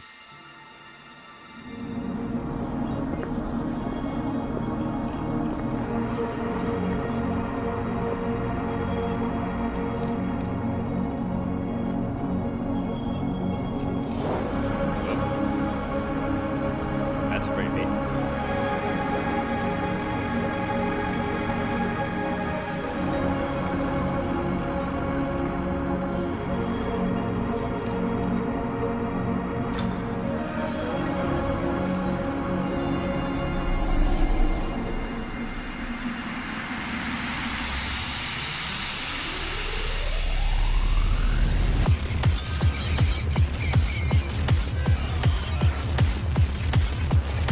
get that beat.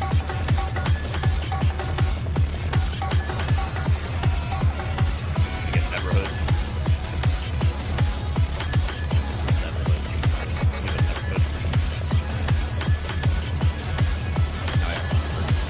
Anger me. Neverhood? Yeah, it's Everhood. That's what I mean.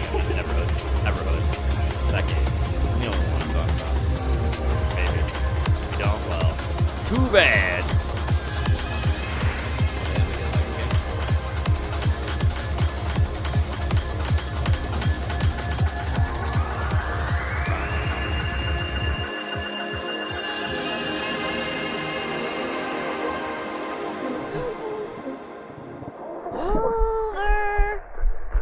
Clover, are you done?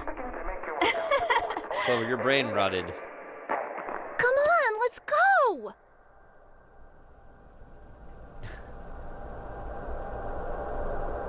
The world fades.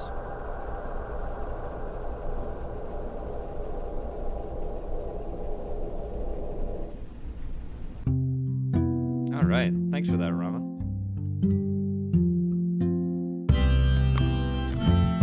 Now Strog had this in, so I gotta watch this now. The Limb Fairy.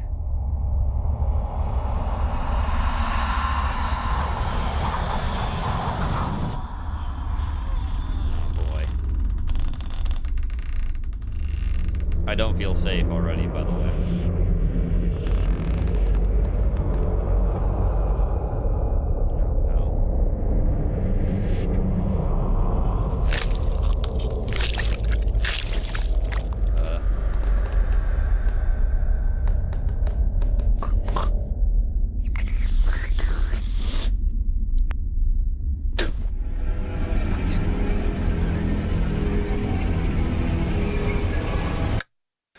Trying not to wake you. Oh God. Who are you? I'm a fairy. I've got wings. What kind of fairy? Generic. Just a generic fairy. What's in that bag? Nothing. Oh, why is it dripping? Why? Oh my God, where's my hand? Oh, it's unfortunate. Oh, that's unfortunate. Is it in the bag? No. What kind of fairy are you? Okay, you got me. I'm the Limb Fairy. So you just go around stealing people's limbs? Well, you did leave it under the pillow for me. That's how I sleep. Resting on my hand under my pillow. Seems uncomfortable. Not as uncomfortable as this. I didn't steal it. It's in the bag. No, I mean, I didn't steal it. I left you something in exchange. Ooh, is it money?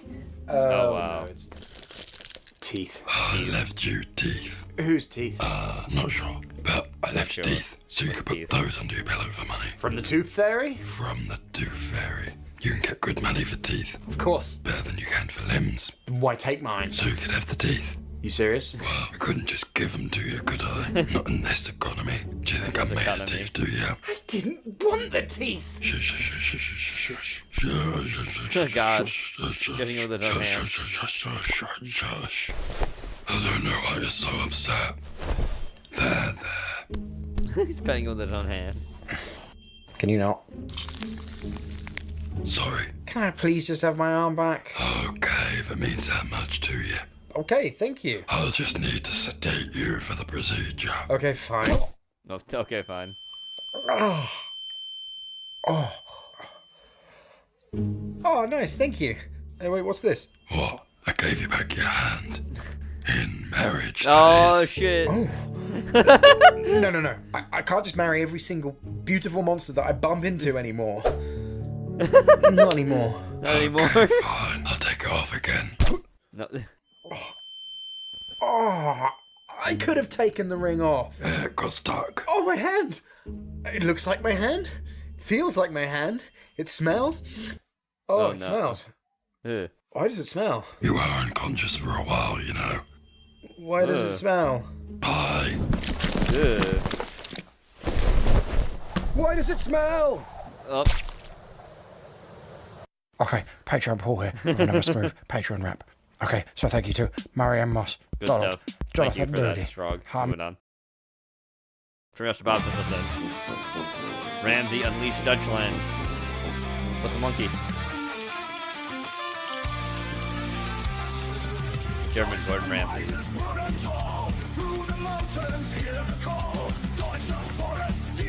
My sleep paralysis demon and me, yeah.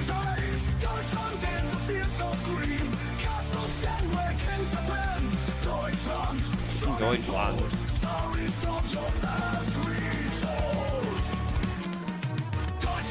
Deutschland. Oh my god, the monkey exploded out of the cake. Almost out. The monkey? The fucking monkey? A volcano. No monkey, no!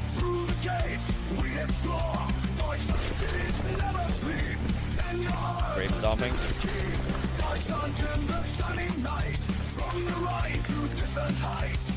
German beer. Oh my god!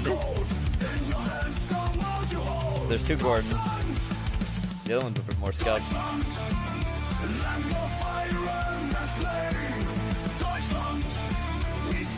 Oh my lord.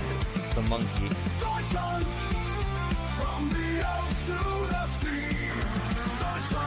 Wait, why are we on the NASCAR?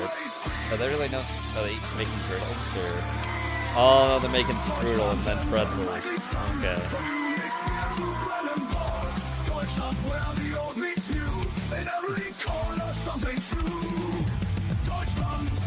Hot boss. Monkey. The fucking monkey is getting me. All of these. Look at 99 balloons. 99 balloons. Woo! Oh my god, the explosions. Holy shit. Is black metal? Frankenstein? I'm pretty sure the monkey just turned into a fucking baboon at that last one, by the way. Holy shit. Alright, Strong Signal sent CGI animated horror short film Detour. Southbound near exit 32, and an accident on Route 60. Mile marker hidden. Cruiser on 2003. What's going on? Oh, what's going on here? Detour. Oh boy. Uh-oh. Yeah, let's just take a run off this. Let's just get off the trap. Let's get off the highway. It's totally not a bad idea. Probably could just stay on the road, dog.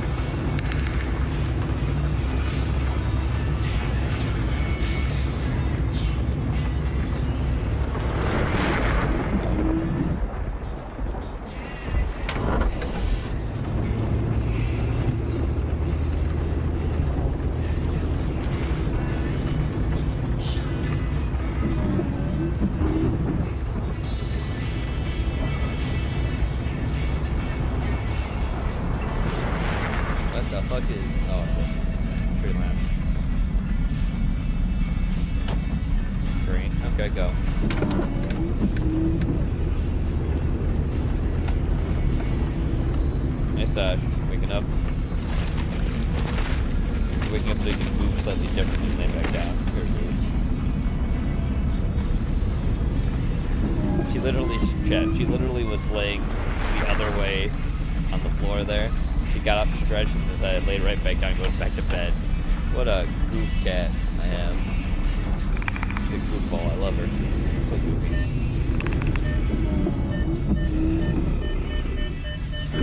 Oops. Oh, that's not good. Oops. Oh, it's a demon.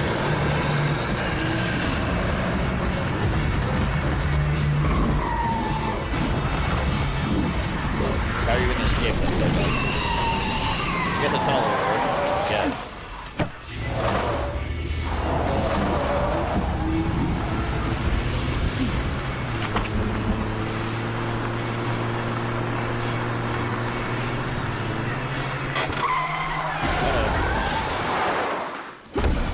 Whoa.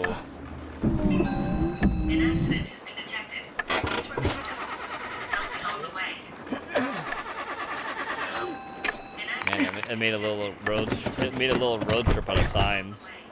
Holy shit! It's coming.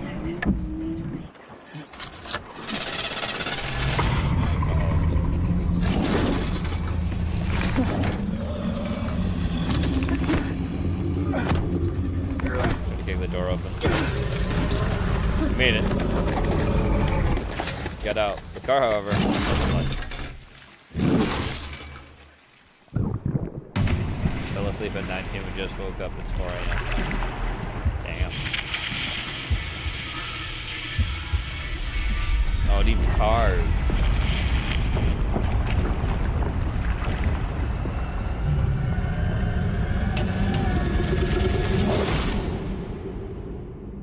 I mean, at least the guy got out. Okay. That was something. Thanks, Frog. Moving on, we got this. お金をもらったのはいくらぐらいなの 2年半ぐらいやってるんですけど、2億以上。23でさ、 23? 2億円やばくないでも、いや、残ってない。なんでクラブに使うからね。やばすぎ。嘘ついてお金をもらってる時点で、お前やっぱ詐欺師と一緒じゃないやってること。そうだよ。Yes.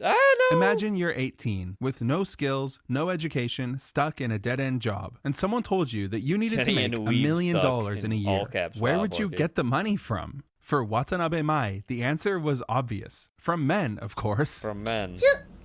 Mai developed an incredibly effective method for scamming money out of lonely men and released it as a guide to help other women get rich too. Her tactics spread like wildfire on social media, but then the cops got wind of it. Mai's magic system is genius, and I'm gonna go through all of it, but it is unethical and illegal. That's why I've rebranded it to the Scammer System. Pay attention so you don't become a victim, and obviously, do not use it. Okay. All right, gang, listen up. The first thing you have to do is S, select your target. Not every guy is a good target, so if you don't choose the right ones, you're gonna waste a lot of time. Broke losers are out. You gotta find a guy who's good at making money, but bad at holding on to it. That's exactly right. The perfect mark is a guy who's lonely, isolated, and has no hobbies. A guy who has no meaning in life, who's not fulfilled. Ideally, he has nobody who relies on him and no interactions with women.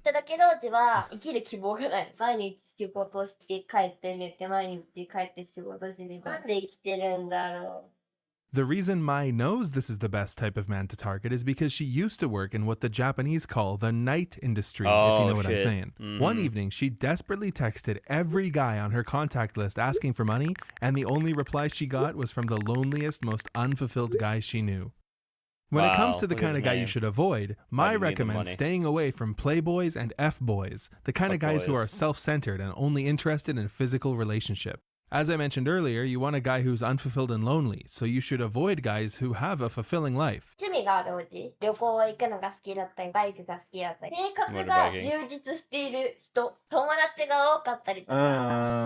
And you gotta avoid guys who are full of themselves. Guys who flash money around may seem like ideal targets, but they're savvy and self-centered, making them difficult to manipulate.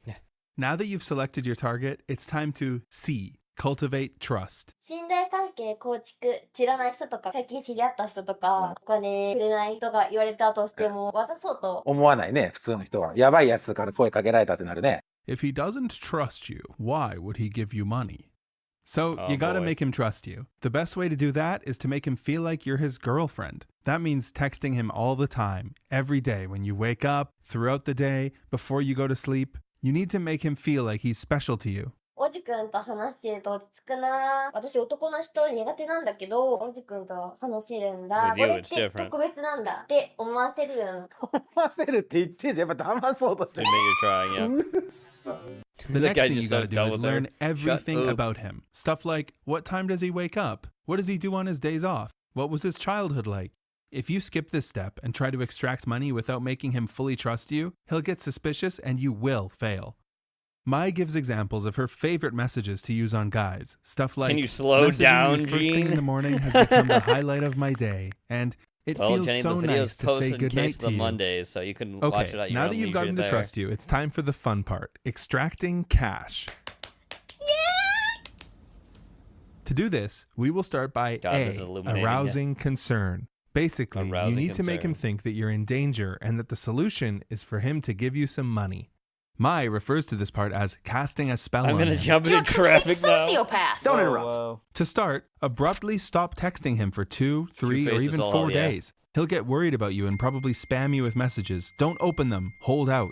Once he's ready, find a time when you think he's home and ready to have a conversation. Say something like, I'm sorry I didn't message you, but I was too embarrassed to tell you what I've been dealing with. I'm being chased by debt collectors. Don't elaborate. Make him ask for details and slowly trickle them out to him. Make sure you're ready with your story. Prepare all the specific details beforehand. That's my next step. I'm behind on rent. He'll say, since when? This is 2 months ago. Why haven't you paid? The economy, medical bills, whatever. What happens if I already you don't have pay? his trust. I could you're get just waiting for evicted, this or my Dutch guy parents you're might talking find about, Jenny? out. That's funny. If you've done things correctly, you now have a trusting guy who's sympathetic to your financial troubles. I don't trust you. Now, is it time to ask him for money? No. Actually, Mai never directly asks for money. Instead, the next step is to mention solutions that don't really solve the problem. These are things like, I've been talking to someone who says he'll lend me the money, but he's connected to the Yakuza. Oops. Obviously, your guy doesn't want you to get money from the Yakuza,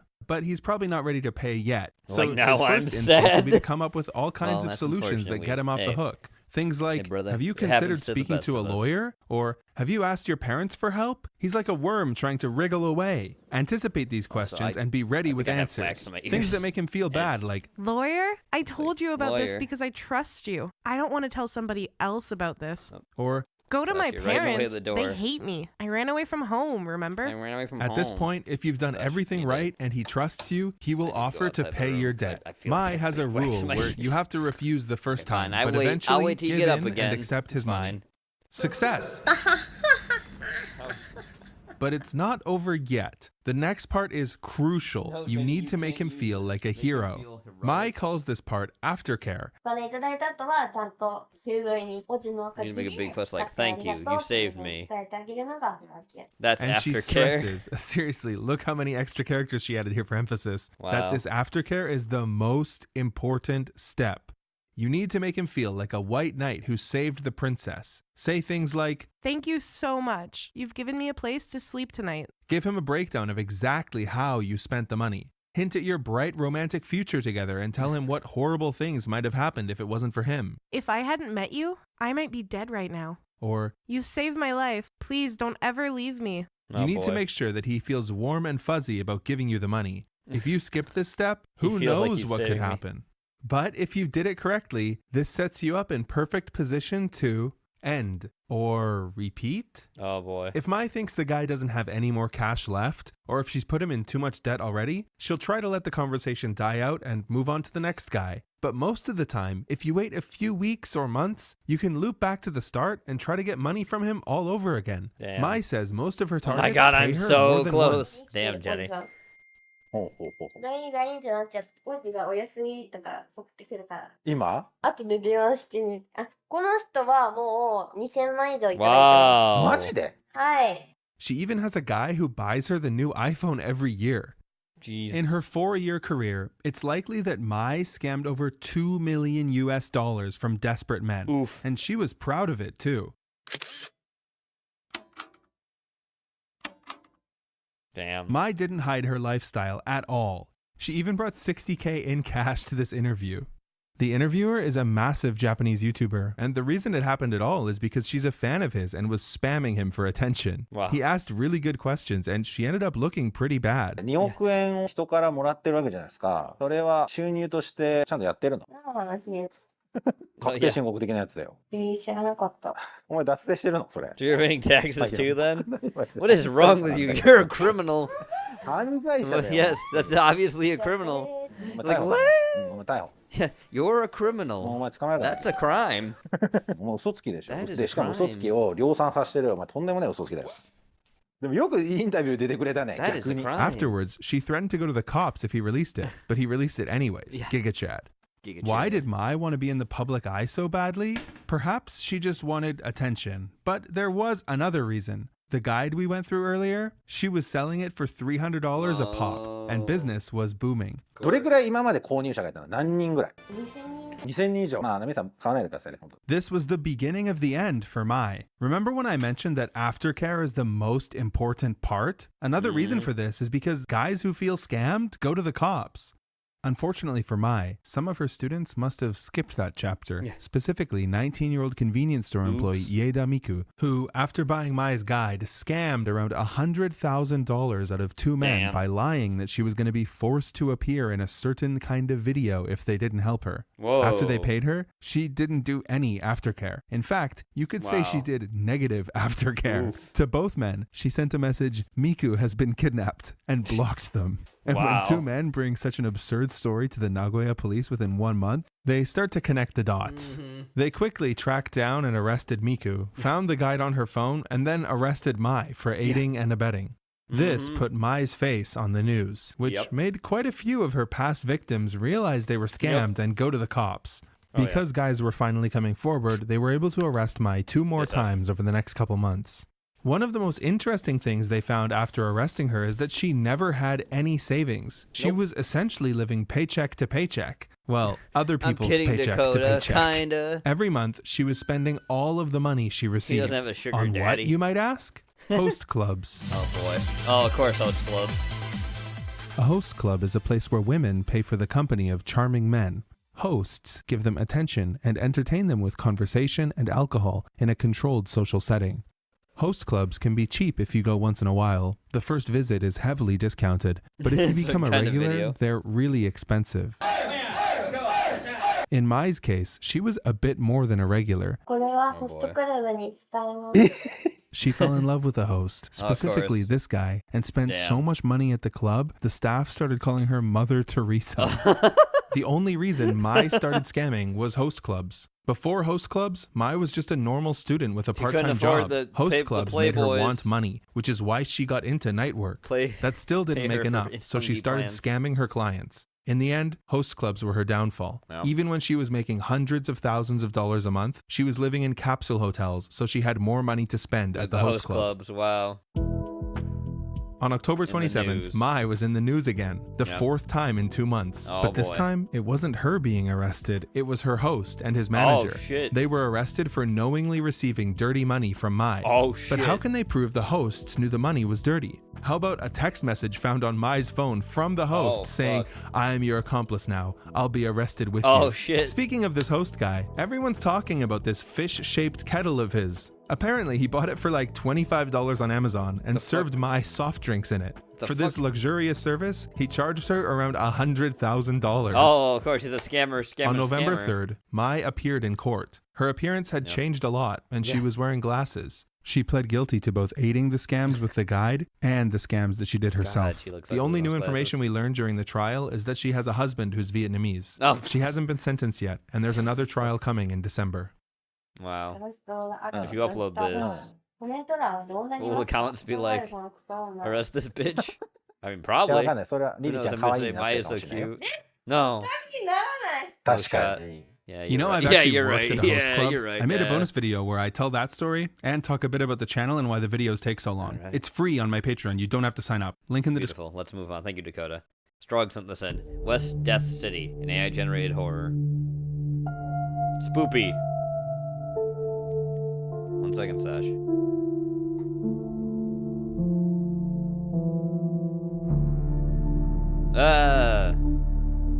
Spiders, Porky, your favorite. I saw him. Kitty. Steeplehead. Yes, Sash, I know. You're awake now, and now you're all fussy again. Don't get stuck behind there again. Spider person. Don't do it. Fish people. Sasha, stop. A withered husk. Snakes. Gina's the fishman. How'd you know?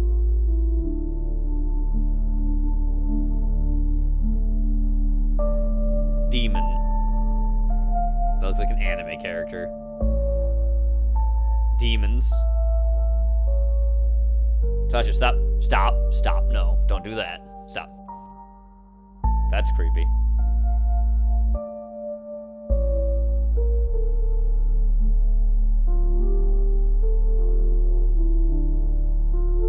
Had to get a hobo spider out of the bathtub this evening. Oh my god. Oh no, Porky, a hobo spider. Don't let it latch onto your face and lay eggs.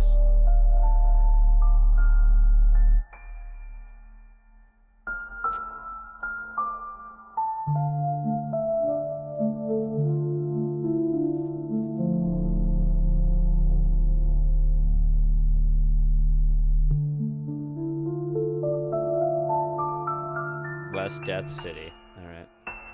Thanks for that, Strog. Moving back to here. TikTok. This is dumb. I don't know why we booked you on the show. It's a waste of time. No. Stop. Give me a chance. Here, let's see if it goes. This is dumb. I don't know why we booked you on the show. It's a waste of time. No. Stop. Give me a chance to explain. I don't want to hear it. Let me speak. Fine. Go ahead. Fine, go ahead. Thank you. Now, as I was about to say, I am the second coming of Hesus. Okay, no, you're not Hesus. I died for your sins. You died? Yes. So you're a ghost? You're a ghost, kinda. You're not a ghost. I can walk through walls if there's a door. If there's a door. I'm telling you, I'm Hesus, and you need to let me live in your heart, Tiggy. Which one? Why not both? Accept me into both your hearts, and then I'll live in them. One can be like a vacation property. So I let you crash in my heart. Then what? I give you a message. It's super important. What's the message? What's the It's a long message with words and letters. Part of it is a recipe, I think. What's the message? It'll change your life. It will grant you eternal bliss and harmony, and it could get rid of some back pain. What's the message? What's the message? I can't remember what it was. I'm sorry. I'm sorry. It's fine. I've had some memory issues myself lately. See? You get it. It happens to all of us. Well, some of my memories got erased while you just have a living turtle inside your skull. Which, by the way, is wild. It's actually pretty common. This is the only known case. Let's bring up the x-ray. Check this out, how y'all. everyone keeps getting access to my medical records. That thing is still in there? Her name is Kelly. You really don't think you having a turtle in your head has anything to do with you believing you're the second coming of Hesus? I don't see how that would affect anything. What's happening? Oh, fuck, he's talking tongues, isn't he? Do we roll him on his side, or how do we stop this? How do we stop this? Hesus. Sorry, I blacked out. Kelly was nibbling. Kelly was nibbling. Beautiful. All right. Now back to the AI. Here we go. Animal fusion. Up. Well, at least those were tobacco tints and nothing else sucks. It could have been a lot worse. I will be back, Chad. I need to do some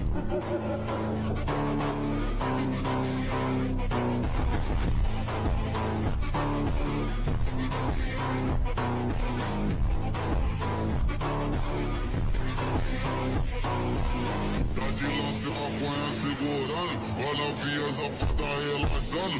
Olha pica safada sem vergonha. Vai sentando na pica doida de maconha. Meditação pro bagulho é doidão. Trava essa puta ficando safada. Senta malvada, quica malvada. Trava na ponta da pica e não para. Senta malvada, senta malvada, quica malvada. Trava na ponta da pica e não para.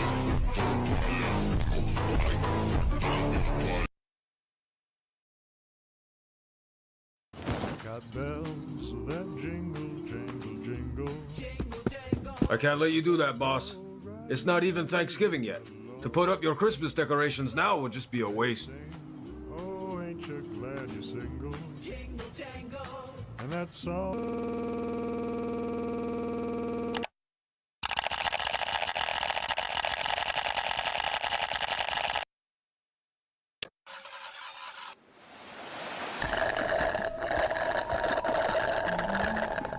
Hey, boss. I couldn't help but notice how stiff you are watching me drink from my choice sippy cup. You might be wondering, where did I procure such a tasteful commodity? Oh, this old thing? I'm glad you noticed. This is one of my many coveted waifu cups found exclusively on Gamersups.com, along with a great selection of energy drinks, apparel, and a bonanza of other goodies.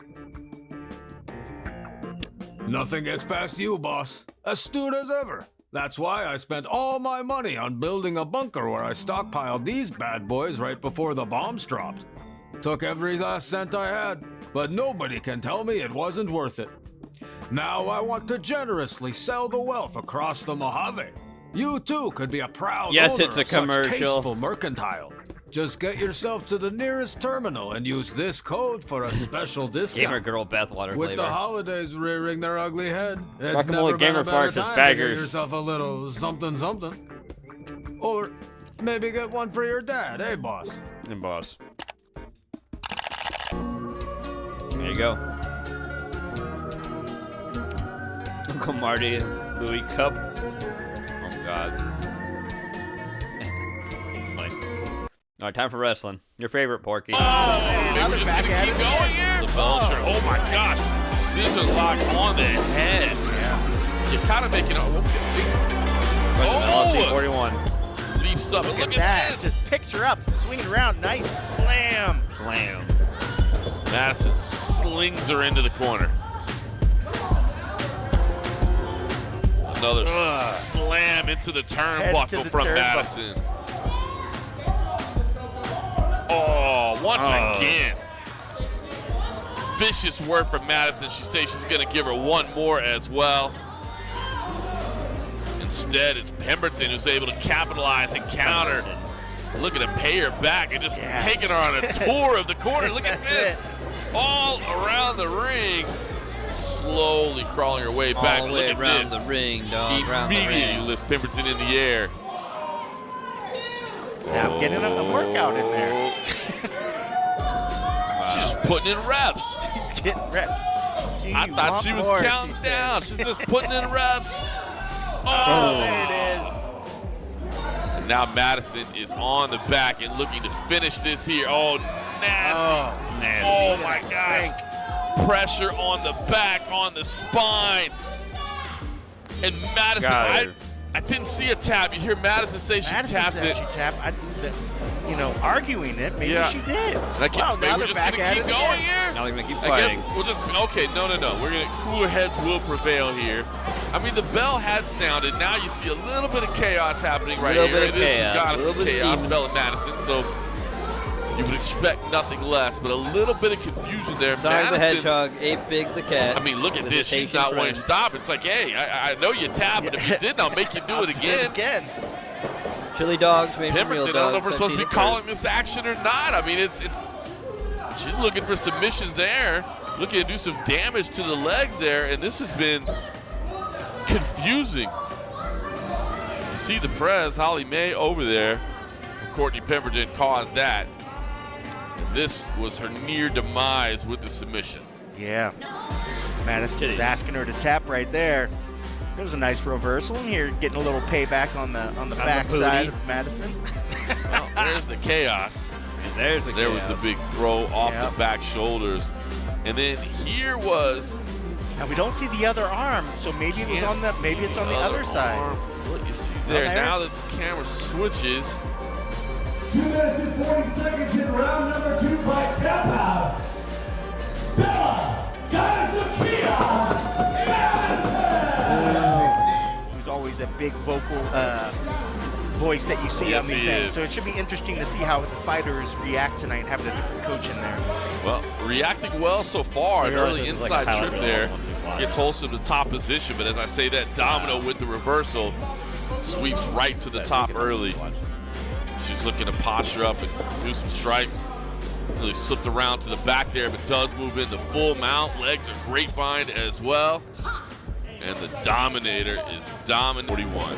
For free, and look at this. Pressure on the spine. Representing the black team, Jenny.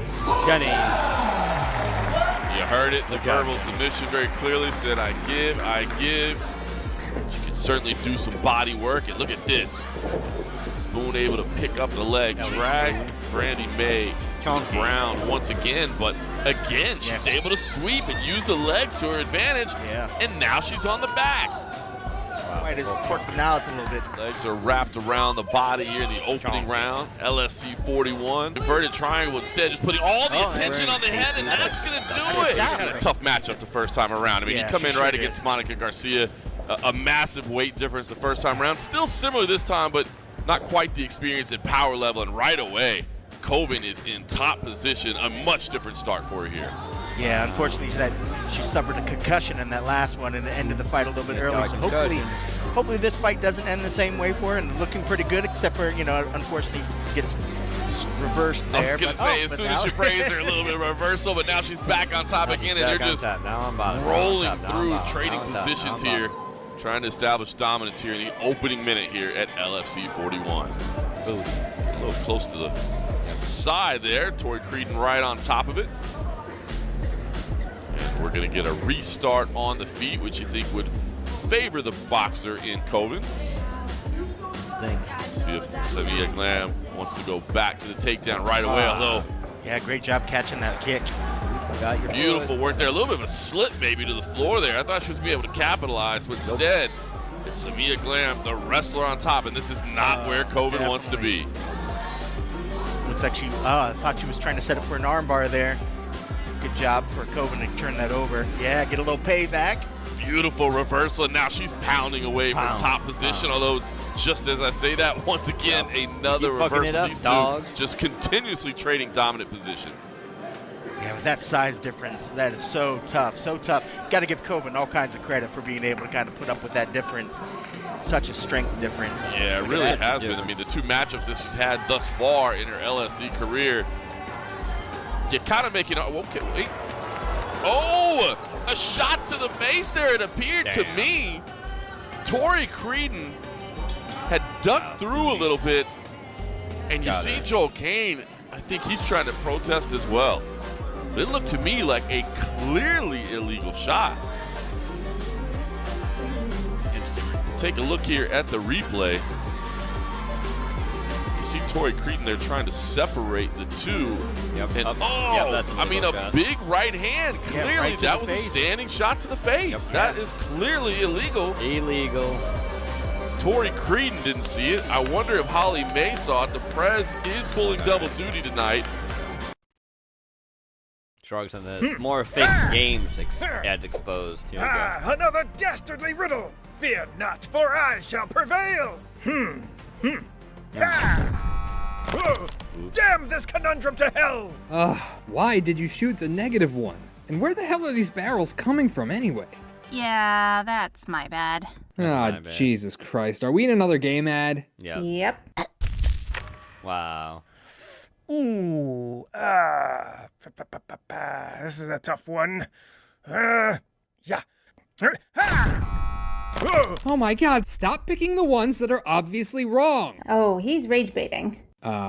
He's what? Rage baiting, pissing people off on purpose for engagement. Oh, good God, that is so annoying. I know, right? Like, what the hell is the point of that? Is someone watching this ad thinking, well, the person playing this game really sucks, I better download it and show them how it's really done? Exactly! Hey, so, what happened to your weird snake butt thing? I don't know. I guess I merged with this ancient stone, and now I shoot math barrels out of my rock butt. Wow. Too easy, foul witch. Here we go. Dude, do not shoot the death barrels. Silence! You know nothing of my strategy. What strategy? I dare you to explain what is happening in this game. Ha ha! Challenge accepted. I, the mighty hero, must battle this sorcerer and her riddles in order to save our beloved king from the lava maze. The lava maze. How do you do? Not even close. It's a dress-up game. You pick dresses for a princess, and then she becomes pregnant for some reason. Okay, you can shoot the death barrel now. Time to save the day. You know, this ad has the weirdly horny factor. It's just missing something gross. Perfect. Perfect. Dorkly. Hey, this is Mike. Thanks again for watching our video, and thanks to everybody on the Dorkly. Here we go. I put this in. Anton Blast has bosses. Warrior They are Lake, not what you would expect. Soon, by the way, Jewel November 23rd, Ghoul I think. is a pretty formidable opponent. He'll swing punches at you. He'll shoot you. He'll really smoke you if you're not careful. So what you gotta do is hammer vault into his face.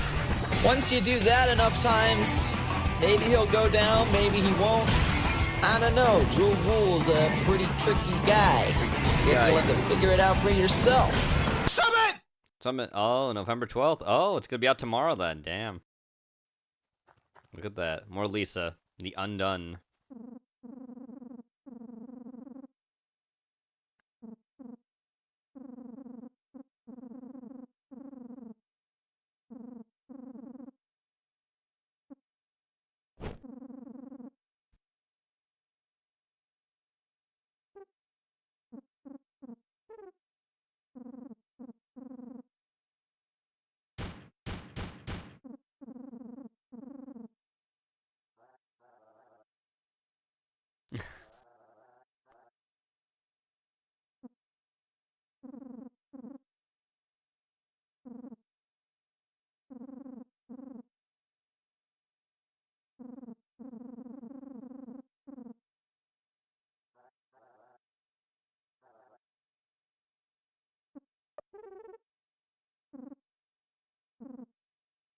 Wrong answer. We're gonna get ourselves killed. Whoop.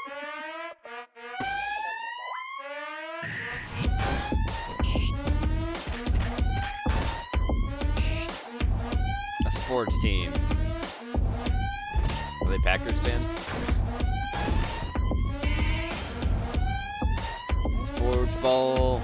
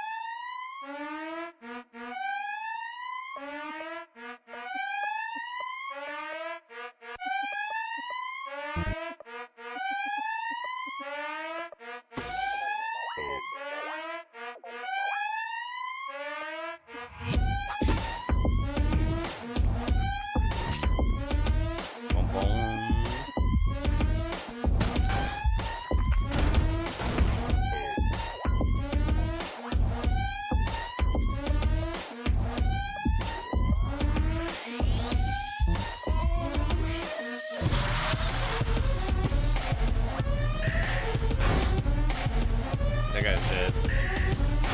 Or not. Not yet.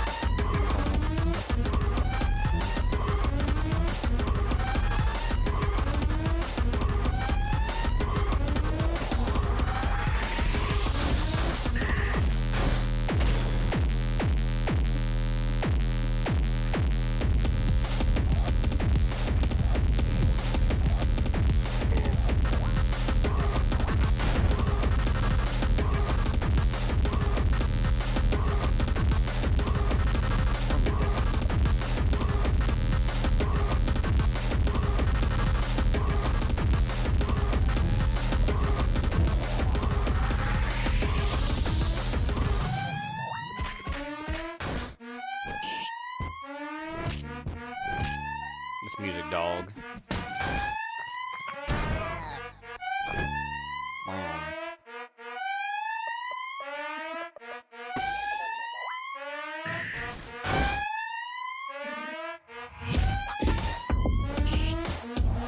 That's the first guy down.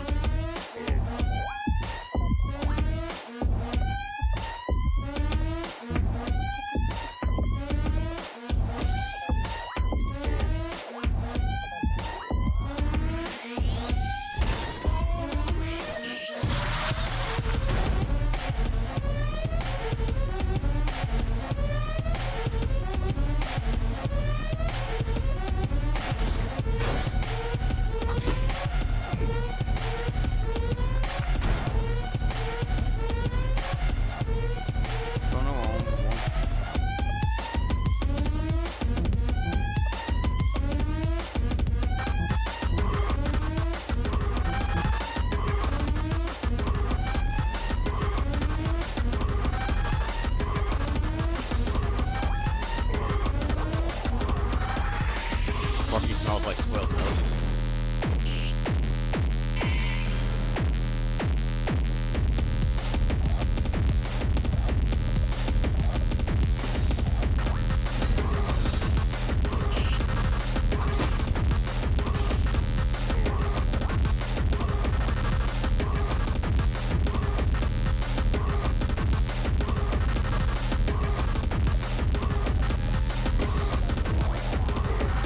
Two of them are dead so far, actually.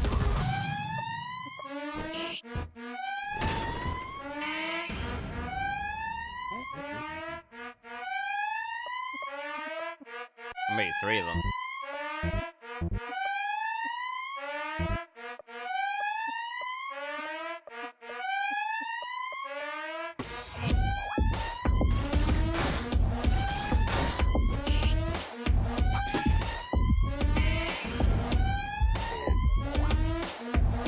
Yeah, 3 of them are dead.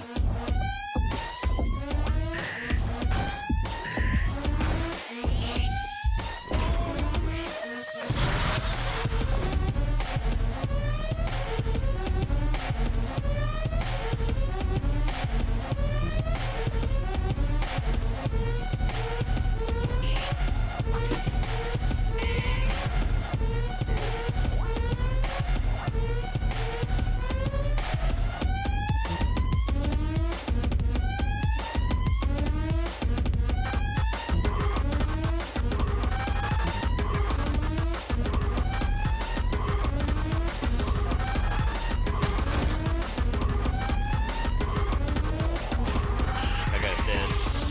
My buddy's dead too.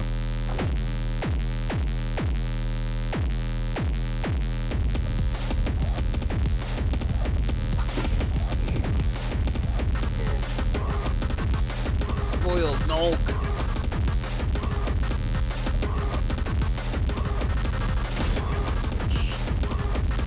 Yes, Ash. Welcome back. Let's not walk on the mouse, please. Come on. Come on, you can go over there. Don't watch me beat herself. There you go. Alright, somebody's been revived. That's good. Wah, wah, wah.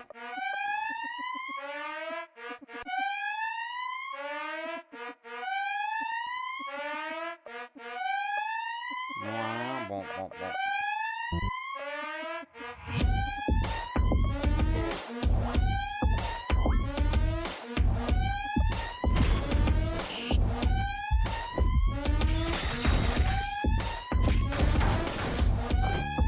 Damn. Got some help. Big Pug especially.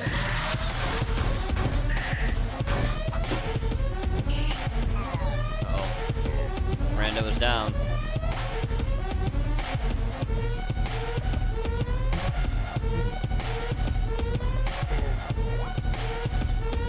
What's up? Miss. Damn.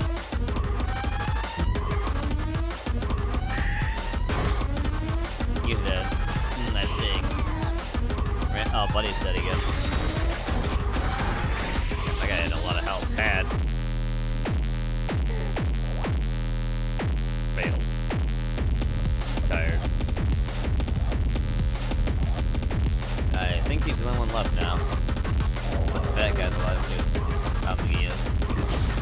is. Oh, that was almost a team wipe. What he's up.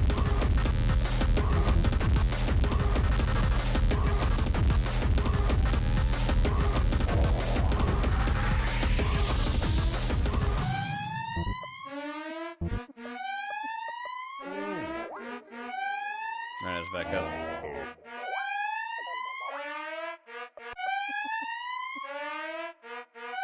He admitted, thinks I hate it.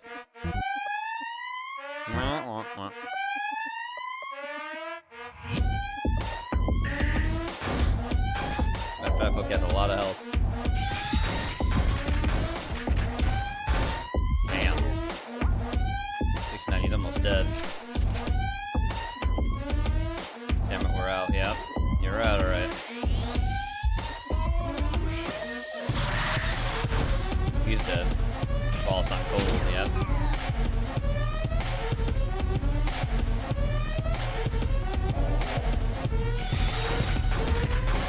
Dead. No, no, no. Fuck this. We're out of here.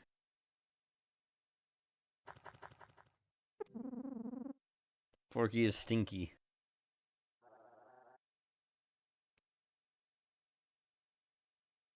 Alright, thanks for that, Ramen. Moving on. I put this in. It's always good to watch a Here we variety go. of stuff. Nice. You never know what you might end up enjoying if you just stick to the same old, same old. I realize some of these may be better known to fans of the genre, but really, Bollywood horror this is to help a movies. wider audience who most likely have no idea these films exist. Here we go. I know a lot of people who turn their noses up at the idea of watching a Bollywood film. It's a shame they're missing out. Here's 5 Bollywood horror movies you may have overlooked. Here we go. Ragni MMS. Ragni MMS is often referred to as Bollywood Paranormal Activity. Oh boy. While yes, it is about ghosts, it's more of its own thing. It does have found footage elements, but unlike a lot of Bollywood films, it does not have a song and dance number. Thank God. It has a little music video interlude, but not Oh. the lavish productions you would see in something like Entiran. Entiran. Anyway, Ragni MMS is a found footage horror film directed by Pawan Kripalani. It's about a couple, Uday and Ragni. They travel to an abandoned house in the middle of nowhere. As you The do. whole thing's being filmed, and it turns out Uday has been bringing women up there for sex, and then he sells the tapes online. Wow. He picked the wrong place to do it, though, because the house is haunted by a very angry ghost. Oops. It's funny this is called the Bollywood Paranormal Activity, because aside from the found footage angle, the two are completely different. Uday is pretty much a huge jerk the whole movie, Well, and yeah. Ragni gets a lot of abuse from the ghost. They have some friends show up, but they only stay for a little comedy and then leave. Apparently, Yeah, the film fucking is leave. based on the true story of a girl from Delhi. The film did very well and recouped its budget within 2 days of its release. Damn. As far as I can see, the movie did not get a physical release. It's also not available for streaming in the US. Well, yeah. It's a I Bollywood think movie. it may be streaming in India with Alt Balaji, but What does that mean? unfortunately, I can't tell. It is on YouTube without English subs, Oh, but great. you can find those if you know where to look. Pari. Pari is a 2018 Bollywood horror film from director Prasit Roy. Not a The fairy movie's tale. about Arnab and Rukshashana. Rukshashana is having problems, so Arnab lets her stay at his place. Arnab. Although while she's there, increasingly weird things start to happen. Oh, The boy. movie plays out as a mystery as they try to uncover Rukshashana's past and her true identity. This is a Bollywood movie with lots of atmosphere. It has an unsettling vibe to it and is one of the more legit scary ghost stories coming out of there. It's a much smarter film than you might expect, and as the mystery unfolds, you'll be genuinely surprised. It's refreshing that in a time when we're being inundated with cliche-riddled horror films, this one sidesteps all of that to deliver something different. The movie was released in India on March 2nd, 2018. It apparently was banned in Pakistan for promoting black magic. Oh, of This was course. director Prasit Roy's first horror film, and I hope he does more. I'm not sure if this movie got a physical release. It is available for streaming on Amazon Prime. Oh. It's also on YouTube a few times, but none of them have English subs. Of course. Stree. Stree is a Stree. 2018 Bollywood horror film from director Amar Kashik. Stree's based off what the movie calls a ridiculous true phenomenon. Stree is Hindi for woman. It's about an urban legend where a demon woman will hunt men for 4 nights. Wow. If she captures them, she steals their souls, and all that's left behind is their clothes. Okay. This one genuinely surprised me because for about the first hour, everything seemed like it was obviously going in one direction. And then it I doesn't. really thought I had it figured out. And then it doesn't. However, then things take a shift, and I have to admit, I wasn't expecting it. The movie's a little more on the horror comedy side. Ah, and while horror there are comedy, your some favorite, funny Jenny. moments, With Indian it's not people, what I also would your consider favorite. a horror comedy. More like a horror Totally, movie like, it's with like, stop some holding my comedy hand so elements. gay, dog. The actors were good, and I did like the lead, Vicky. I thought I recognized him, and it turns out he was the lead in Ragni MMS. It's really weird how this one was filmed about 7 years after that one, but he looks much younger here. Weird. He also plays a much more likable character. In Ragni, he was a jerk, but here, he's a pretty funny, likable hero. Another thing that threw me about this movie was that The while, Bollywood dance yes, number. it did have the prerequisite song and dance numbers, they were much more subdued. In something like Doom, they had these huge sequences with dozens of dancers, and it was a lavish choreographed production. It worked well because while I do enjoy that aspect of Bollywood films, it can take you out of it. So having it used sparingly here made it so the film was still creepy, I love but the game didn't veer into Dahoom. campy. As far as the scares level, it's pretty tame by modern standards. yeah. It was also on the shorter side for a Bollywood film, clocking in at just about 2 hours. Just 2 I'm also hours. glad with that because, again, while some of them can justify the runtime, Oh, like look at that, a War, coin. this didn't feel like it needed to tack on Oh, another damn, hour. you got it By before the I could 2-hour steal it, mark, Porky. it felt Aren't just you about lucky? right. I almost was got it happy and to stole find it out from you. that All not those only did they 2,000 make a coins. sequel, but Sorry, it 2 was million just coins. released this year. Damn. Both Stree and Stree 2 are available to stream on Amazon. The first movie's on YouTube without subtitles. Darna Manahai. Darna Manahai is a 2003 horror You stole film my from director coins. I did. Prawan Raman. It's did. about a group of friends on a road trip when their car breaks down. They find shelter in this creepy place, and they tell each other scary stories to pass the time. As you do. So the film is an anthology for scary stories while they wait to be rescued. Oh. There's more to it than that, and there's something that might be going after the people in between the stories, but I'll let you watch it if you want to see what happens. The movie is really creative and fun. It's the right amount of scary, and each of the stories are entertaining. Sure, there's ones that are better than others, but overall, none of them were bad or boring. This is also not one of your typical Bollywood films, and while I'm sure they did get some grief for that over in India, I appreciated it over here. Not that I dislike Bollywood films, I love them, but it's nice to have something that doesn't follow the usual formula. Although that may explain why it was a flop at the box office. Even though the film underperformed, the producer made Darna Zorihai, a sequel with an all-new cast, 6 cinematographers, and 7 different directors. Wow. While the first movie was its own thing, the sequel is loosely based on the 1997 American horror film Campfire Tales. Oh, Campfire Tales. Darna Manahai is not on Blu-ray, and I don't think it's on DVD in the US either. It is available on video on demand. It's on YouTube a few times, but without subs. Ragni MMS 2. Oh, they made a Ragni sequel. MMS 2 is a 2014 Bollywood horror film Oh, from thanks, director Frodo. Bhushan Patel. The sequel to Ragni MMS goes quite a bit off from the original. It's got ex-adult star Sunny Leone hell in her yeah. second Bollywood film. She is Ex-adult star. absolutely stunning, and the movie knows this. Yeah. So they never cease to put her in sexy clothes or no clothes at all. Damn. Although keep in mind, this is Bollywood. So while they'll lean heavily into the sex, you can forget about seeing any nudity. At Damn. one point, there's some side boob, but they preemptively blur it. If you really want to see that with Sunny, well, you can look into her previous employment. Yeah. The movie starts right off with a song and dance number, which is quite good. On top of the fact that the song is very catchy, the production quality is great. Sunny is sexy, and it feels right because it's not something that pops Because up she's an later and stops the adult film in its film tracks. After that, Sunny and a group of filmmakers go to spend some time in the house from the first movie and film their experiences. While there, all sorts of ghostly things start to happen, including pop-ups letting the audience know that smoking is bad. Sunny investigates, which leads her back to Ragni, who is now in a mental institution. Once she returns to the house, the ghost activity kicks into overdrive, and the people there are fighting for their lives. I enjoyed this one very much. It's not particularly scary. It's more interesting than scary. It's fun to see a Hindi film that goes into a more American concept of ghosts. In this way, it does feel more like Paranormal Activity, but again, it's not a Bollywood It's its own remake. thing. Believe me, there are plenty of Bollywood versions of popular American films. This is just one that was influenced, but not ripping off. This was Sunny's second Bollywood film, and it was such a hit, it launched her into a new career as a Damn. mainstream actress. After The being film an did adult so well, alt. they decided Nice. to continue the Ragni storyline. Oh, In 2017, there 3. was the TV series, Ragni MMS Oh, she in it? Returns, which ran for 28 episodes. She in Sunny it? Leone returned for 3 episodes, but as a new character, Meena. Meanwhile, they had another actress as Sunny for the majority of the show.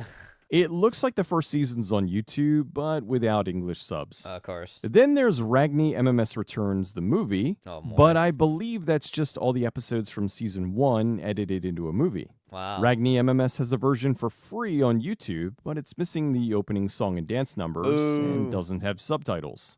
There's a video on demand version Damn. that says it's the full one, but I don't know if that has subs or not. You can rent it video on demand on Amazon. So that's Wait, I have 5 some lotion, so Bollywood make it horror 10, movies. yeah. Now shut up, you rascal. Ah! Shut up! Shut up, you rascal! Shut up, you rascal! Alright, here we go. Spooky time again. It's Zach Baggins on screen. I am going to speed this up slightly. Oh, hi Sash. A stalker in the hills. Hi Sasha. First and foremost, it's important to provide some context. This story took place in a house located in one of the highest parts of the city of Sarajevo.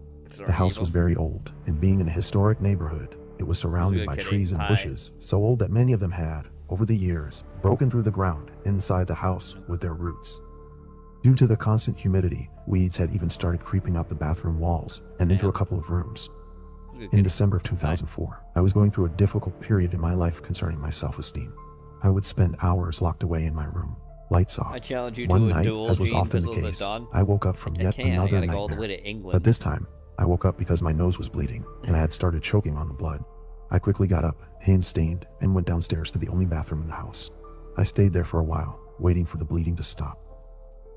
When I finally returned to my room, I couldn't stopped. shake the feeling that someone was watching me from outside the window. I don't know how to explain it, but I felt an overwhelming sense of discomfort in my own room, which was, in fact, the only place in the world that felt safe to me. I should also mention that my mother was sleeping beside me that night in the adjacent bed, as her room was undergoing Oh, repairs good. due I'm to glad a you're water leak cleaning from your the wall. foot. Feeling so uneasy, I rummaged through my dresser to find something to use as a flashlight, so I could get a Just better sits look down at and whatever starts was cleaning on the your other side of the fucking foot window. in front of me. I didn't want to wake my mother by turning on the room's main light, and besides, You I yellow didn't want to bastard. frighten her, as she was deeply superstitious and Hey. believed in the supernatural. I don't have jaundice. Despite the fear that gripped me, I decided to try to take a photo through the window without looking, hoping to check it the next day to see if anything was really out there. No. The rest of the night, I struggled Your to fall foot is asleep, still up. feeling watched You and just got done experiencing a cleaning hot it. pressure in my You head did. that was too strange to be a fever. It was so intense that I thought I might be on Like the Frozen. verge of a stroke. Are you watching I the didn't video even I'm realize watching? when I finally drifted off. Oh, there you go. Back to cleaning your The foot. next day, in class, I told my best Okay. friend about what had happened, and together we set out to check the photo. A chill ran down my spine as we Chill looked ran at it. down my spine. Oh, There, hey, behind it's the me. window, was a strange, distorted face. There really was something watching me from outside. When I got home, I had to tell my mother and my siblings. They quickly called other relatives to come over as soon as possible to cleanse the house. Soon, uncles and cousins arrived with incense, Palo Santo, and all kinds of tools for an energy purification. Relentless or Porky. After sprinkling holy water outside, they all began to pray and asked me to hold a large stick of incense until it burned out in my room. Okay, They just advised hold me to that leave some stick. sugar at the door and several small bowls of salt under the window. As you do. It seemed my family knew that strange things happened in our house. In fact, even our neighbors were aware that some unexplainable events had occurred there in the past, but for their own peace of mind, they had decided never to speak of them again. Good. Since good. that day, although I never saw that figure at the window again, we started finding coins scattered under the stairs. Why are there along with needles coins? and scissors we'd never owned beneath my bed. These were subtle have things, scissors? but terrifying enough to make us consider selling the house and moving far away. If that weren't enough, 2 years after the incident at the window, when those little oddities continued. Lights turning on by themselves, strange smells wafting from the attic. The most horrific thing happened. A fire consumed the entire second floor of the house, which was the only part built entirely out of wood. Both the firefighters and neighbors noted something peculiar about the fire. None of them had ever heard a house creak and groan so much as it burned. The flames reached incredible heights, almost as if more than one building were on fire. Yet strangely, the blaze only affected the second floor of our home. The dining room, bathroom, and kitchen below were left practically untouched. One of my neighbors, the one who lived directly across from us, and had always been a trusted friend of our family, assured me that she had seen a shadow slip out through the second floor window just as the fire was starting.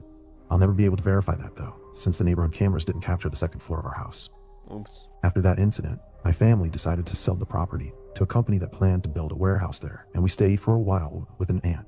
Although nothing strange happened from that point on, there was an odd moment on the day we arrived. While we were having dinner, the electric kettle in the kitchen suddenly exploded, briefly cutting the power in the house. At that moment, we wondered if whatever had burned down our old home had followed us. But as time went by, nothing out of the ordinary ever happened again. Okay. The mortuary worker. That afternoon, I arrived at work thinking it would just be another shift. But the moment I saw the body I had to prepare, I knew something was terribly, terribly wrong. The body I was supposed to ready was in a state that's hard to describe without shuddering. The face was utterly Jenny deformed, is the gay French unrecognizable. devil. I had no idea what had happened to them, but I knew this would be a challenging task. I put on my gear, as usual. Gloves, As usual, mask, you know, as you everything usually do. ready to begin. As I moved toward the table and touched the body, As I I moved felt gangs something toward the strange, table, I heard that. something I'd never experienced before. It was like a heavy energy that wrapped around me, almost as if a presence had slipped into the room. I froze, my body going presence? What rigid, kind? as fear began to take over. Oh, you mean Then oh. I felt pressure on my sides, Oh, like now invisible I'm arms sad. tightening around me from behind. My heart raced, and I tried to scream, Just but it was kidding. as if my voice had gotten stuck. I was making With a all pun. the strength I had, I tried to pull myself away from that oppressive feeling. It was a bizarre struggle, because there was nothing visible, but I felt as if I were fighting against something I couldn't see. As soon as I managed to break free, I bolted out to the yard, and unable to hold it back, I screamed. I noticed someone in the parking lot. It was my boss. I caught up with him in the parking lot and Why tried to the explain fuck is the what had monster happened. I bought in I told him Polish? I something don't had know. hugged me, that I felt a presence. That's he looked really at me weird. with disbelief. What are you talking about? In all the years you've been here, you've never said anything like this to me, he replied. Then he told me to calm down, that we had to keep working, and that the deceased's family was waiting to view the body. Although the work was delicate, you had to be strong to handle it. I tried to calm myself and went to the restroom to breathe and collect my thoughts. I went in damn it, breathe. and closed the door, but then I noticed the LED light on the ceiling start to flicker. Inside, I saw a shadow by the mirror. I couldn't make it out clearly, but there was Bulgarian? someone there. What the fuck? The restroom door was slightly ajar, and through What the the crack, hell is the I caught a Phantom glimpse of someone. Bulgarian? I took a deep breath. Those are both thinking it weird. might be I my don't get coworker that. James, maybe arriving You're in early, England. and I Why started are talking things to from steady my foreign nerves. countries just popping up Hey, there, like far James, away foreign I countries whispered. too? Something happened Especially to me that you Bulgaria won't is really believe. more farther away I'm than too fucking scared. Poland is. I don't want to go back to work in there, and I don't fuck? want to touch that body again. The figure on the other side didn't respond, but it seemed to be I'll moving take a look at slowly. it. Just then, I believe- the I lights mean, I began believe you, but flickering what the until the fuck? whole restroom was swallowed by darkness. isn't I Bulgarian. looked up toward the light, hoping it would come back What the on. fuck? And when I looked back toward the crack, there was no one there. A chill ran down my spine. I rushed out, determined to The find Coca-Cola James, Company. and there he That's at was, least in just coming English. into the building to start his shift. It couldn't be. James hadn't been there while Oh yeah, I was but in I the know restroom. now. I know it's The Bulgarian. 'Cause figure I had BG, seen, yeah, that shadow, Coca-Cola. it wasn't BG. him. The fear only I mean, grew. it's still I stepped Bulgarian out of looks the a lot like restroom, fucking and the Russian, moment I by the did, way. I saw my coworker just coming in. Whoever Holy had been shit. in there, it hadn't been him. I rushed Slavic. to tell James everything, my voice trembling with fear. He looked at me with Slavic concern languages. and told me to calm down. Oh god. I'll stay with you, he said. I'll handle my part of the work, and then we'll go together so you can finish yours. I was terrified. But what if that thing tries to hug me again? I asked, tears welling up in my eyes. What if it James, tries to with hug as much me? calm as he could muster, suggested, ask it for permission before you touch it. It was a common practice in our line of work, especially among embalmers. They said that if you spoke to the body, somehow things felt calmer, and the process became less unsettling. So, with my heart pounding, I approached the body, took a deep breath, and whispered. Whisper to the body. Tell how much you love it.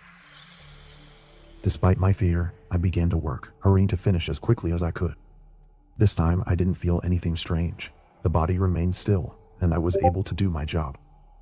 Even so, when I later recounted this to someone, I looked like a person who had seen something beyond explanation. Holy shit, that the is body Polish. itself was Unleash horribly the battered, Nitro face Beast disfigured, English. no nose. A truly terrible sight. The next day, Thanks, at Sasha, 4 in the for walking morning, over that my keyboard. boss called me. Good, I'm glad. Sophie, I need to talk to you. Do you remember the body that She's scared gonna go you? sleep by the I damn nodded. door again. The memory still vivid in my mind.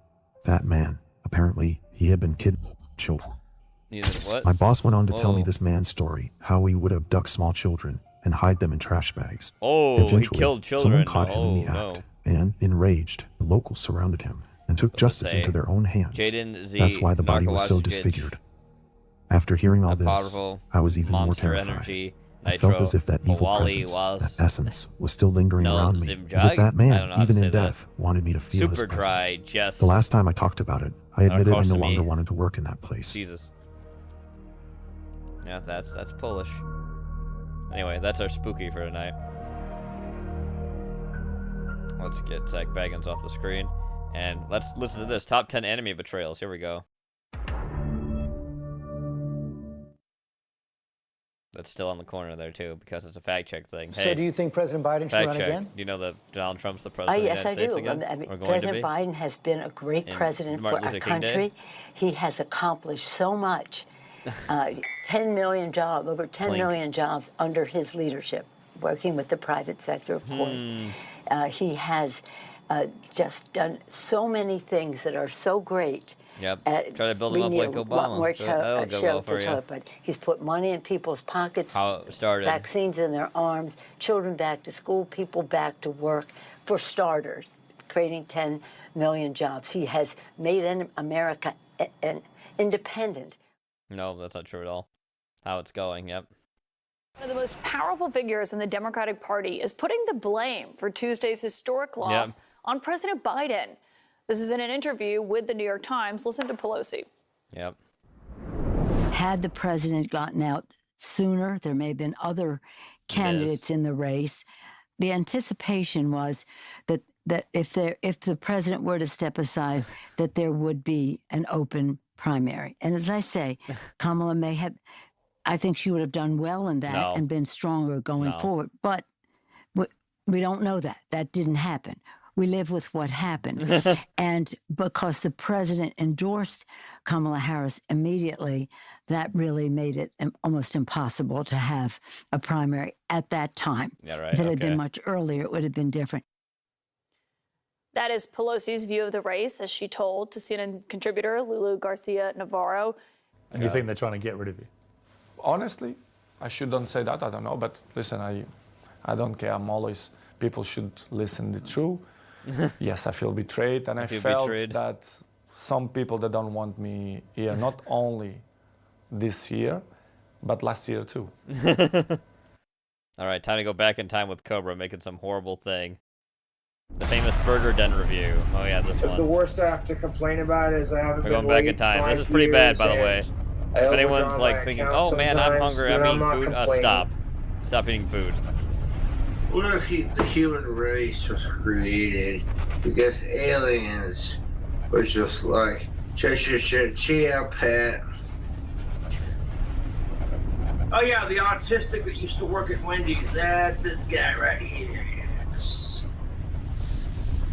Tactical soap works. Believe me. It works. All right, we've reached the past, chat. Here we go. The Burger Den review back in 2021. Hello, YouTubers, it's your boy King Cobra JFS back at Shoot Cool Cobras with another video. Let's take a lunch break and check this out. I ordered this burger last night. All right, this is see, from he ordered it the last night. Burger Let it Den. cool down so We it's got nice a and ready. build your own burger, wavy cut fries, Wavy cut fries. double it, bacon, Double it. cheddar cheese, ranch, mayonnaise, caramelized onions, choice of cheese, cheddar. All It right. already comes with lettuce, tomatoes, pickles, onions. Now it's also got caramelized onions on top. Let's see how we do. I'll include some ranch with this. You did. Sweet. Sweet. They Now, include I some had ranch these with folks last night. I had the Burger Den last night for St. Patty's Day, and they were so good. I fucked up on the video review, so I'm like, I'm going to redo it. You fucked up, Jet. After this, I'm not ordering DoorDash for a while, so we're going to see if I can Yeah, it's going to be great. nail it. Yeah, I'm sure Let's you see won't. what we got. Oh, sniggly snap. Sniggly snap. What's in the cap? Oh, that just looked good, YouTube. What of it? What of it? YouTube, look at that Look at that delicious monstrosity of a burger. That is stupid thick, dude. Stupid thick. Here are wavy fries. Got the Wavy waves in them. fries. Yes. I'm gonna share the ranch for our burger. What do you guys think? Or should we open the ranch for our fries too? Yeah, open it Now, up. y'all know me by now. I love my bacon cheeseburgers. I love them. Slurp of the ranch. They come with ranch and mayonnaise. Slurp it. You're Slurp about both. to see Cobra eat a burger like an apple. Yes, you are. Yes, you are.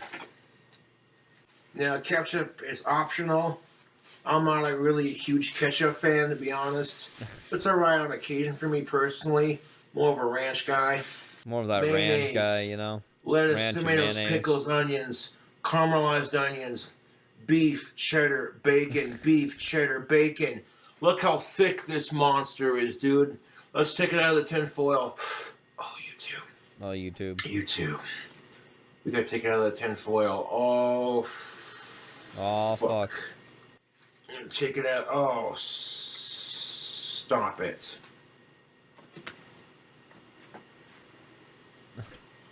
We're gonna have a bit of difficulty getting it out. That's what she said. Jeez. YouTube, this burger is stupid thick and stupid greasy. That's what I like. Look at that, YouTube. Got you on the QuickTime player, filming a video. I'm sorry, Porky put that ass Oh, down. pick it up. Wow. There we go. It's juicy. Look how juicy it is. Look at that Dripping. wrapper. It is a freaking mess. This is ridiculous. You should have kept it in there to eat Okay, it. YouTube, I'm not going to stunt. This burger's going to I'm be not gonna hella stunt. messy.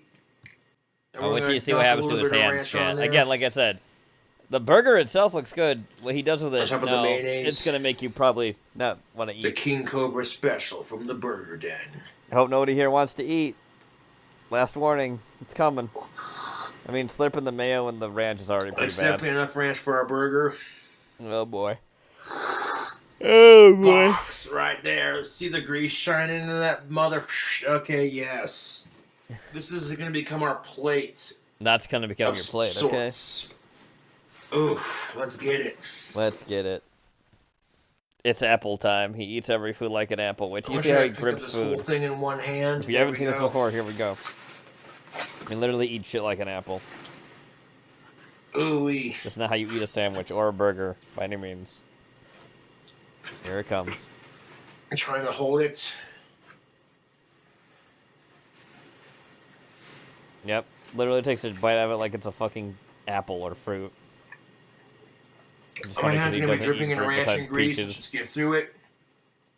and hates vegetables of any kind. Mmm. Noises. Remember when I said it was stupid, messy, greasy good? Yeah. This was the burger I was talking about. Great.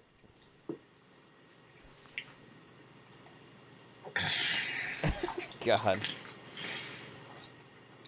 I just lost my appetite. Told you. I told you. Yeah, I'm going to get this ranch all over my coat. Yep. Totally won't Yeah, look like it's all something right. else.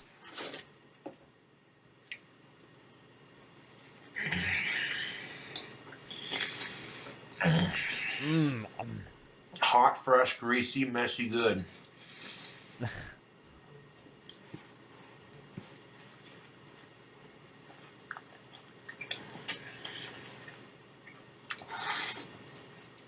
You know,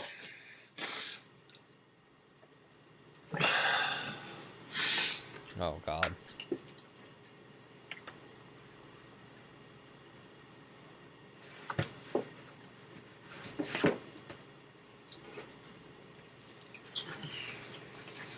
God. Oh, look at all of it drip down.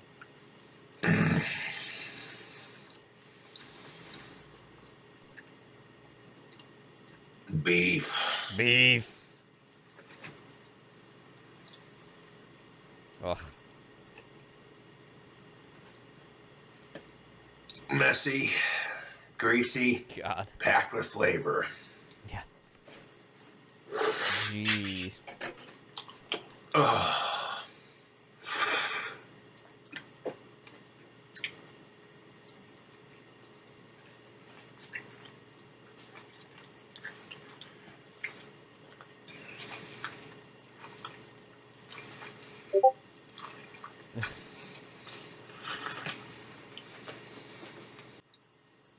Got ranch in my goatee, grease on my hands.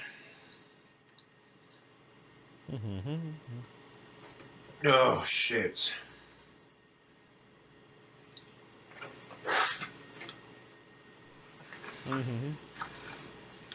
Yeah, it's pretty bad. Look at him. Oh. Oh, no.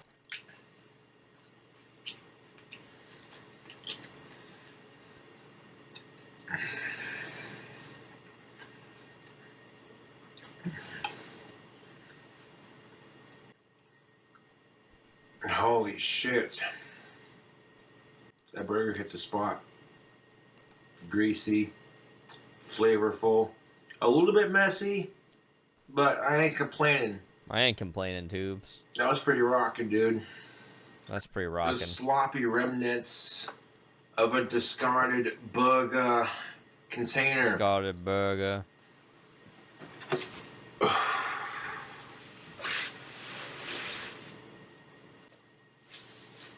Dude, that burger was stupid good. Stupid good.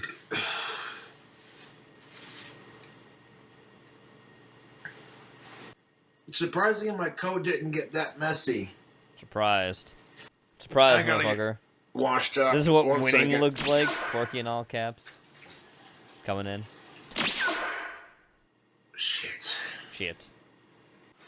A little bit of ranch spillage on my coat. It happens. It happens. Y'all got me doing the walking burps and farts after eating that. That's how good it was. The walking burp and farts.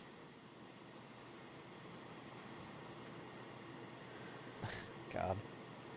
Yeah, have a cigarette after that one, Tubes. Alright. Well, chat, you're in luck because we're running a little behind for once. You're more than usual. So we're not going to watch Doug. So we're going to pass Doug over, but we're going to get this before that. Because somebody was right again, and we need to remind everybody that it's true. He was right again. How it started. Here we go. This was true. This was true. They reported again today, actually, too. They said it wasn't true.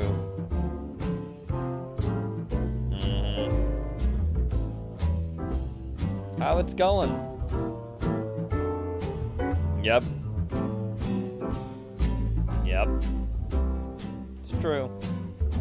It was true.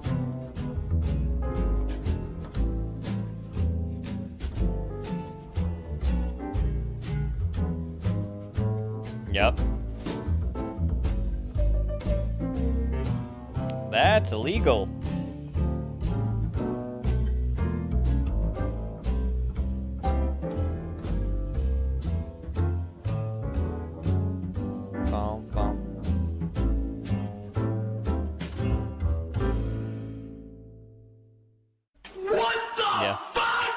I hesitate to swallow, and I certainly don't want to spit it out.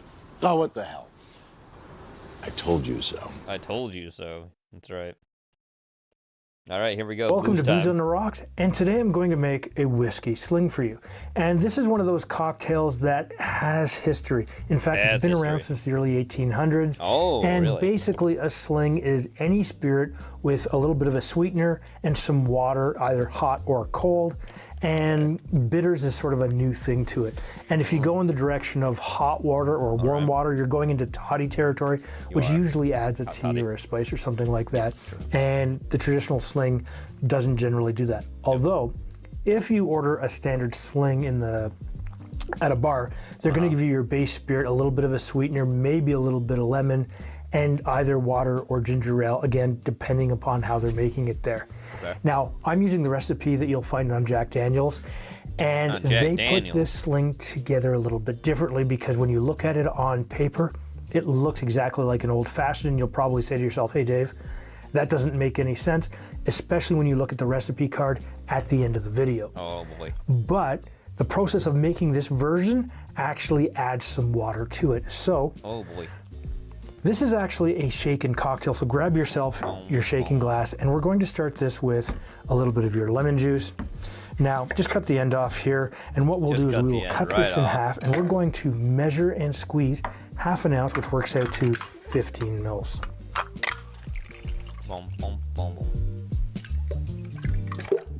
Your next ingredient is your sweetener, and in this case we're using simple syrup. And we're using a 1-to-1 simple syrup, meaning 1 part water, 1 part sugar. We're going to use 3/4 of an ounce or 22.5 mils. Okay. Now your third ingredient is going to be some bitters. I'm going to use some Regan's orange bitters, and you want orange bitters for this cocktail. But whatever you choose to use, totally up to you. You don't need a lot. We are going to use 2 dashes. Now your next ingredient is your Gentleman Jack Tennessee whiskey.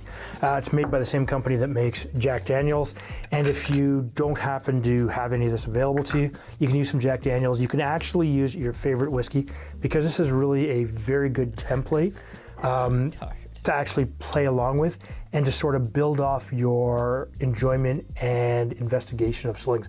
Now we're going to use a full pour of 2 ounces or 60 milliliters. Pour it up. Now, if you stopped right here, you would basically be at an old-fashioned, and you could do that if you want, but then you're not going to get the full sling effect. So what we're going to do now is fill the glass with some ice, and we're going to shake this for a good 8 to 10 seconds until we get the dilution that we're looking for. So grab your lid, give it a click, and shake it.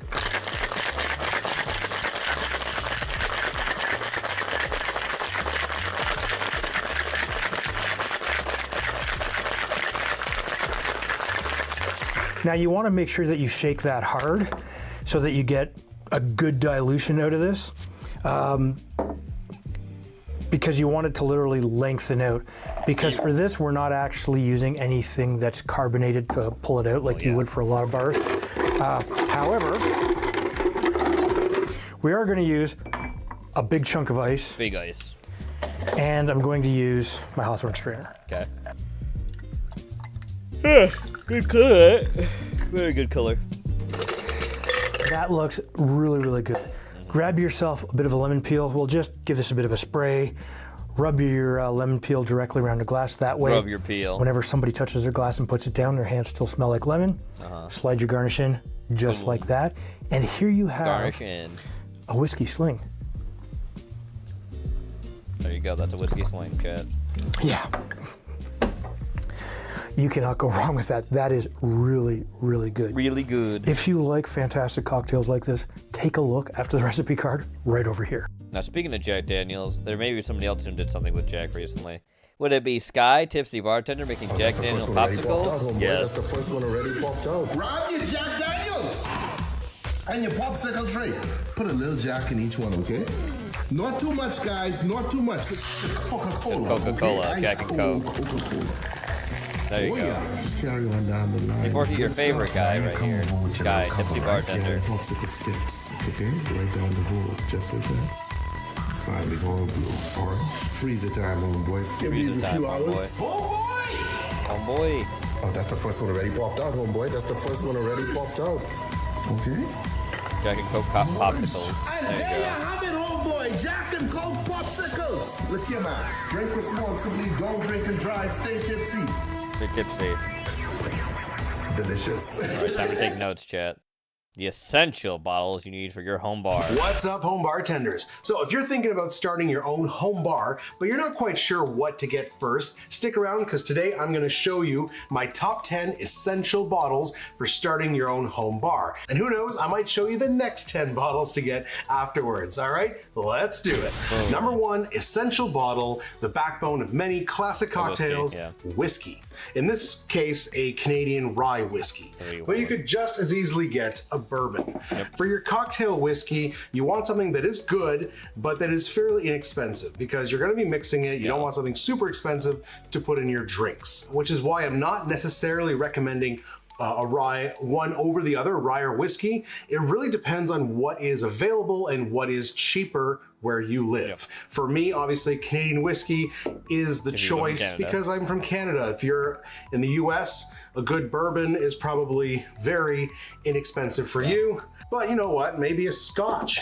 Whiskeys, whether it's bourbon, whether it's rye, whether it's Scotch, this will allow you to make so many classic whiskey cocktails. You'll obviously your old fashions, your Manhattans, Rob Roy if you're using Scotch, whiskey sours, so many options. Get yourself a good whiskey. Number 2 on our list, we're going tropical with rum. Now obviously this is the 10 essential bottles, but if you can make it 11, get yourself a white and a dark rum. If you have to choose one, obviously it comes down to preference. I would recommend getting an aged, but that's my personal preference. A white rum will give you a nice, crisp, fresh flavor. You've got daiquiris, mojitos, some great drinks there. With dark rum, you're gonna get more richness, more molasses flavor, and of course, a broader selection of cocktails you can make. Mai Tais, dark and stormies, all sorts of tiki drinks. So yeah, get yourself a good rum. Unfortunately, number 3 on our list is vodka. Yes, I know it's boring, but every bar needs vodka. If you're a craft cocktail enthusiast, you probably hate vodka because there's no flavor. But to a casual drinker, that's the beauty of vodka, is you're adding some alcohol to something without adding much flavor. So you've got Bloody Marys, you've got Moscow Mules, Cosmos, just vodka cranberries. It's a necessity in every bar. It just is. And if you're really serious about your home bartending, vodka is a great base for making a wide variety of homemade liqueurs. So make sure you check out my playlist for all my homemade liqueurs. Next up, we've got gin. Now, admittedly, this is not a category that I've explored too much, but there is a wide variety of flavors in gins. You've got your dry gin, which can vary pretty drastically with different botanicals and citrus and whatnot. But you've also got aged gins, and you've got Old Tom style gins. So there's quite a lot of variety in gin. But for your bar, you just want a classic dry gin. I've got a local one here. Vodkas and gins, I highly recommend supporting local. They don't need to age, so they're everywhere. Every local distillery makes a vodka and makes a gin. So shop local for your vodkas and your gins. You'll find some great ones. Tequila, I'd say. But yeah, classic gin and tonic, Tom Collins, it's one of my favorites. Obviously a Negroni. A good gin essential in every bar. Number 5, we have tequila, and I recommend Reposado. For those unfamiliar, there are 3 levels of tequila. You have Blanco, which is basically unaged. Añejo. You have Reposado, which is lightly aged, and then you have Añejo, which is There's even extra Añejo too, which is even more aged. The flavor becomes deeper and richer, and the price goes up as you go down this way. If you're just going to start with one bottle, I recommend a Reposado, and you can get some Reposados that are not that expensive, but it's in the middle. So you can still make your margaritas, your palomas, your classic tequila mixed drinks. However, you can also make the cocktails that call for higher quality tequila, like a tequila old fashioned, the Sable, excellent cocktail. So a Reposado tequila, essential for your home bar. All right, so those are the essential 5 spirits. Now we're on to liqueurs and other stuff. And the first liqueur on my list is orange liqueur, and specifically Cointreau. If you do like something that's a little richer, you can get a dry Curacao or a Grand Marnier, which is a brandy-based orange liqueur. Or on the other end, you can get a a cheaper triple sec, which is basically like a very sugary, cheap orange liqueur. But I do recommend Cointreau as being your standard because you can pretty much get away with using Cointreau in any cocktail that calls for orange liqueur. I've even made Mai Tais with Cointreau.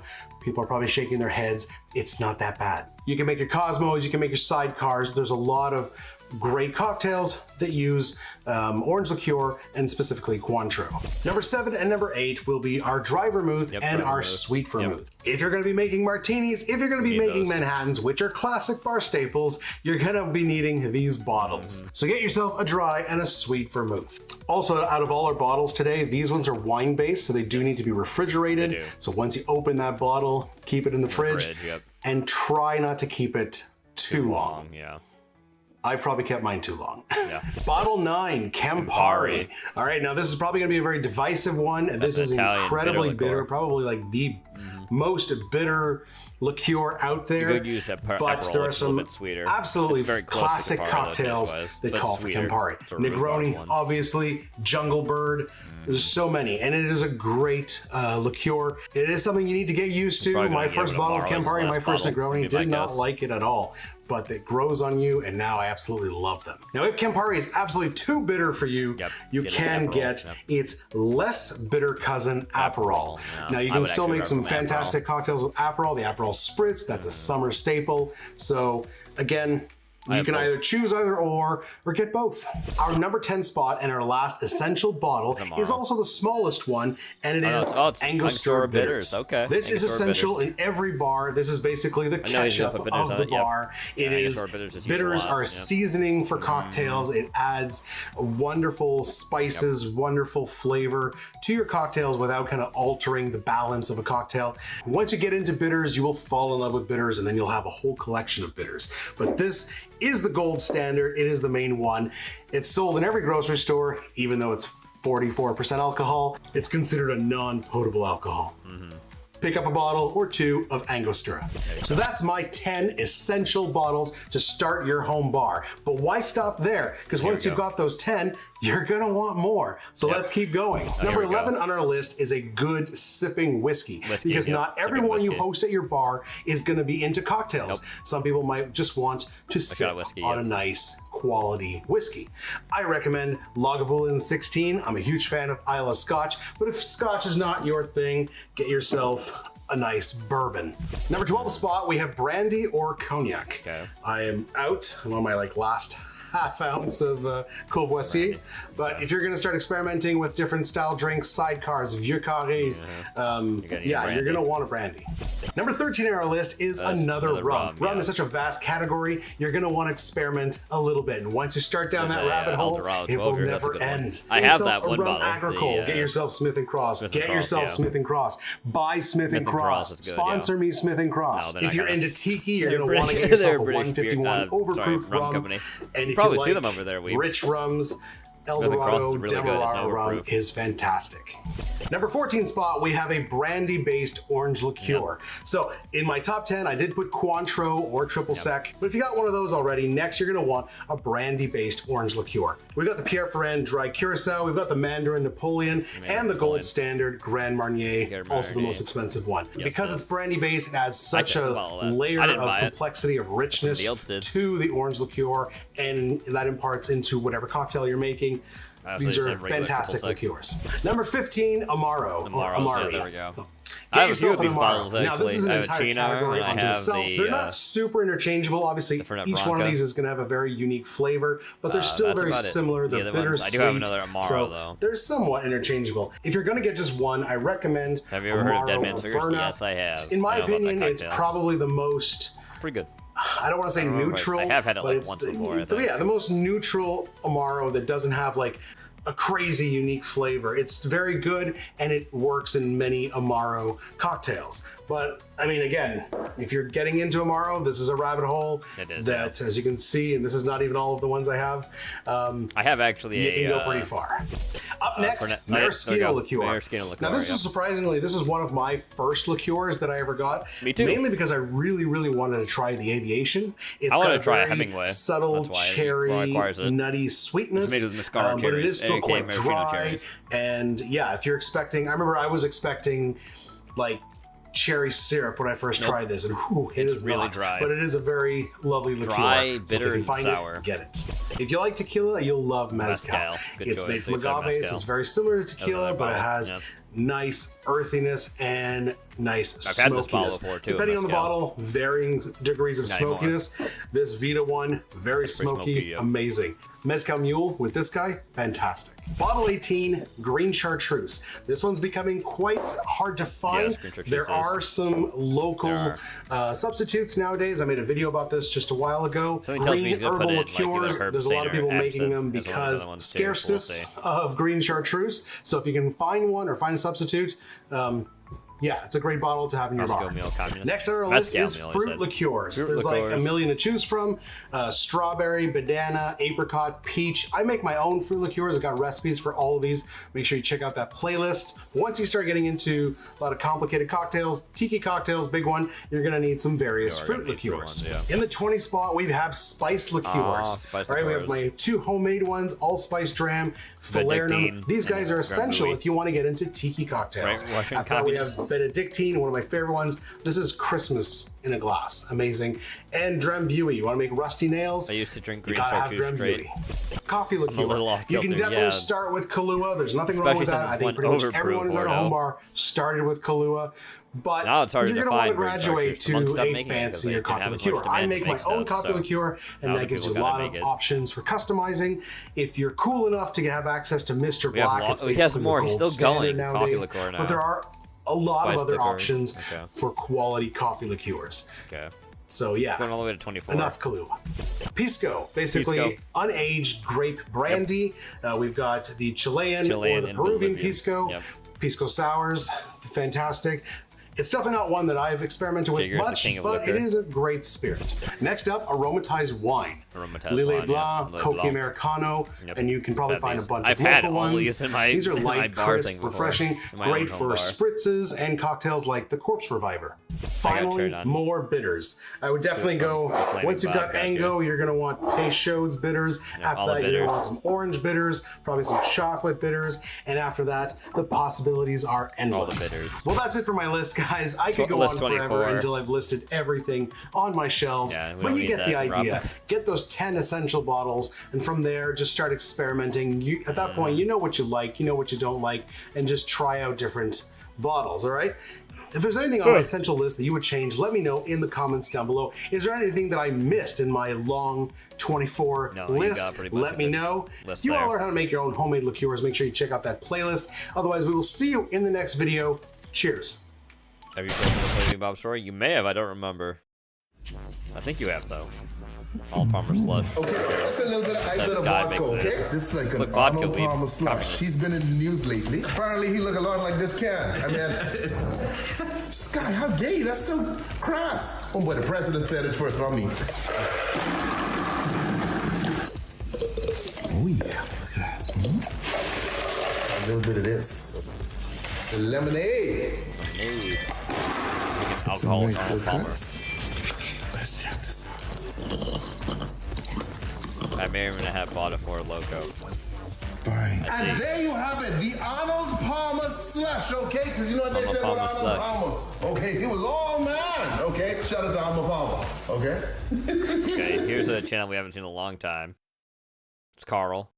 He used to be Since I Alcox, bought now the he has wine this shop, whole I haven't thing. even done one video at this wine shop. So, So he has a moving wine shop forward, now. my plan is to do all the videos from here, including the cocktails. And today, I'm doing my riff on So he bought a espresso wine martini shop, for the Chad. fall menu called the Cold Mayan Cold Night. Mayan Night. It is a riff from, it's not even a riff. If you're It wondering is where his an wife is, idea they just kind of like mixed from up a Mayan schedules. coffee Not mixed that up I can get schedules, out but of she's our more busy coffee now. down When here I in saw, Dubuque. It's a lovely little slightly local skipped coffee his shop. channel. That's what It's he's saying. phenomenal. I think and he's it's behind the 2 camera blocks from actually my not filming house. us though. It's got a little bit of cinnamon, a little bit of chocolate, a little bit of heat, So I thought, why not make it into espresso martini? And let's not waste any more time. I won't make jokes, but Let's make this delicious cocktail. Carl's hair kind of We're gonna makes start him off like a with lesbian. 1 dash of mole bitters, a 1/4 ounce of rich demerara syrup, 1/2 ounce of Ancho Reyes chili liqueur, 1 ounce of cold brew coffee, 1/2 ounce of Mr. Black coffee liqueur, 1.5 ounces of Reposado tequila. Today we're using Altos.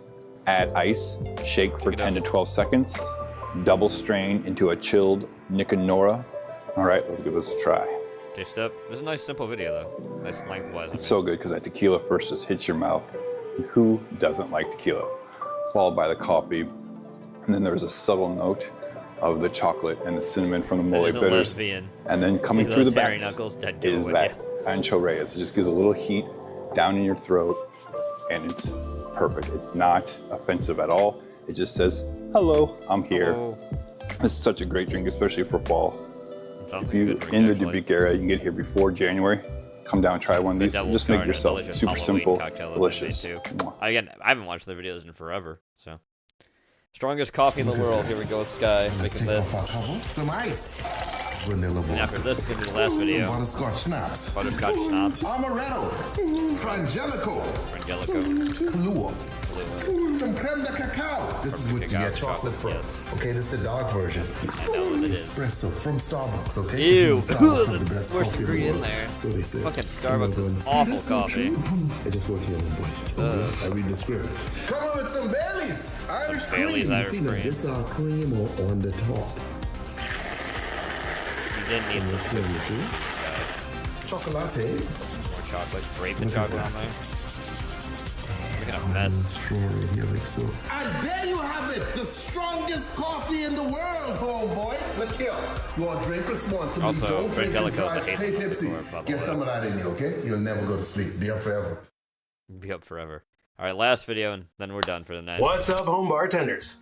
You know, when Hi, I think Rob. of fall cocktails, I immediately go to whiskey and apple brandy. However, there are some amazing rum cocktails that capture boy. that perfect fall vibe. Let's do it. First one here is called the Tango Nuevo. We're going to start with 1.5 ounces of blended aged rum. I'm using Havana Club Cuban Smoky. You'll see why at the end. Follow that up with some homemade coffee liqueur. Obviously use the coffee liqueur of your choice or check out my recipe, 1/2 ounce. And then after that, we need 1/2 ounce of honey syrup. That is 3-to-1 honey to water. And that one there. Okay, give it some ice, stir, stir, stir until things are chilled and properly diluted. We're going to strain over fresh ice and garnish with a lemon peel and some smoked sea salt. Okay. I smoked that myself. You smoked the sea salt yourself? Okay. The Tango Nuevo. You want to make a really smoky cocktail, huh? So, I mean, it is an awesome cocktail. It's rum, it's coffee liqueur. It's smoked. And then sweetened with honey. And smoked. That salt smells amazing. Smoked The smoke. I smoked this myself with apple wood, and you get this amazing campfire smell coming off of it. Right. I believe he has a smoke gun, so that's how he did that. Yeah, when it's freshly sprinkled on, you get it. This has been sitting out a little bit since I was filming the other drinks, but so I'm not picking up as much. And it's not salty, but it does make the flavors pop, just like you would with saline solution. This is good. I don't know, maybe doing a salt rim like a margarita would work better. However, if you're after that smoke element, what I would do is just go right to the source. Yeah.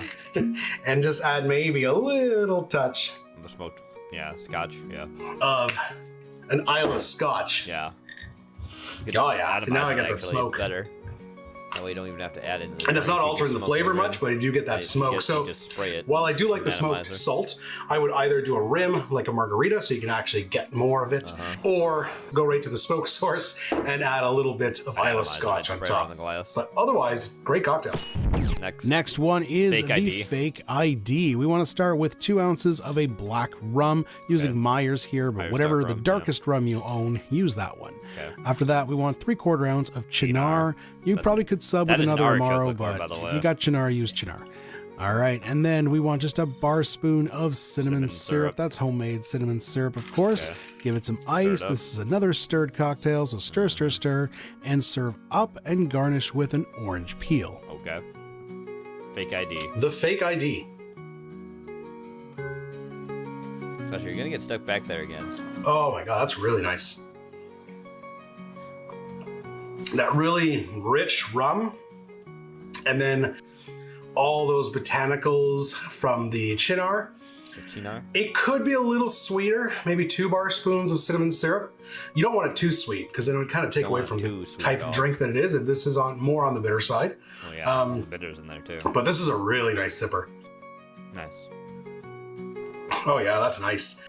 I would just go 2 bar spoons of cinnamon. Last one here, Across the Pacific, a nice fall tiki-inspired drink, starting with an ounce of a blended age rum using Bacardi. We then want a Jamaican pot still rum. You know I'm using Smith & Cross. Follow that up with some Amaro Averna. All right, here you could probably sub with a couple other Amaros, but use Averna if you got it. We need some Orgeat. I didn't have any Orgeat left, but I've got this pecan Orgeat from Savage Kitchen, so I'm going to use that. Finally, we want some lime juice, 3/4 ounce, and a couple dashes of tiki bitters. I have that. Now, I totally forgot that this was a crushed ice drink, so I just shook with some regular ice and then served it over crushed ice, but obviously you could shake directly with your crushed ice, however you want. Garnish away, and there it is. You're going back there again. Fall tiki. Big Love it. Ball. Stop. There you go. You're going back down there. Very much, very tiki inspired. You do get those nice fall flavors in there. The Amaro gives it some nice herbaceous notes. Right now I and want to some drink. spice. Thanks, Gene. The Smith & Cross, of course, stands out. I don't know. I think I could use a little more kind of the fall second one's gonna be spiciness. his favorite. Give this a little dash, like a 1/4 ounce or even a bar spoon of allspice dram, and this would be superb. Allspice, yeah. All right, let's rate. First place going to give it to the Fake ID. Just really like that combo of the dark rum with the Chinar, a little hint of cinnamon. Could have used a bit more, but still very good. Second place, going to give it to the Tango Nuevo. Great combo of flavors. Like I said, just the addition of either a salt rim or adding a little bit of Isla Scotch would just ramp this up, but still a very nice sipping cocktail for the fall. And in last place, going to give it to the Across the Pacific. It's got all those tiki vibes. I think it's just missing a little kind of flavor punch, which I think some allspice dram would really help out with. Do you have a favorite rum cocktail for the fall? If so, leave it in the comments down below. Otherwise, check out all these fall cocktails and click on this video if you want to see more smoky fall cocktails. We've got quite a few of those. Love my Isla Scotch. In which case, we will see you in the next one. Cheers. Alrighty, everybody. With that, we come to the end of Case of the Mondays tonight. I'd like to thank you all for joining me. Always appreciate seeing you guys, and thank you all for the likes as well. I'm going to do a little shilling, then be fully done. Don't forget the movie caption contest, movie picture, movie hand-grenades. Be sure to play those when you're not busy in the arena, doing all the arena things as the Halloween event is still going on. Besides that, tomorrow at 9 will be Cop Cans on Heretic Network, so be sure to tune in for that. Wednesday will be Wednesday, my dude, so it will be a Red Circle special at 9 on Wednesday night as well. Maybe there will be something in the afternoon, too. Keep an eye out for that at 3. Thursday, Porky will probably be showing something at night. And Friday will be the pregame show before, obviously, as well, will be Hell on Earth. And we're going to be still watching the meltdowns and everything that's going on with that, because, you know, a lot of that's still been going on. All right, everyone, with that being said, I will see you guys later. Have a good night, everyone.